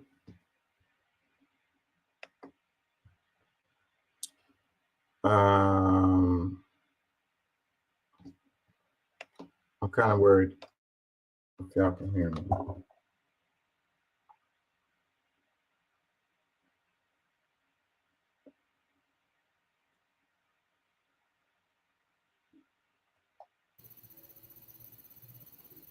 I mean, if you think about it, we can't use living people to be slave labor anymore.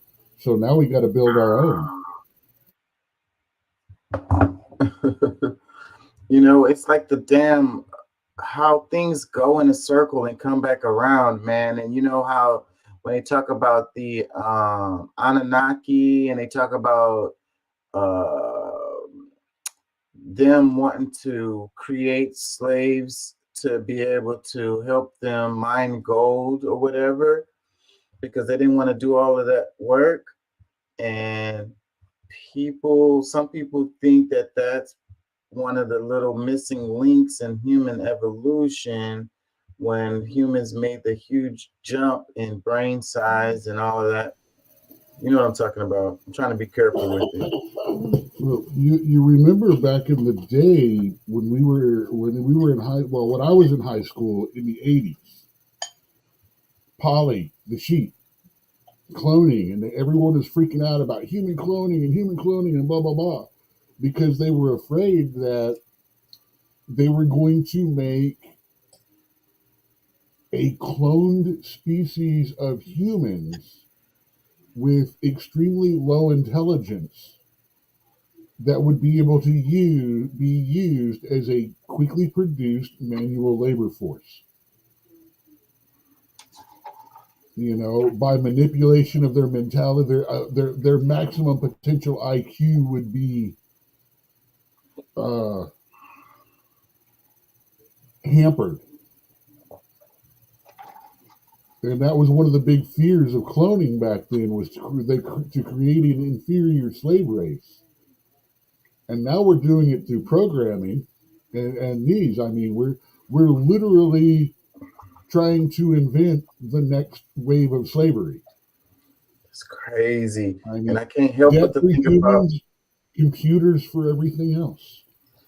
The ethics involved in this, because once you create this AI and it becomes so humanoid, I think I remember seeing a movie that was talking about the rights. Yeah, but this one, it was talking about the rights. Steven Spielberg. Yeah, was that what it was? Yeah, the rights of the AIs, like the AIs having rights because they're so Millennium Man, Robin Williams. Yeah, so like that, the ethics definitely starts coming into play with that, especially when it gets to the point where you can't barely determine the difference between a human and not one. What's up with my screen? Okay, it's cleared up. I mean, and we're calling it artificial intelligence, but we are, by nature of that definition, determining it as intelligence. At what point is it self-intelligence, or either deserving of or has the ability to produce its own free will? If we choose to not allow the programming to let it have free will, are we then being the monsters because we are not letting them develop?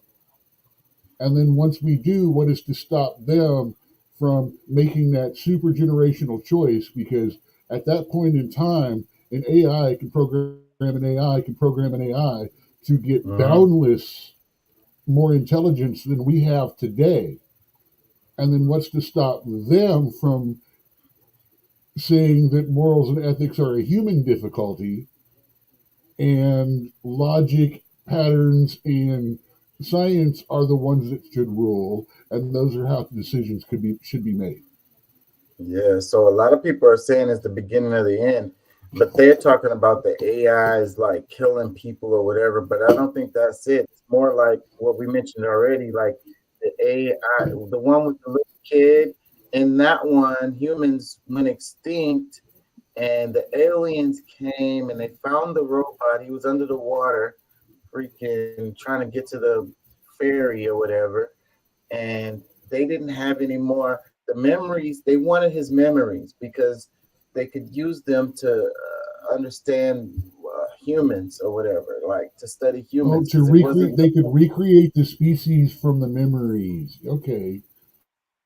Yeah, and it was all they thought they were trying to do bad things, but they were actually trying to repopulate, reproduce humans. Yeah, I can't remember what that one is. That was a good trippy one. Yeah. So it was. There's also one recently that came out. It's got the Mexican guy that played he was in one of the superhero movies as one of the cool guys that bantered back. But the whole movie was about he lives on Earth and they are all thinking they're humans, but actually AI took robots and stuff took over the Earth a generation or so ago, and the people attacking weren't enemy robots; they were actually humans coming trying to take the Earth back, while all the people on Earth thought that they were humans fighting off robots. Yeah, and in the show Westworld, it was like the humans. The guy in it is the one that just did the To the Stars one, where he's the Hispanic guy that wants to go to space and everyone tells him he can't do it and all that. That's the same actor in the movie that I'm talking about. Well, in the Westworld one, the humans went extinct and it was like the AIs felt like they were the next, the evolution of humans. That's not Westworld. But anyways, it's the idea that humans evolve, but we evolve into AI. And then it's like our actual physical bodies are no longer a thing. It's our creation is still here, but we're gone. And the creation is in our image. So they walk around looking like humans and living like humans, but they're not.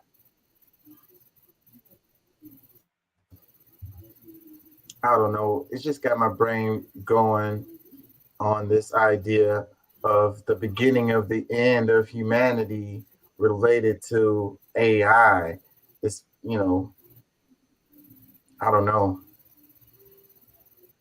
We're definitely going to have to find some kind of balance. We're going to have to find a way to, Space exploration right now is 100% in the AI. Where you was breaking up, what did you say? I said space exploration right now is in the hands of AI. We can't pack a couple of people in a little bitty shell and send them way out past the galaxy rim to try to find stuff. We need an intelligent computer that can think for itself, help figure out things, make decisions and stuff like that. Things that, an accident takes place. They've got got the AI to be able to handle it like you would normally a human pilot. Because, like I said, we're not going to be able to send 1, 2, 3, 5 people. I mean, at light speed, or just under light speed, we'll say the fastest we can theoretically go right now.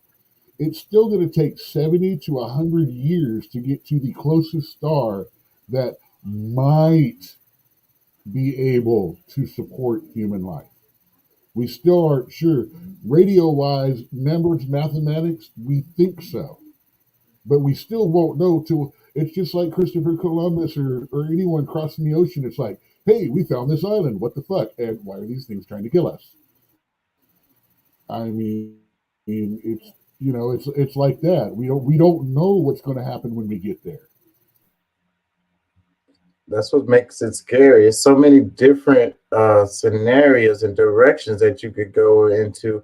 They all seem scary. But what if it just turns into like a freaking utopia for humans where you just have the robots doing everything and we're basically chilling all the time every day?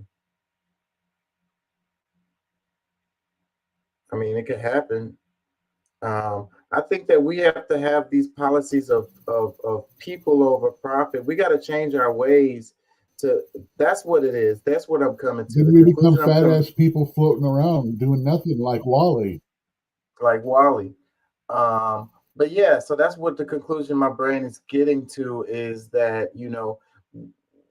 regardless, the result is going to be bad if we don't change the way we do things, like the way we move, as far as, like I say, people over profit and stuff like that, like really caring about the environment, really caring about each other, having compassion for each other, and trying to get away from all this selfishness and stuff.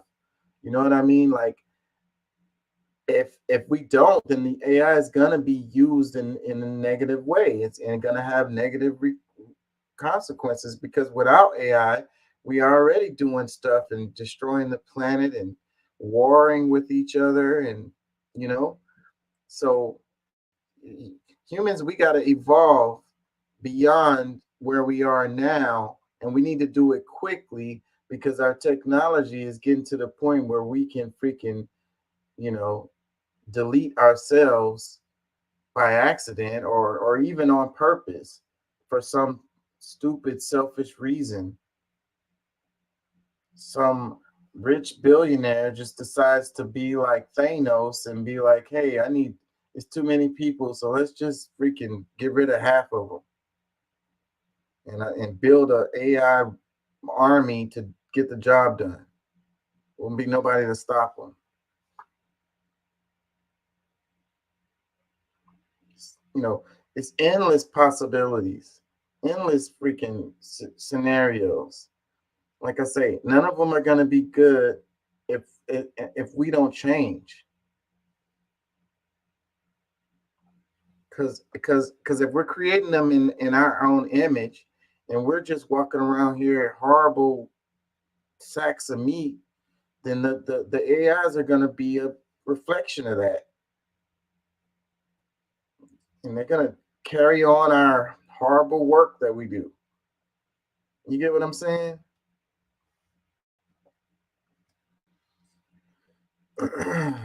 Freak, it's 4 o'clock in the morning. I totally lost my train of thoughts for everything. AI, the ideas of AI has got my brain going 100 miles a minute over here. Let's go to a couple more stories before we get out of here. I had more stuff, but my freaking hold on. I know what I'm gonna do. I'm gonna go to what I sent to Pat. I know I got some stuff in there. And we'll do a couple of them, and we'll do this one. Let's do this last one on Twitter first, and then I'm gonna go to those quick stories, because if they don't freaking block this show for copyright, because I did some stuff I probably shouldn't have done on here, I'll have some clips for the shorts later. So that's what I want to do now. I want to make sure I get some clips. Check this out right here. West African Revolution. It says Burkina Faso military has ordered the French embassy to leave the country immediately due to subversive behavior. In Niger, the French troops were starved for days, faced dehydration due to not having access to water until they were seen packing and leaving 2 nights ago. It says Kura. I saw they intercepted a shipment of croissants. It was a lot of jokes online about it, and they were like, so it's going to be flaky bread that's going to get them to win or whatever, because the guy in the embassy hasn't left. I want to say that the people in the embassy, but that's what they were talking about right here. They still haven't left, and they cut the water and the electricity off like a couple weeks ago, I want to say. So I don't know how the hell they holding up in there. It's crazy how you could be in a country and then the country wants you to leave and then you don't leave. Like, no, I'm not leaving. Well, remember, right now, France does not recognize the current government as legitimate. It's not really the legitimate government. It's a military coup takeover. Yeah. I I mean, get it. until the people declare what government that they want, which even the takeover guys have said, yeah, we'll turn it back over to the people in like 3 years, 2 or 3 years. So Yeah, this so they is have not to- going to end anytime soon. And there's still a good chance that it's not going to be given up, because most of the time the stuff that goes on like this in Africa ends up bloody revolt after bloody revolt after bloody revolt. A lot of it due to foreign influence, but at the same time, a lot of it having to do with shady politics, intimidation at poll sites. I mean, you Yeah, know, because that's what I'm about to crazy stuff say. like that. Just They would have to have an Africa. election. But these guys are talking the way that they're talking. They sound, they sound different than some of the other ones before. And like I say, they're gonna have to have elections to be legitimate, and the people. But a lot of the people are supporting these guys over there anyway. So, but they want France out. So France hanging out is like, why? And if these people were really like terrible, then they would have just killed them. They would have just killed the embassy, what do you call them, the consulate. They would have just killed them. Well, see, that's the other trick on it now is optics nowadays. Bloody revolutions were really cool back in the 70s, 60s, 70s, and 80s, when it took 6 months to a year before the world got pictures and the world found out exactly what went on. Now when this shit's going on in real time, or they've only got a day or two, they can't play they can't play this, brutal dictator game like they used to back in the day. I mean, because they go from, fighting for the palace to having everything about their regime exposed online and to the world within a matter of days instead of a matter of months or years. So you have to, everything, if you notice, all of the bloody coups and things like that have been a lot nicer in the last 20 years than they were back when we were growing up. I have to agree with you on that. Let me read this. It says, I saw in Niger they took these croissants on their way to the base. Niger people said, nix, no way, they didn't stand a chance. Imagine refusing to leave a country where you're told you're not wanted. Yeah, so I saw those clips on the croissants. The internet was going crazy on that shit. It was pretty damn funny to me. Like, they want their damn croissants. I hate people using that phrase. Why would you want to go to a country where you're not wanted? Because that really ripples across refugees and immigrants everywhere right now. Yeah. What says refuse leave? That really bites into a whole lot of positive and negative wise. I mean, that's just that's a phrase that works both ways. Yeah, that's a fair argument. Another comment says, I'm not saying good, bad. I'm not saying anything. I'm just saying that it bleeds over into all the other stuff too. Yeah, you're making a lot of sense. It's hard for me to argue with your logic there. Another comment that says, way to go, Africa rise. Another one that says, let us all say no to imperialism. Another one that says, Africa unite for the benefit of your children. Another one that says, this guy gives me joy anytime I see him.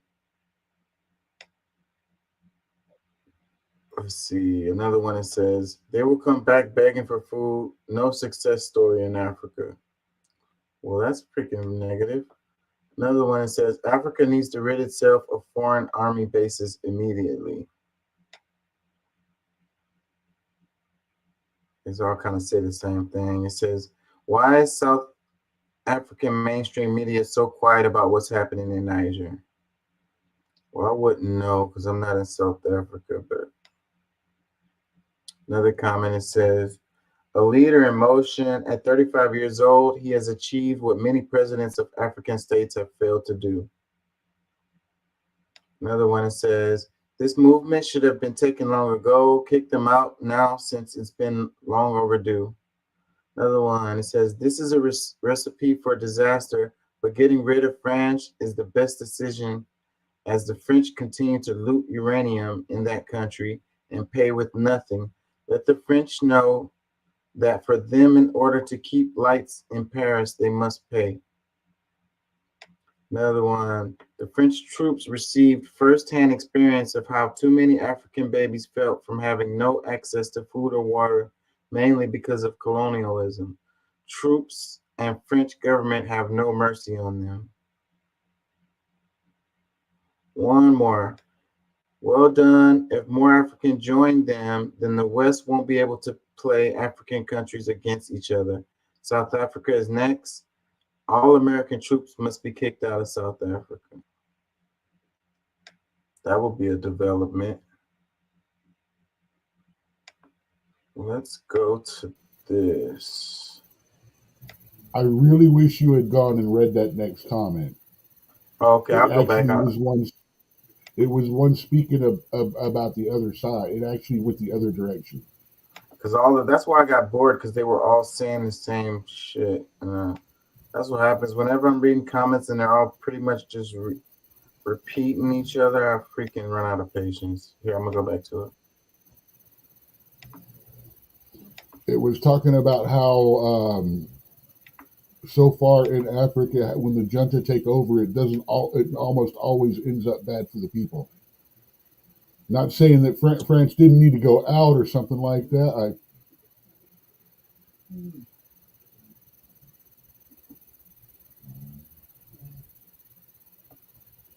Okay, a little bit further down.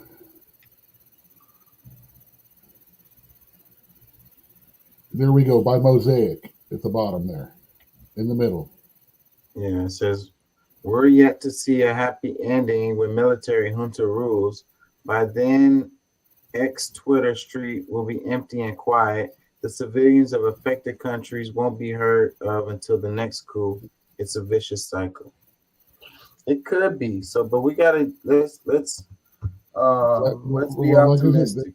That's what we've been seeing. Yes, I will be optimistic, but I'm also going to. This is the reality of what we've seen. That's what I was talking about earlier. When the militaries take over, it normally ends up bad for the people, and they normally end up staying in charge for quite a while longer than they said they were going to. I hope this guy is legit. I hope he turns over to the people. I hope that he doesn't choose to represent himself to lead the country for the people, because he is a rebel.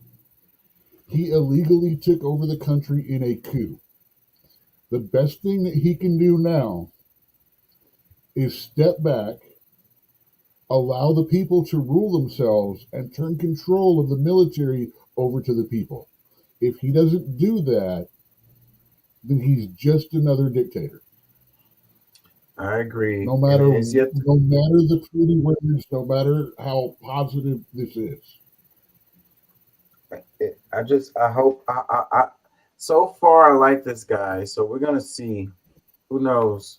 It could go the way it has been going historically, but hopefully his words are good. I don't like his energy. Hopefully he does.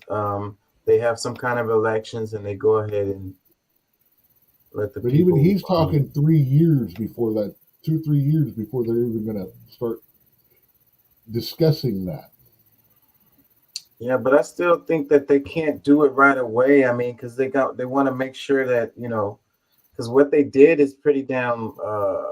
They got to make sure all the foreign influence is out, and only the people that they control are the ones doing the elections and stuff like that. They got to make sure it's leaned on their side. Just like, that's why 3 years. That's why not a year or two. That's why not being open about it. That's why shutting things down. Everybody get out. We're going to do this. We're going to do this. Huddle. Hike. Break. Yeah. Let's do some random little memes. Did you see earlier I played the clip of that guy talking about he wants the people to hurt. He needs unemployment to rise. It went viral all over the internet already. The guy talking about, let me play that clip again, because I don't know if you saw it, but let me play this anyways, because this is what the people are thinking. That is that we have people decided they didn't really want to work so much anymore through COVID, and that has had a massive issue on productivity. Tradies have definitely pulled back on productivity. They have been paid a lot to do not too much in the last few years, and we need to see that change. We need to see unemployment rise. Unemployment has to jump 40-50% in my view. We need to see pain in the economy. We need to remind people that they work for the employer, not the other way around. I mean, there's been a systematic change where employees feel the employer is extremely lucky to have them, as opposed to the other way around. So it's a dynamic that has to change. We've got to kill that attitude, and that has to come through hurting the economy, which is what the whole global, the world is trying to do. The governments around the world are trying to increase unemployment to get that to some sort of normality. And we're seeing it. I think every employer now is seeing it. I mean, there is definitely massive layoffs going off. People might not be talking about it, but people are definitely laying people off, and we're starting to see less arrogance in the employment market, and that has to continue because that will cascade across the cost balance. I think the problem that we've had is that we have people decided they didn't really want to work so much anymore through COVID, and that. So what do you think? Comments on that? Sounds like a sociopathic asshole. No, I understand his line of reasoning and thought. And all I will say is look at the conditions where he comes from over in Europe, where He's they Australian. tried to get together, pull something as large as the United States, crash and I thought he was European. My bad there. That goes on to a whole other different thing right there. I mean, now I don't understand the idea behind high unemployment or high employment causes recession. I mean, I might be wrong, but I was always taught it was the other way around. As long as you've got people working, as long as you got money generating, as long as you got tax flowing, as long as you got people spending, things are going to be okay. What I'm thinking he's saying but not saying is there are aspects of our economy right now that have gotten so out of whack and out of control that reality is giving us a problem. For example, housing, medical care, basic cost of higher education. All of these things at one time have been supported by the government as a major cause that we need to throw money at. We need to help. We need to end that problem. And all they did was exasperate the problem. Yeah, but And this now, guy's not really talking about the government. He's talking about. It's easy to live in the world today. It's almost impossible to get to the point where it's easy to live. Well, he's not talking about. He's talking about corporations need to make it harder on people so that they can have a better cost effectiveness. As far as like the employees need to feel like they need the employers, like they're getting too uppity, you know, they're asking for too much or whatever. So he's like, we need to make them hurt. We need to have more unemployment, you know, so these people can't be, you know, asking for higher wages and all of this shit and working from home and all of this shit. He's like, since COVID, people done got too uppity. See, that's such a misinterpretation of what's going on. I mean, what's going on right now is the lowest level of skills. And all the people that are working jobs that are supposed to be stepping stones, supposed to be the first rung on the ladders, are now demanding that they make a living, an entire like living for now and all of my future. You know, like, you know, I should be able to have my iPhone, get a car, get a house, play the stock market, start a job. You know, and that's just, it's not, I mean, God, did you hear what California just did with their, if you work if you operate a chain store that has more than 60 or more locations across the country, you are required to have a $20 minimum wage. Yeah, I saw that. Yeah, that's insane. If the big corporations don't start shutting down, it's going to destroy mom and pops. Because who's going to work for $15.50 an hour, the minimum wage, at, Bob's Burgers when you can go to McDonald's and work your little station right there, punching some buttons and get $4 an hour more. I mean, they've already been destroying the mom and pops, man. COVID got rid of a whole bunch of them. It's been an attack on small businesses, and that's what I've been saying for the longest. These monopolies, these conglomerates, that's the problem. They need to be busted up and broken down. Hey, I work for a mom and pop, and I'm quiet quitting. When I came in out of COVID, I was getting minimum wage. I had worked for 2 other places through the lockdown, and both of them were giving me like $5.50 an hour, $6.50 an hour as a server, because they were getting those business loans and were giving it back to the employees. So I didn't think about it. Well, come a year later, all of a sudden they say, oh, well, we've been paying you $5 an hour too much. Okay, cool. I'm not going to get that. Oh, you now owe us $3,200 of overpay. What the fuck? So now they started taking, first they started taking $50 a week out of my check to pay themselves back. Now, at no time have I ever agreed to this. At no time have I ever said yes, blah, blah, blah. So now I got it down to $30 a week, and I work 6 days a week. So literally every day when I step into there, I'm at -$5 on my daily goals. I just negotiated time off with them. I wanted 2 weeks straight off. You know what I ended up getting? 11 days off over the course of 3 weeks. Because I have to work 2 days because they're not staffed right. Because they don't have anyone that can cover me.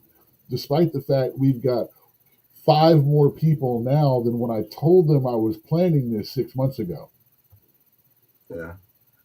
Well, again, I think it goes back to what that guy was saying in the video that I just played. It's like the employers want the people to feel like they need the employees. They can't be asking for stuff like what you're asking for. Like they need to be hurting, and that's where I went with the quiet. What I'm saying, I'm doing the quiet quitting. When I first got there, they were paying me $7.25 an hour, plus I got my tips. Man, the bar was clean. I was rotating, cleaning sections of the bar, keeping it up to date. There wasn't a glass that didn't shine and have niceness to it. I was backing off on tables and helping other people bust their tables, clean, run food, do all kinds of. I would back off of my own tables and make less. And now, fuck it, man. I sit back and play Toy Blast or Candy Crush between the stuff now because they're paying me $2.13 an hour. Yeah. They're not paying me to do that anymore. They're not paying me to exceed. They're not paying me to excel in my job. The customers are. My customers great service. My customers get great service. They get entertained. They get catered to. They get joked with. They get remembered. But everything else I do, fuck it. Well, this is what happens. This is the attitude that people have when they're not being treated properly, and that's what's happening. That's why we have in the whole first hour and a half of the show, we was talking about the UAW, the United Auto Workers Union. Yeah, and the strike. Let me read this. It says, Richard Feynman said, "We scientists are trying to prove ourselves wrong as quickly as possible because only in that way can we find progress. This is the opposite of how religion works. It disregards any evidence which is unfavorable to its belief in an attempt to convince believers and others it's true. This is why thousands of religions exist and why science works." So it's got a hashtag. It's science is greater than religion. Let me read a comment. It says, how much progress has science made towards discovering the true meaning and purpose of life? Or is that an invalid question from a scientific perspective? Somebody felt triggered. Another comment that says, I mean, enthusiastic and rapid self-correction is the ideal, but we scientists often fall short of that ideal. Look how long it took for plate tectonics to be respected among geologists. Scientists are not immune to the human aspects of bias, blind loyalty, irrationality, etc. I think we need to be careful using lofty idealistic language when discussing science. It can lead itself towards technocratic supremacy. I wrote a paper in school that science is a cult. I think that was the title of it. And, you know, you could say science is a new religion. You know, there's a lot related to the academics that they do the same thing that this guy is saying. What he said, disregard of any evidence, which is unfavorable. And in the scientific community, they do that a lot. I don't know, it was a movie or something I saw where the guy was he was the instructor, and one of his students wrote some stuff that went against his whole, what he built his whole career on. So he made sure that student freaking got, you know, gave him a bad grade, tried to get him kicked out of the school. There's an unspoken and accepted normal. And if you challenge that normal, anything you come up with becomes wrong. Just like in religion, yes. Science is a cult in itself. And you want to know the easiest way to non-religiously trigger an atheist? Explain to them that atheism is just another belief system. Mm-hmm. And academically speaking, from an anthropological, psychological, and discussion point of view, it is just as much a belief system as any religion or non-religion. And they will sit there to the dying breath and go, no, it just means we don't believe, blah, blah, blah, blah. It means belief in nothing. It's like, no, that is not just what it means. There are a lot more. There's skeptical atheism. There's non-skeptical atheism. There's approaches on how they argue their atheism. In both of those, there's two main processes that they use to argue, which means it falls into a what would that be? A canonical and a non-canonical, or an orthodox and an unorthodox point of view to argue, and all of that. It's a belief system, and there's nothing wrong with that. Yes, it is a belief in no deity and among other things, but it's still a belief system. And man, you want to talk about making people's I mean, if you want to make an atheist get Forrest Whitaker eye in 2 seconds, tell him that atheism is a belief system. Yeah. Let me read this. It says, Norman Borlaug has saved the lives of over 1 billion people using GMO rice and grain. It's said he even staved off a potential world war by ending the famine in Pakistan and India. Meanwhile, religious people are still throwing homosexuals from rooftops and freaking out over human gender. Scientific progress is true progress. Religious progress is often just death and destruction. That's going to piss a lot of people off. Oh, yeah. Scientific progress does not lead to death and destruction. I mean, but yeah. I mean? Atomic bomb. I mean, I think we had 2 years ago something about the scientific not being that fatal, right? Hey, just thoughts on all of that. Yeah, and I agree with you, but we do have to be careful because as far as like, hey, I respect religions, you know, but at the same time, and then I'm over here bashing science, saying that it's, you know, it's a cult. But if you are able to realize where you're wrong in religion or in science, then you are growing and changing and becoming better, and you're not stagnant. Let's do better and call science cult-like. Okay.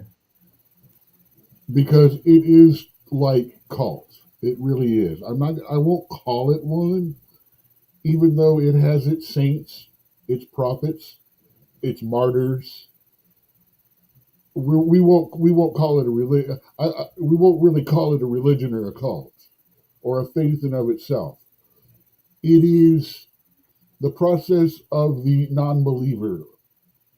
But at the same time, you also have some of the leading scientists that are absolute believers. Yeah. Matter of fact, they will sit there and say, there is not a thing that science has proven that denies God. And I like to make the argument that why can't evolution be the process of God's creation? You know. Well, like I've said that several times. That's one of the big things that gets them hating me is like, you know, the texts say that we were created in the image of a greater being. Who is to say that greater being looks even like we do today? We're still evolving. We are still changing. But a complex thing, because there's one thing that a scientist cannot tell you. What is the difference between a living body and a dead body? Yeah, that's funny because I was reading a lot about that not that long ago. The power source, the spark, and what is that spark? That's where science and religion have a problem because there's a gap between them. Yeah. So I'm thinking that the body was evolved to contain the spark. The spark is what continues. It's what part of the greater energy field that we all produce. Let me read this one. It says, I do not see them as mutually exclusive. It is the translation people twist it for selfish reasons. Another one, it says, religion has nothing to do with truth. Another one, it says, apart from the scientists who want to prove their financial backers right. Religion was the first science. Religion literally is science day one. It was us coming out of the cave and going, what is that sound in the sky?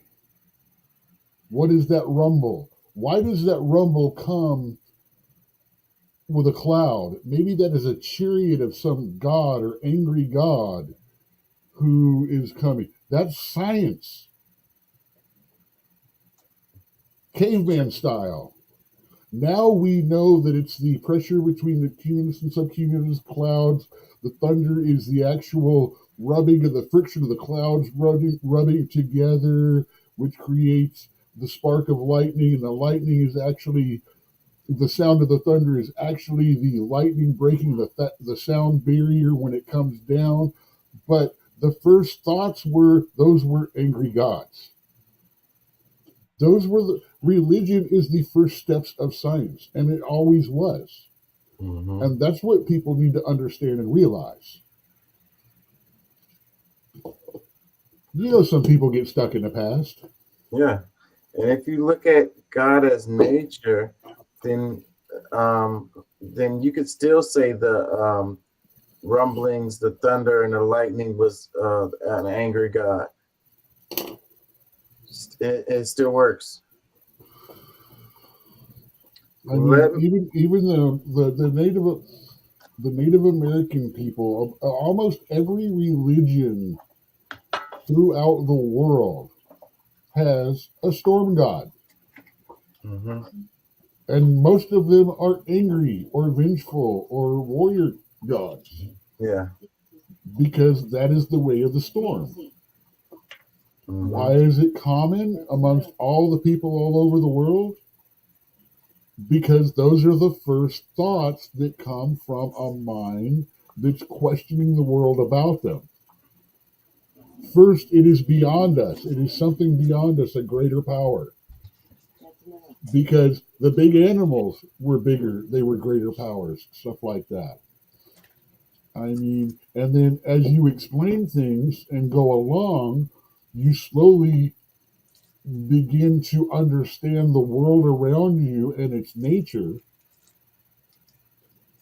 And then somewhere along the line, the process of like, hey, I have this idea, let's test it, comes along. And that happened long before the scientific process was developed. They were using it. Hey, here's an idea, let's see. Exactly. Check this meme out. It says, socialism never works. Norway is a socialist and they're doing great.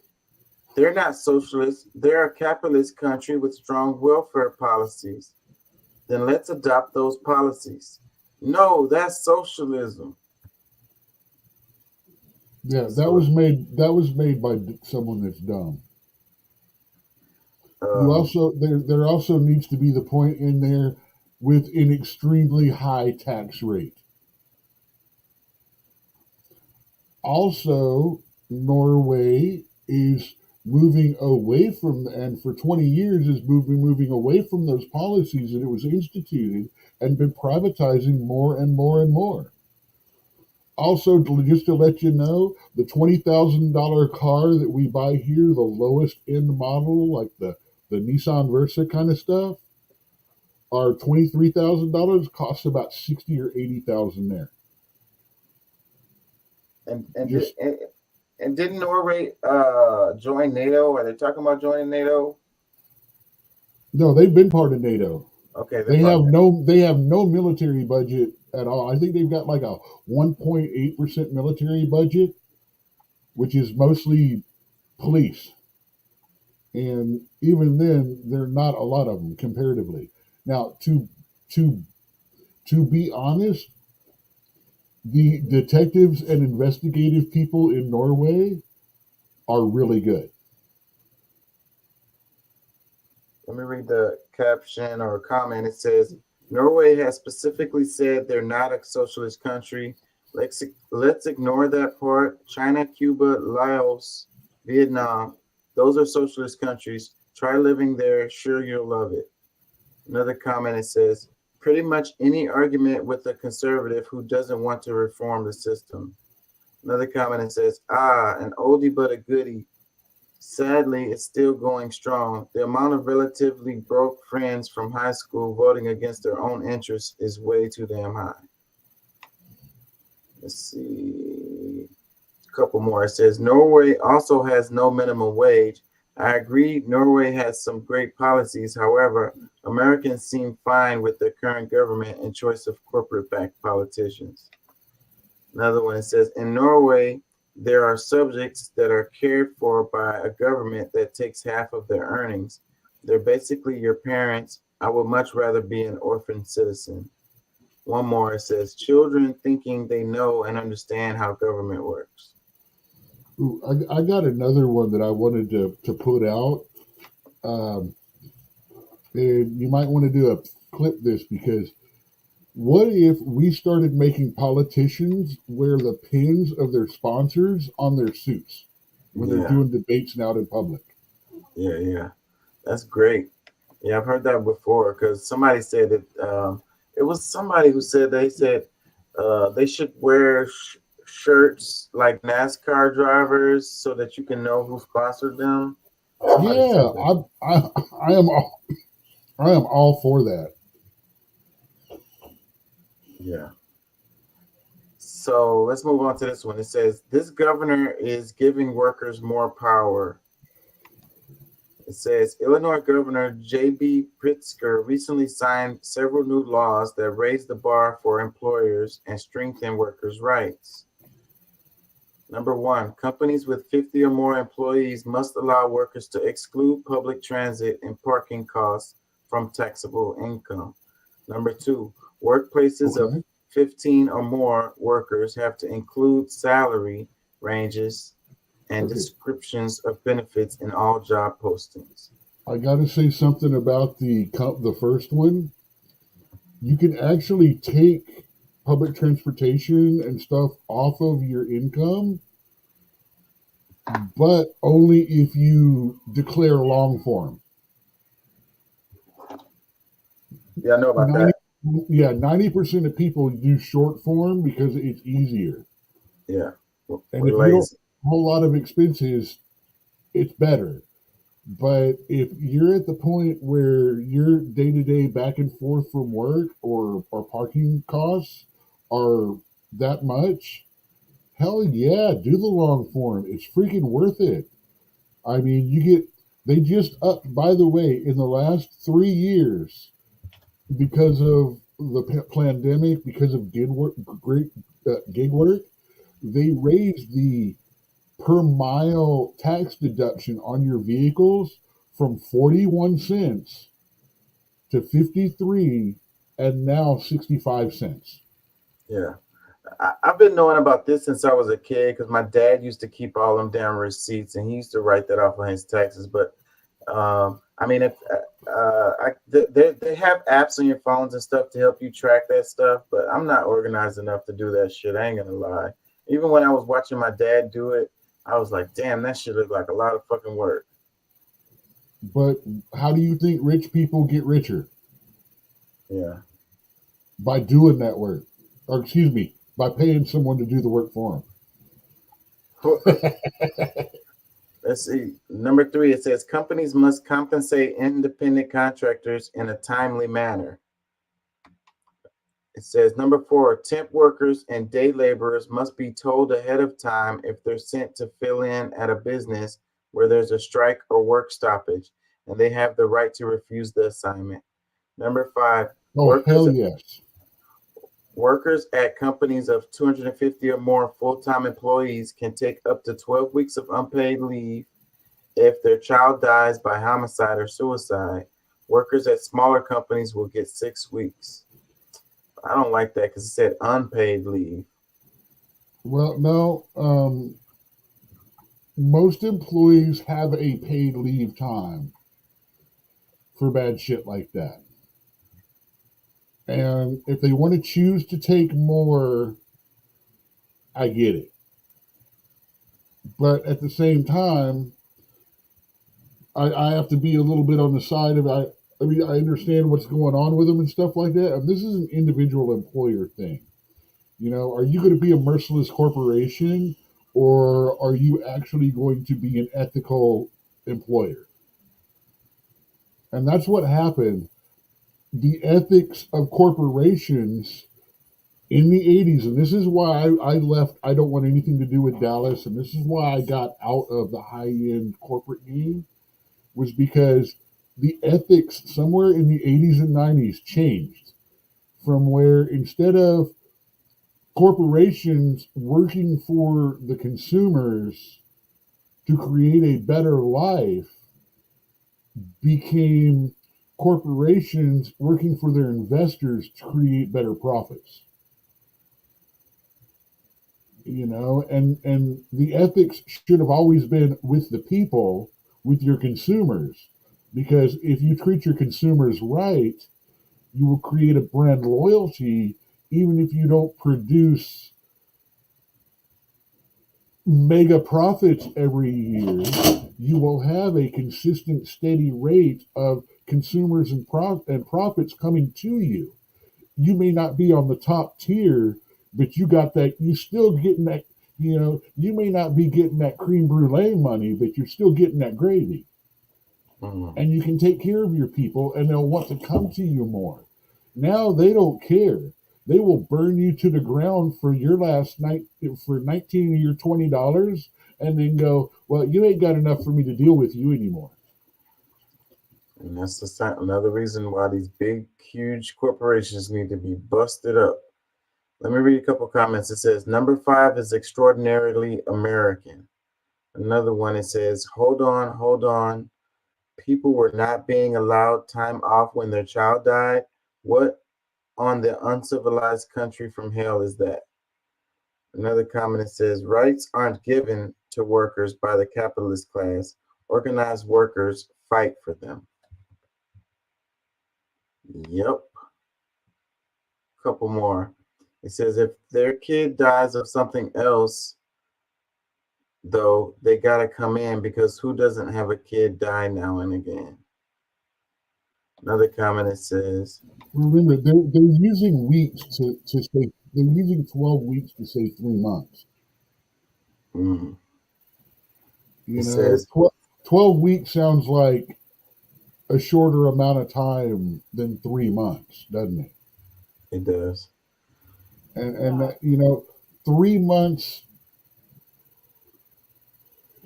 like I say, most of them will give you at least 2 weeks to 30 days off. And if they don't pay you, man, I'm telling you, I will join you on blast of that company if they don't give you at least a month off if your kid dies. I mean, and give you a little bit of pay. Because, fuck, man. I'm willing to bet my job wouldn't give me a freaking penny. No, they'd let me off, but they wouldn't pay me. Yeah. Well, take time to grieve. We'll see you in a couple of months. Can you still work Wednesdays and Thursdays, though? Because we don't have enough people, and on one of those days, you're the senior employee, and we don't have anyone that will take that day.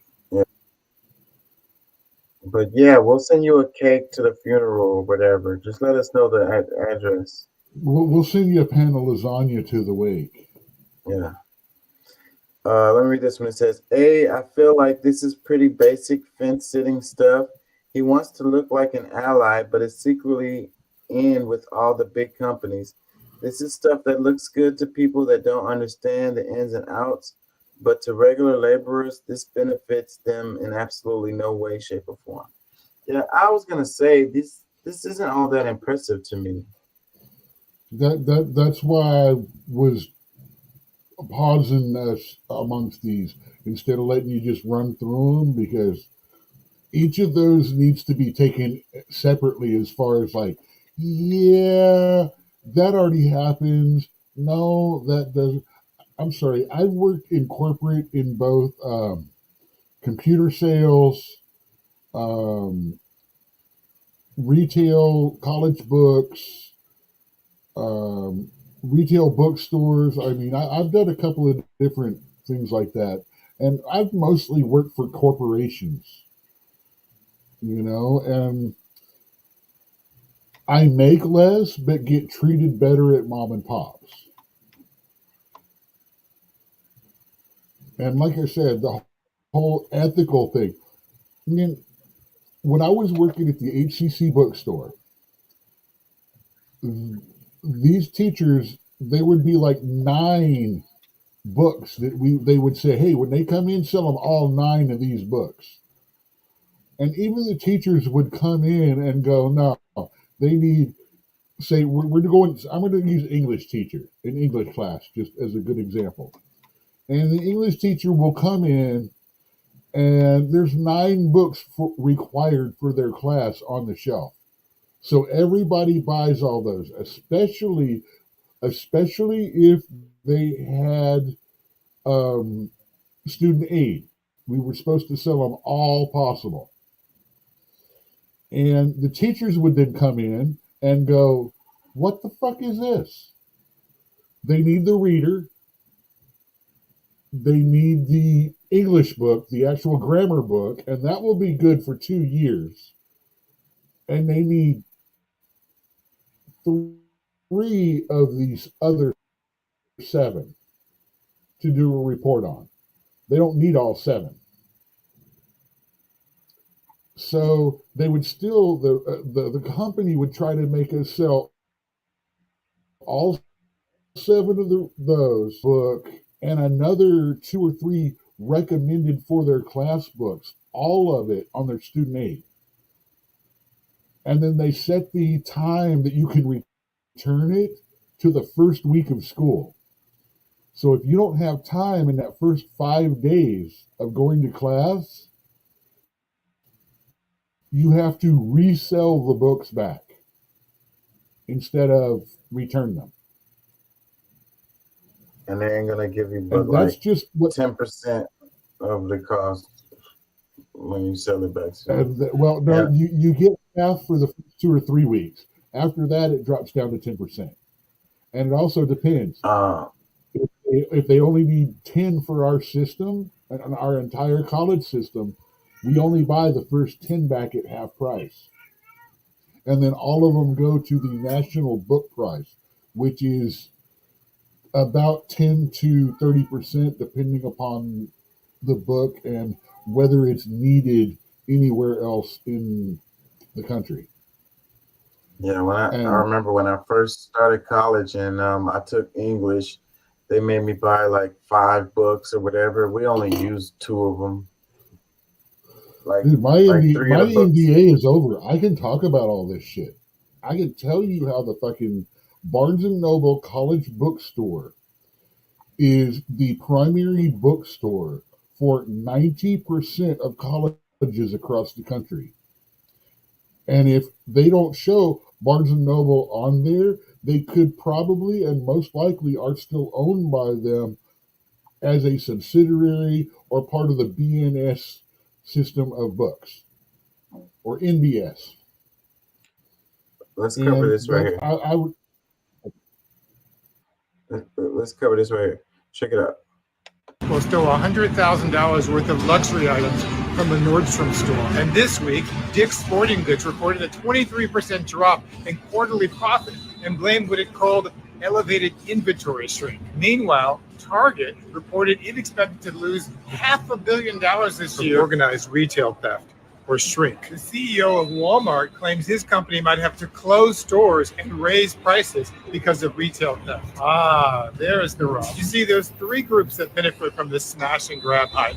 First, the retailers who can use the hype to justify raising prices. Second, the police, who are always eager to prove their necessity when there's fear of a new crime spree. And third, the media, who love shocking and sensational video. For the retailers, the term shrink not only refers to shoplifting, but also includes inventory that is damaged, lost, or stolen by employees. The National Retail Federation admits that external retail crime only accounts for 37% of shrink losses. That means that 2/3 of the losses have nothing to do with those dramatic smash and grab scenes. In fact, the CFO of Walgreens admitted this year that the hype about retail theft was overblown. With the police here in Southern California, overall crime rates in LA are down from last year. And a recent surge in smash and grab robberies makes up little of the overall problem of retail thefts, according to the LA Times. But there's 2 additional factors that contribute to the way this story is told: politics and race. The smash and grab stories help promote an image of rampant crime in places that Republicans like to call Democrat cities. And videos of Black people committing crimes allow conservatives to pathologize Blackness and link it to criminality. But most Black people don't commit crimes and actually have lower odds of shoplifting than whites, according to government research. Now, don't get me wrong. Plenty of Black people do commit crimes, just like plenty of white people do. But when Black people do it, we bear a burden of representation that unfairly associates individual actors with an entire race of people. That's why we get profiled in stories. When white people commit crime, they're usually not held out as examples to demonize an entire race. That's why the most famous thieves in American history are celebrated as heroes in some circles. Jesse James, Bonnie and Clyde, John Dillinger, Willie Sutton, Pretty Boy Floyd, Butch Cassidy and the Sundance Kid, D.B. Cooper, and Patty Hearst were all white. And that's not including the thieves who stole this land from the indigenous people. So when we talk about retail theft, let's be mindful of how these videos can be used by some as an excuse to lock up more Black people in jail. We've all seen the images. Flash mobs of thieves openly ransacking stores and brazen smash and grab retail thefts recorded on video. Last week, a group of 50 people stole $100,000 worth of luxury items from a Nordstrom store. And this week, Dick's Sporting Goods reported a 23... I hate that the video, he's outside and he's got the sounds of the cars and stuff going by. And then he put music in the background of that. Like, it made the video sound like a mosh posh of, and then with him talking over it. So him talking, cars going by in the background, and then music playing in the background. Like, this guy didn't think this video out very clear much. It was painful to listen to. Anyways, he's talking about how the media is grabbing a hold to these smash and grab stories, and the media is running with them and making them big and loving that shit, you know. And he's explaining that, you know, it's not like a surge of this happening the way that they're making it seem. And you know, they're making money off of this stuff. Like, it's a scam. As far as the thing is actually happening, it is happening. It's just that it's overblown, and the company's making money, the media is making money, and it gives an excuse for more policing and so forth and so on. Basically, that's the point that he's making. So D.L. Hewley posted this. He said, "The more you know, the hidden agenda of soft theft. What you see and what the statistics prove are two totally different things." It says, "Thoughts on these new lenient theft laws." So, and then like the media is all like, it's gonna be the Wild Wild West. It's like California got these soft theft laws, so now people are just gonna rob all the stores blind and so forth and so on. And what I was saying is like, the way we react to petty theft is all the way overblown. Like, there was a case that recently where this chick was in the parking lot. I don't remember. Maybe it was a Target store. I'm not sure. And she had stole something out of the store, and she was in the car, and the police approached her, and then she tried to like drive away, and they shot her and they killed her. She died. And it was like, okay, I don't condone this type of behavior at all. The theft, the stealing and stuff. Cop standing in front of the car when she tried to take off.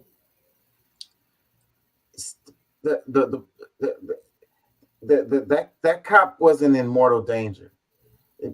Either way, the point is, what I'm saying is a theft doesn't should not result in a death. You know what I'm saying? But attempted murder should. I'm not. No, attempted murder should not. But it should be understood that you fucking playing with consequences. You think you can get away? You know, I have a serious problem about this video because the facts are just as misinterpreted, and they are just as deceptive as what's going on from the other side. Because the reason that thefts and all that stuff and declared thefts and stuff are like down that so much in those towns and city, in the city that he's particularly talking about, LA, is because they raised the amounts to declare it that much. They changed the laws to deliberately hide how much is going on. You've got regular retailers locking stuff up because people are going in with backpacks 3, 5, 7 times a day, throwing stuff up. Those are the small retailers. These are the ones.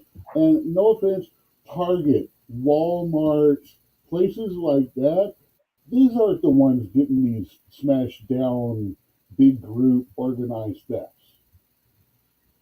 Those are mall stores with big bags, Bloomingdale's. These are big money chains that are getting those hits and stuff. It's different. It's completely two different types of demographics that are being pushed into the same thing and used to justify. And no offense intended, either way, there's no justifying, well, I'm just doing it because I'm poor. No, you're doing it because you're a thief. Because it's easier to steal. And as far as the big organized ones we see, yeah, tell me that's not something going on. But here's the funny thing about that. take a good look at those hits. There's somebody driving around in vans and shit like that, bringing some of these people from town to town and going around and doing this. Because if you start tracking this on a map by what days did it happen, you're going to find that, you know, LA to San Francisco to San Diego, it's like boom, boom, boom. They're on a string. I mean, there's some organization going in some of that.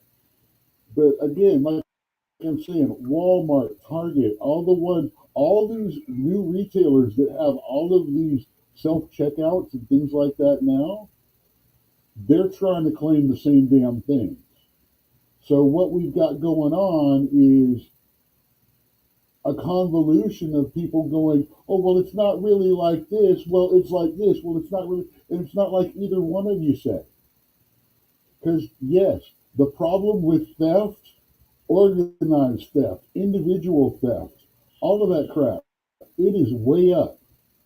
We have employee theft rising because, well, I deserve more than they're paying me, so I'm going to take what I want because people are feeling entitled. I mean, that's the basic problem about this. It's a matter of entitlement, both by the people and by the corporations.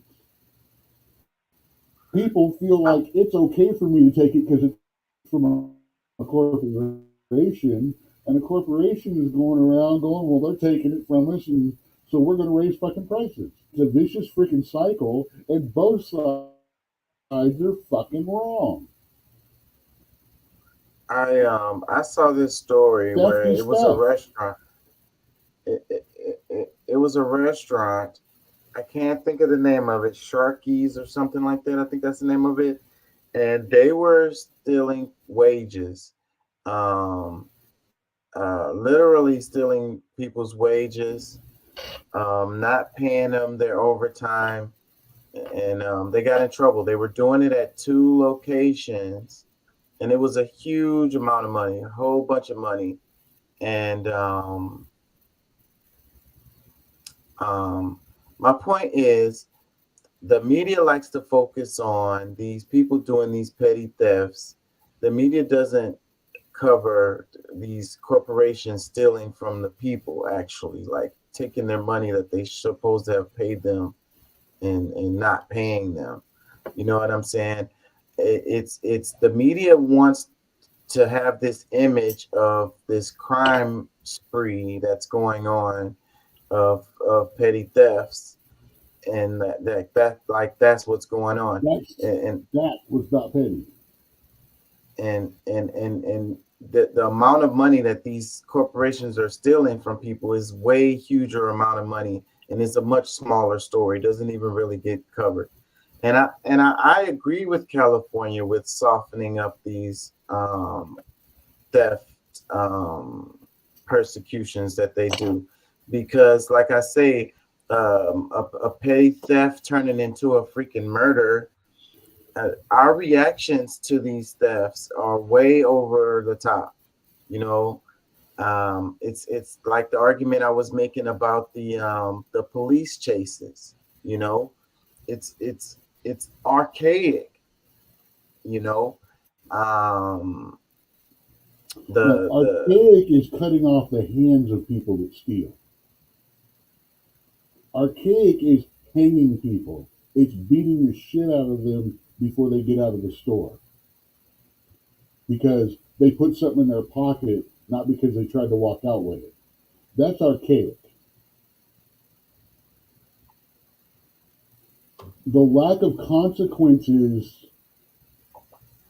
is emboldening and increasing crime.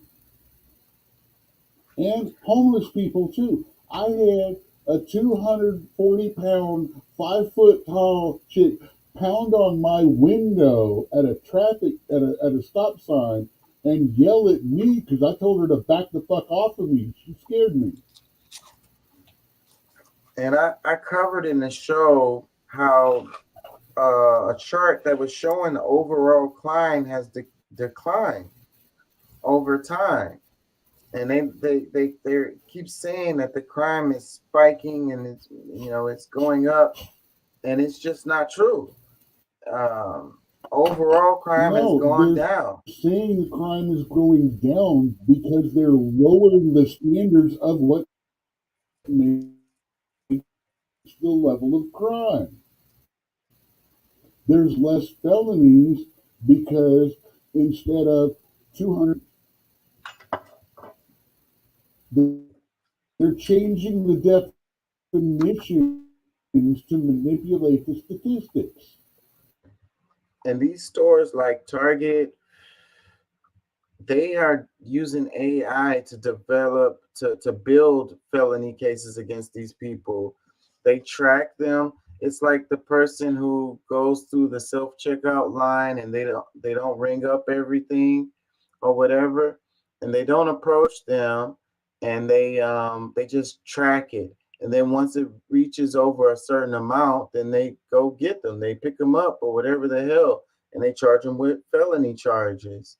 So, like, I think that's the way to go with dealing with this type of stuff. Like, just, Okay, I want to see an article about them actually doing that, because you're saying that they're identifying every individual customer, showing what they scan and what they don't, which is telling me they have a level of sophistication of surveillance that is way beyond their capabilities.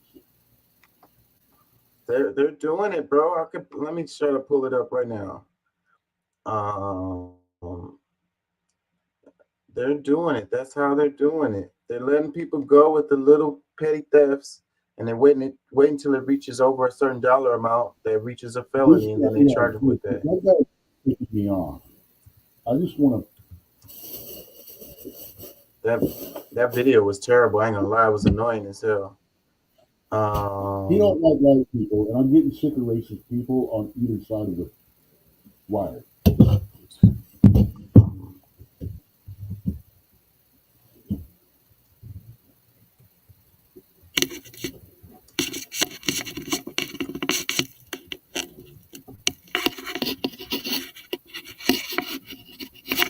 Well, that was posted by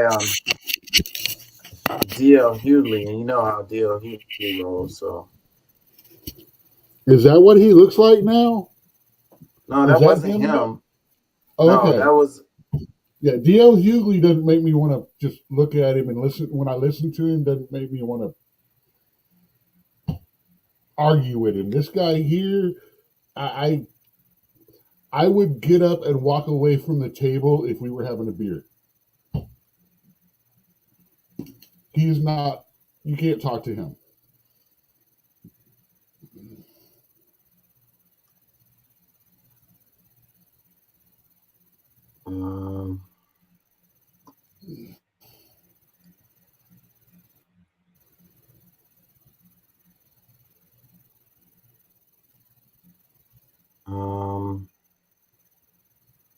I'm searching right now. My big problem is the fact that people look at these videos with people loading backpacks up with stuff and going, I don't care if you're stealing or not.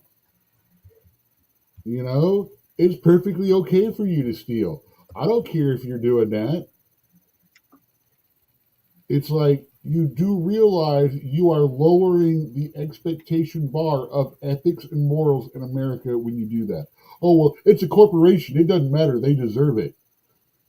Nobody deserves to be stolen from. I'm just, the logic of, and I'm on the other side of, if I'm freaking hungry, you know what? I'm going to stick a pound of hamburger down my pants, put some hamburger helper in my back pocket, and go home and cook for my family. I'm not going to lie. But I'm not going to go into Louis Vuitton and run out with 8 handbags under my arm and say, oh, I did it because I was hungry. I'm not going to go and buy a gun and carjack somebody because I was hungry.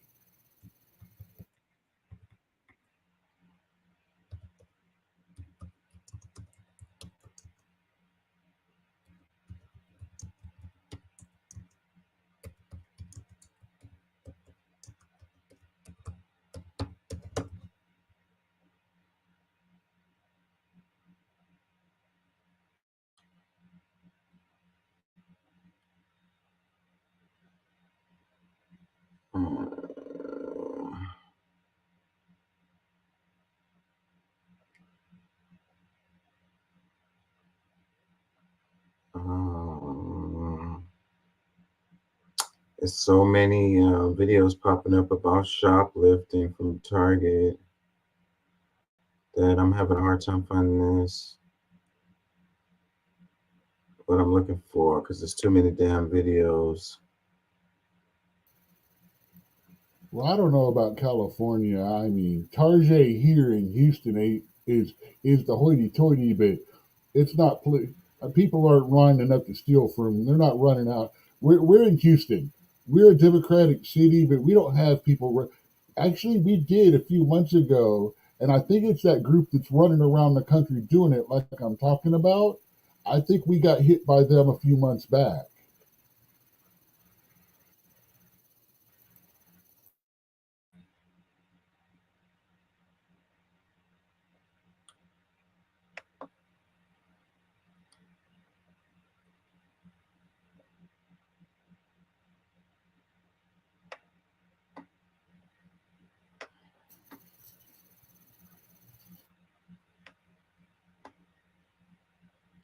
Yeah, this is not it.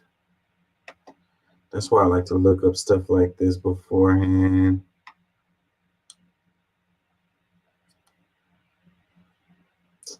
I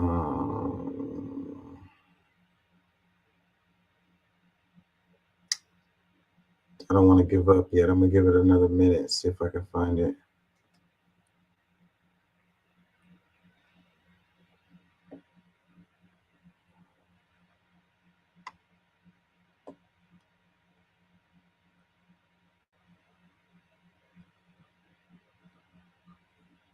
Is this it? Hold on.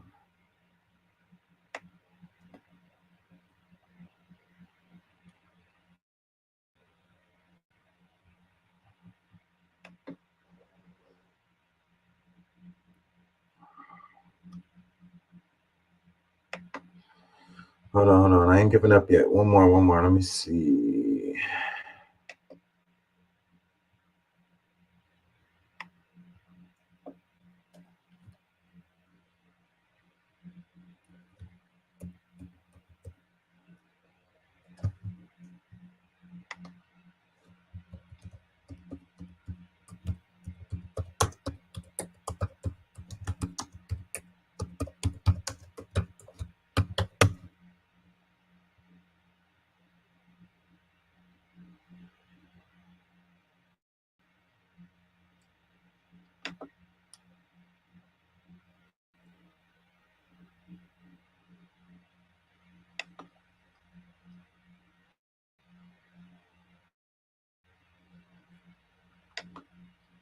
New technology leads to quick shoplifting arrest.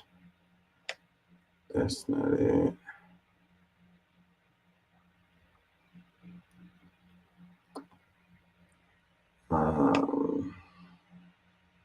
It's way too many videos. That's what's making this hard. Let's go on and move something. We can always come back to this on another show. Yeah, we're gonna have to because I can't find it. It's so much. This is not a topic we can cover in one evening. Plus, we really need to get Pat and Goose in and their opinions on both sides of this too. Yeah, I'm gonna come back to it. I'll find it and I'll probably send it in the group when I find it. Yeah, group or hit activate. I just started a Doc Weird Facebook account. I'm trying to get it moved over to entertainer personality instead of personal page. And once I do that, everything I'll do interacting wise Facebook will go through that page.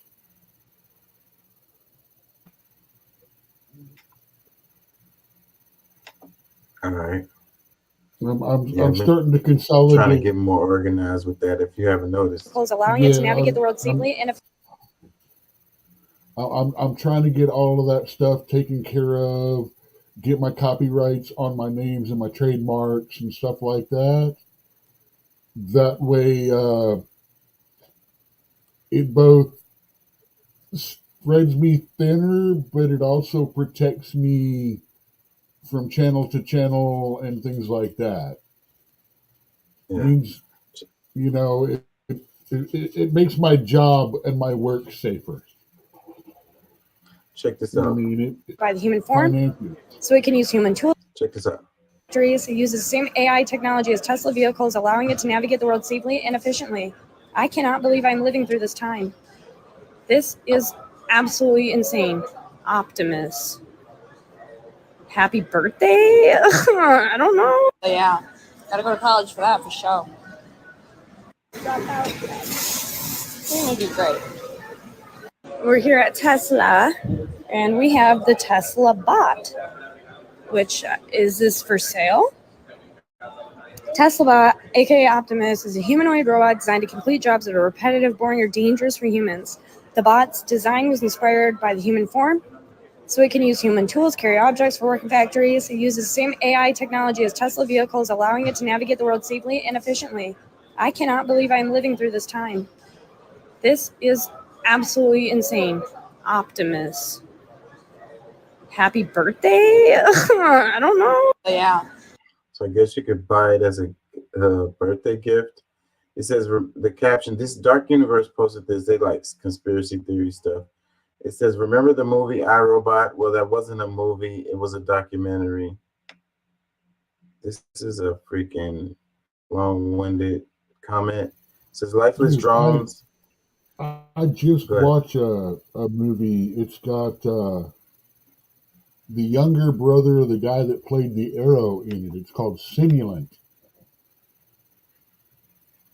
And it was how lifelike bots and stuff could be programmed with memories of somebody, and then they were trying to work this software update to make them actually intelligent, actually free-willed instead of under the thing. It was a decent, mediocre movie, if you can understand that. I mean, the writing was mediocre, the actors were mediocre, were B-listers. It was a mediocre everything about the movie, but it was a good movie to sit there and go, oh. Yeah, there was one I saw and I really liked it. It was the guy was doing a science experiment. It was an AI robot. He made the guy, he locked the guy in there with the girl robot. She was a female like appearance robot. Deus and he Ex like, Machina. what was the name of it? Ex Machina. Yeah, Ex Machina, that's the one. Yeah. What'd you think of that?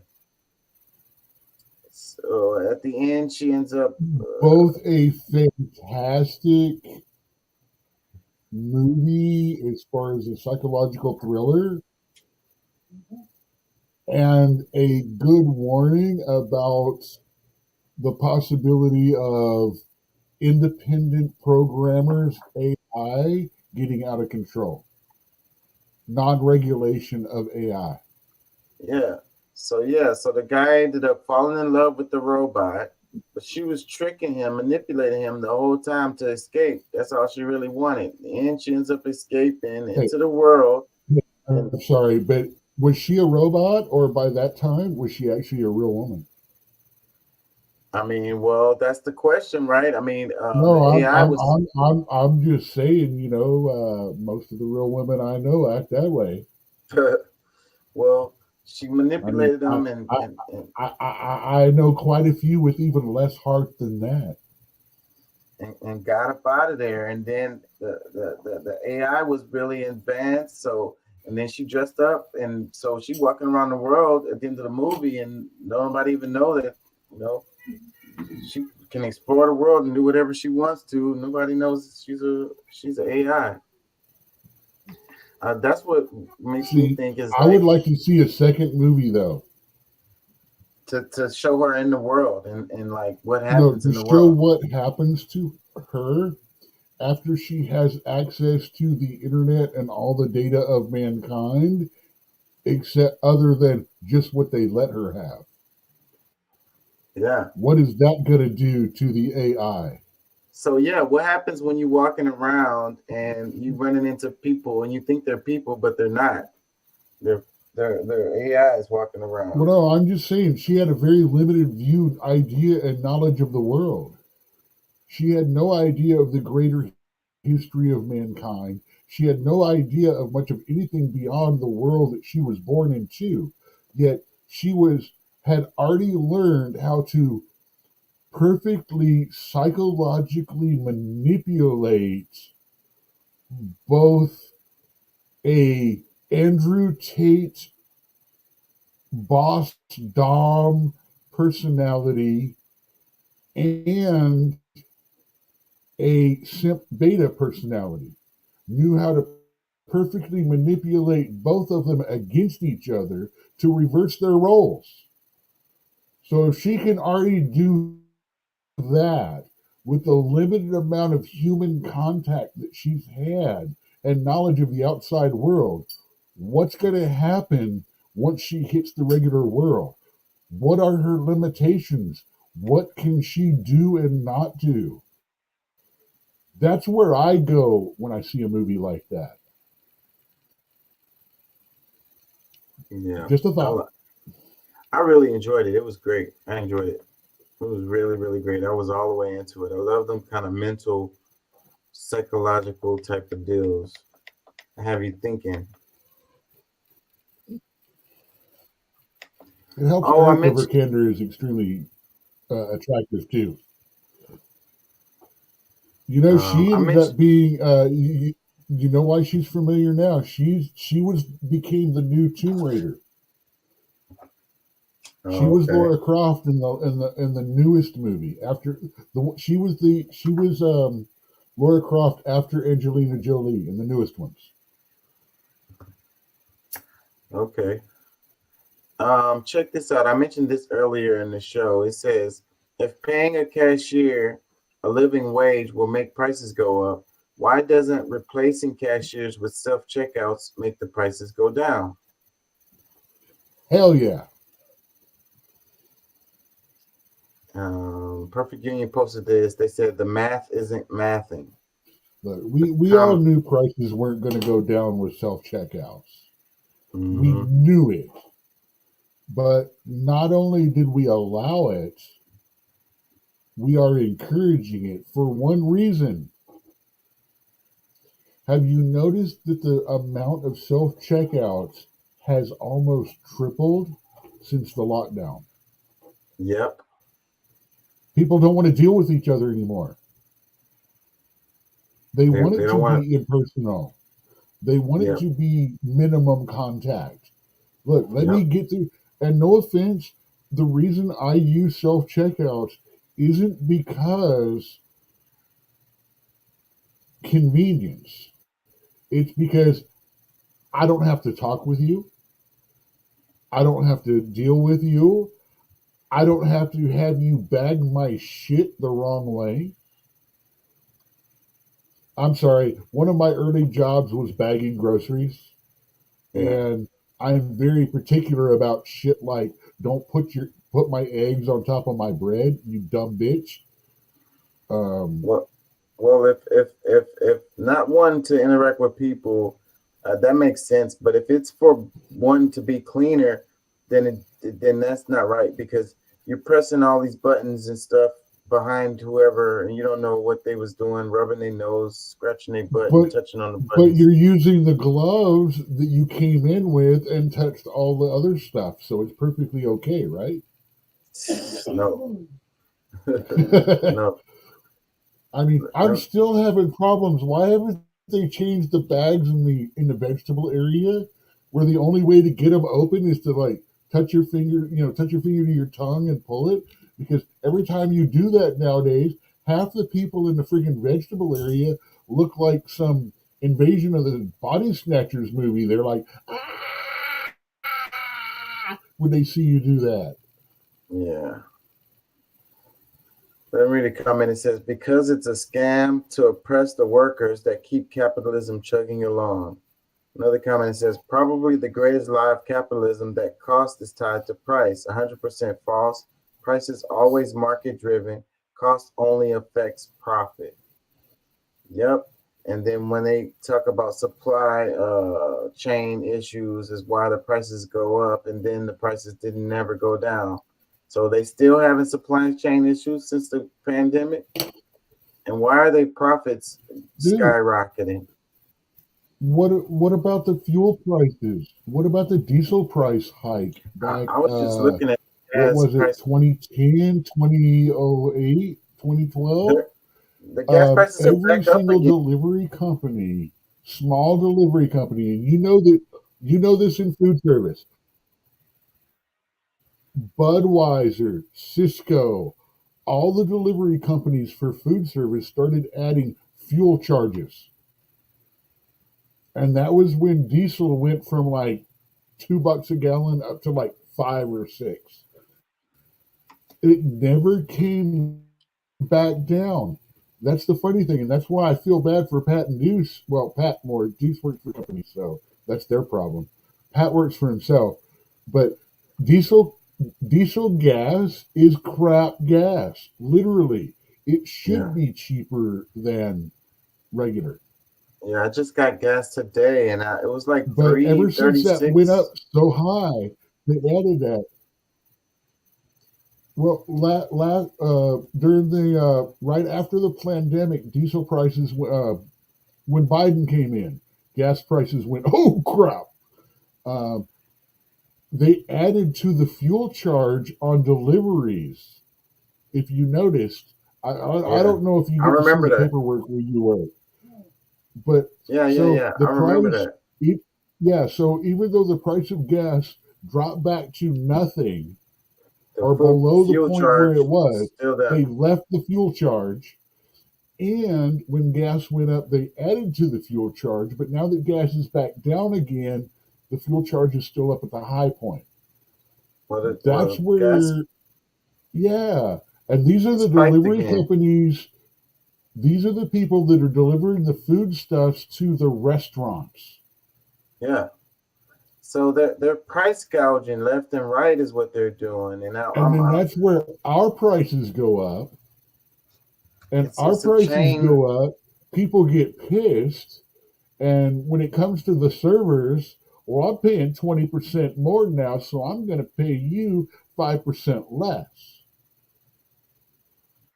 You Everybody know, and it's like, is- dude, I just bring your food to the table, get your order right. I crack jokes with you and stuff like that. I don't have any control over that. So And I'm getting- so you're getting screwed. And I don't understand why everybody's not pissed about this. Like we're And we getting make price gouged. $2.13 an hour. We're getting We price should gouged be left and making right. $3.62. We should be making $3.62 an hour. And people that want to sit there and say I'm crazy for begging for $3.62, you don't understand. That is the difference between taxes or not. That is life or death between some of us. Actually, a server who relies on tips should be making $5 an hour. Yeah.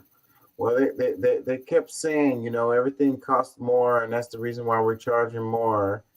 But then they got record profits, so the damn math is not mathing. And then nobody is mad about this. Nobody's mad about how much they're paying at the damn grocery store, how much the price is raised after the pandemic and hasn't gone down. Nobody's upset about this. I don't get it. Well, it's not gone down because they put 40% more money into the system. And as long as that money is there, prices are going to stay up until the top tier people get all that money. And they want that money to keep changing hands because every single step along the way, Uncle Sugar gets his little bite. Let me read a comment. It says, the answer is simple. In our economy, we're now witnessing the complete decoupling of price from cost and the complete decoupling of demand from price. Corporations have learned they can charge as much as they want, and people just keep buying. The only math that matters is that corporate profits have to increase every year. That drives all logic and systematically drains wealth from the money into the pockets of the few. Another one, it says, I actually just learned this in macroeconomics class. Given that the demand for food is inelastic and based off of the Oppenheimer model of relativity to the store chain execs understand that capitalism is king and that they don't face any repercussions for doing things for profit's sake without considering the human cost. Don't quote me on this. It's barely week 3. Fun fact. That is generally overlooked. I understand where he's coming from. It says, fun fact that is generally overlooked. When you use a robot instead of a human, you are defunding our social security system because now the company doesn't pay into social security, nor does the worker. It's also a lose-lose situation, and I try to tell people this all the time. No payroll tax, no social security, etc.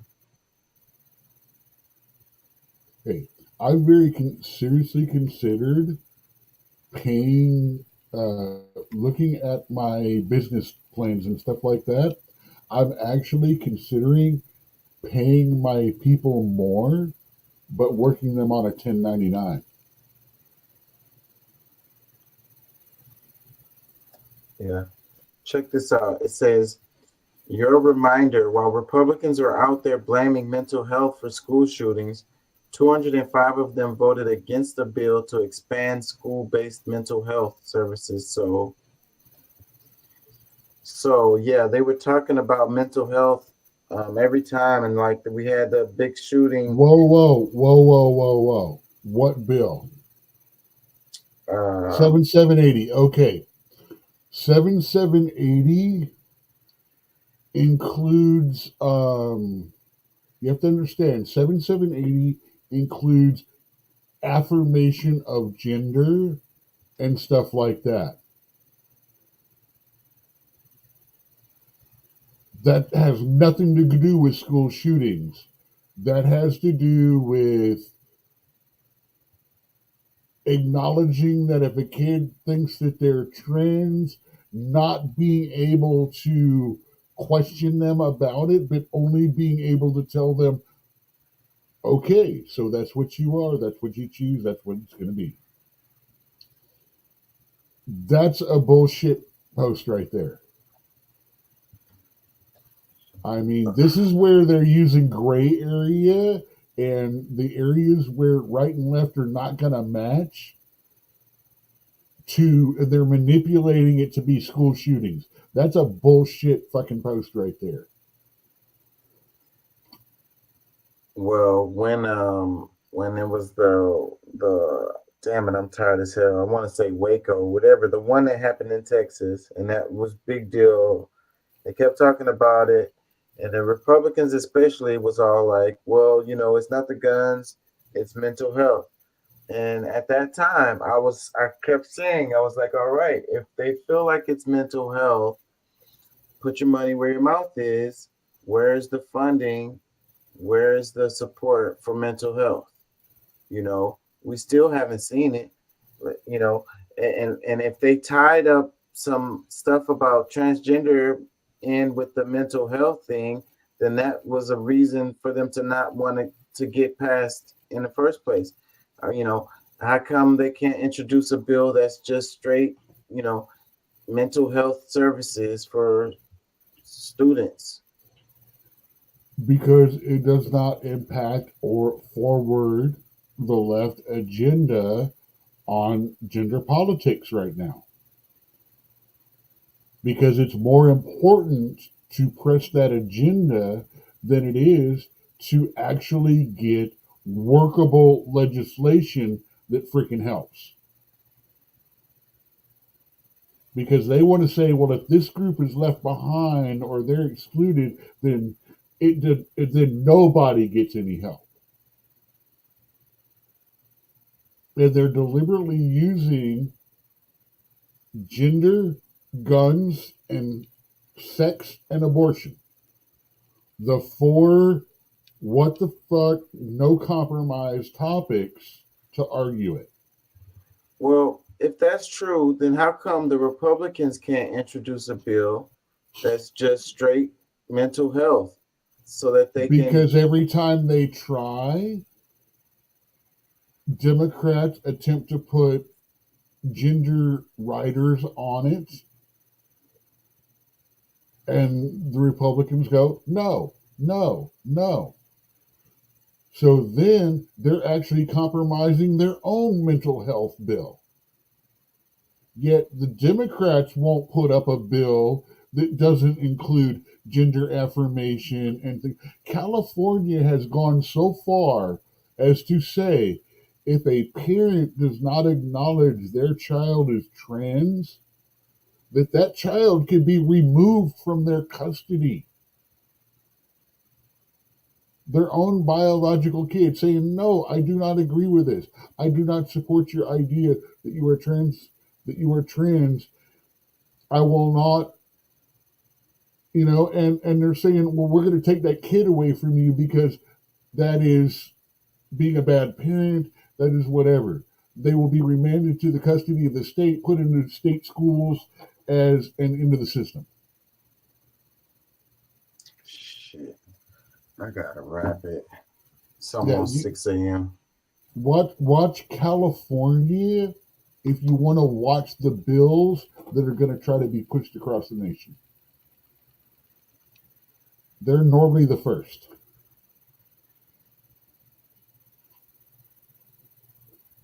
Damn, there was a couple more that I didn't get to, but I ain't gonna be able to make it to them. I gotta wrap it, man, because I just realized I gotta be to work earlier than I thought tomorrow. Just looked at my schedule, so I gotta go to sleep. Peace and love. I start my shit next week, man. It's funny. I wanted to rent my car on Friday to do the week, but you have to rent it through their system on Monday, which means I'll go 4 days not actually running rides before I even begin to know what's going on. It's like, oh crap. But hey, that's the way it is. Gotta try it, or you're never gonna know. I can study all this. I can claim to be all the academic I want, but knowledge without experience is not true understanding. Yeah. All right, man. I did 6.5 hours. I wasn't intending on that, but I didn't do a show yesterday, so we can call this one 2 shows. That's my fault. I came in halfway through the end of it, and I was awake and shit, and you were fading, and I'm like, yeah, let's do this. All right, man. Peace and love. Thank y'all for joining. Thank y'all for listening. I gotta get out of here. Love out.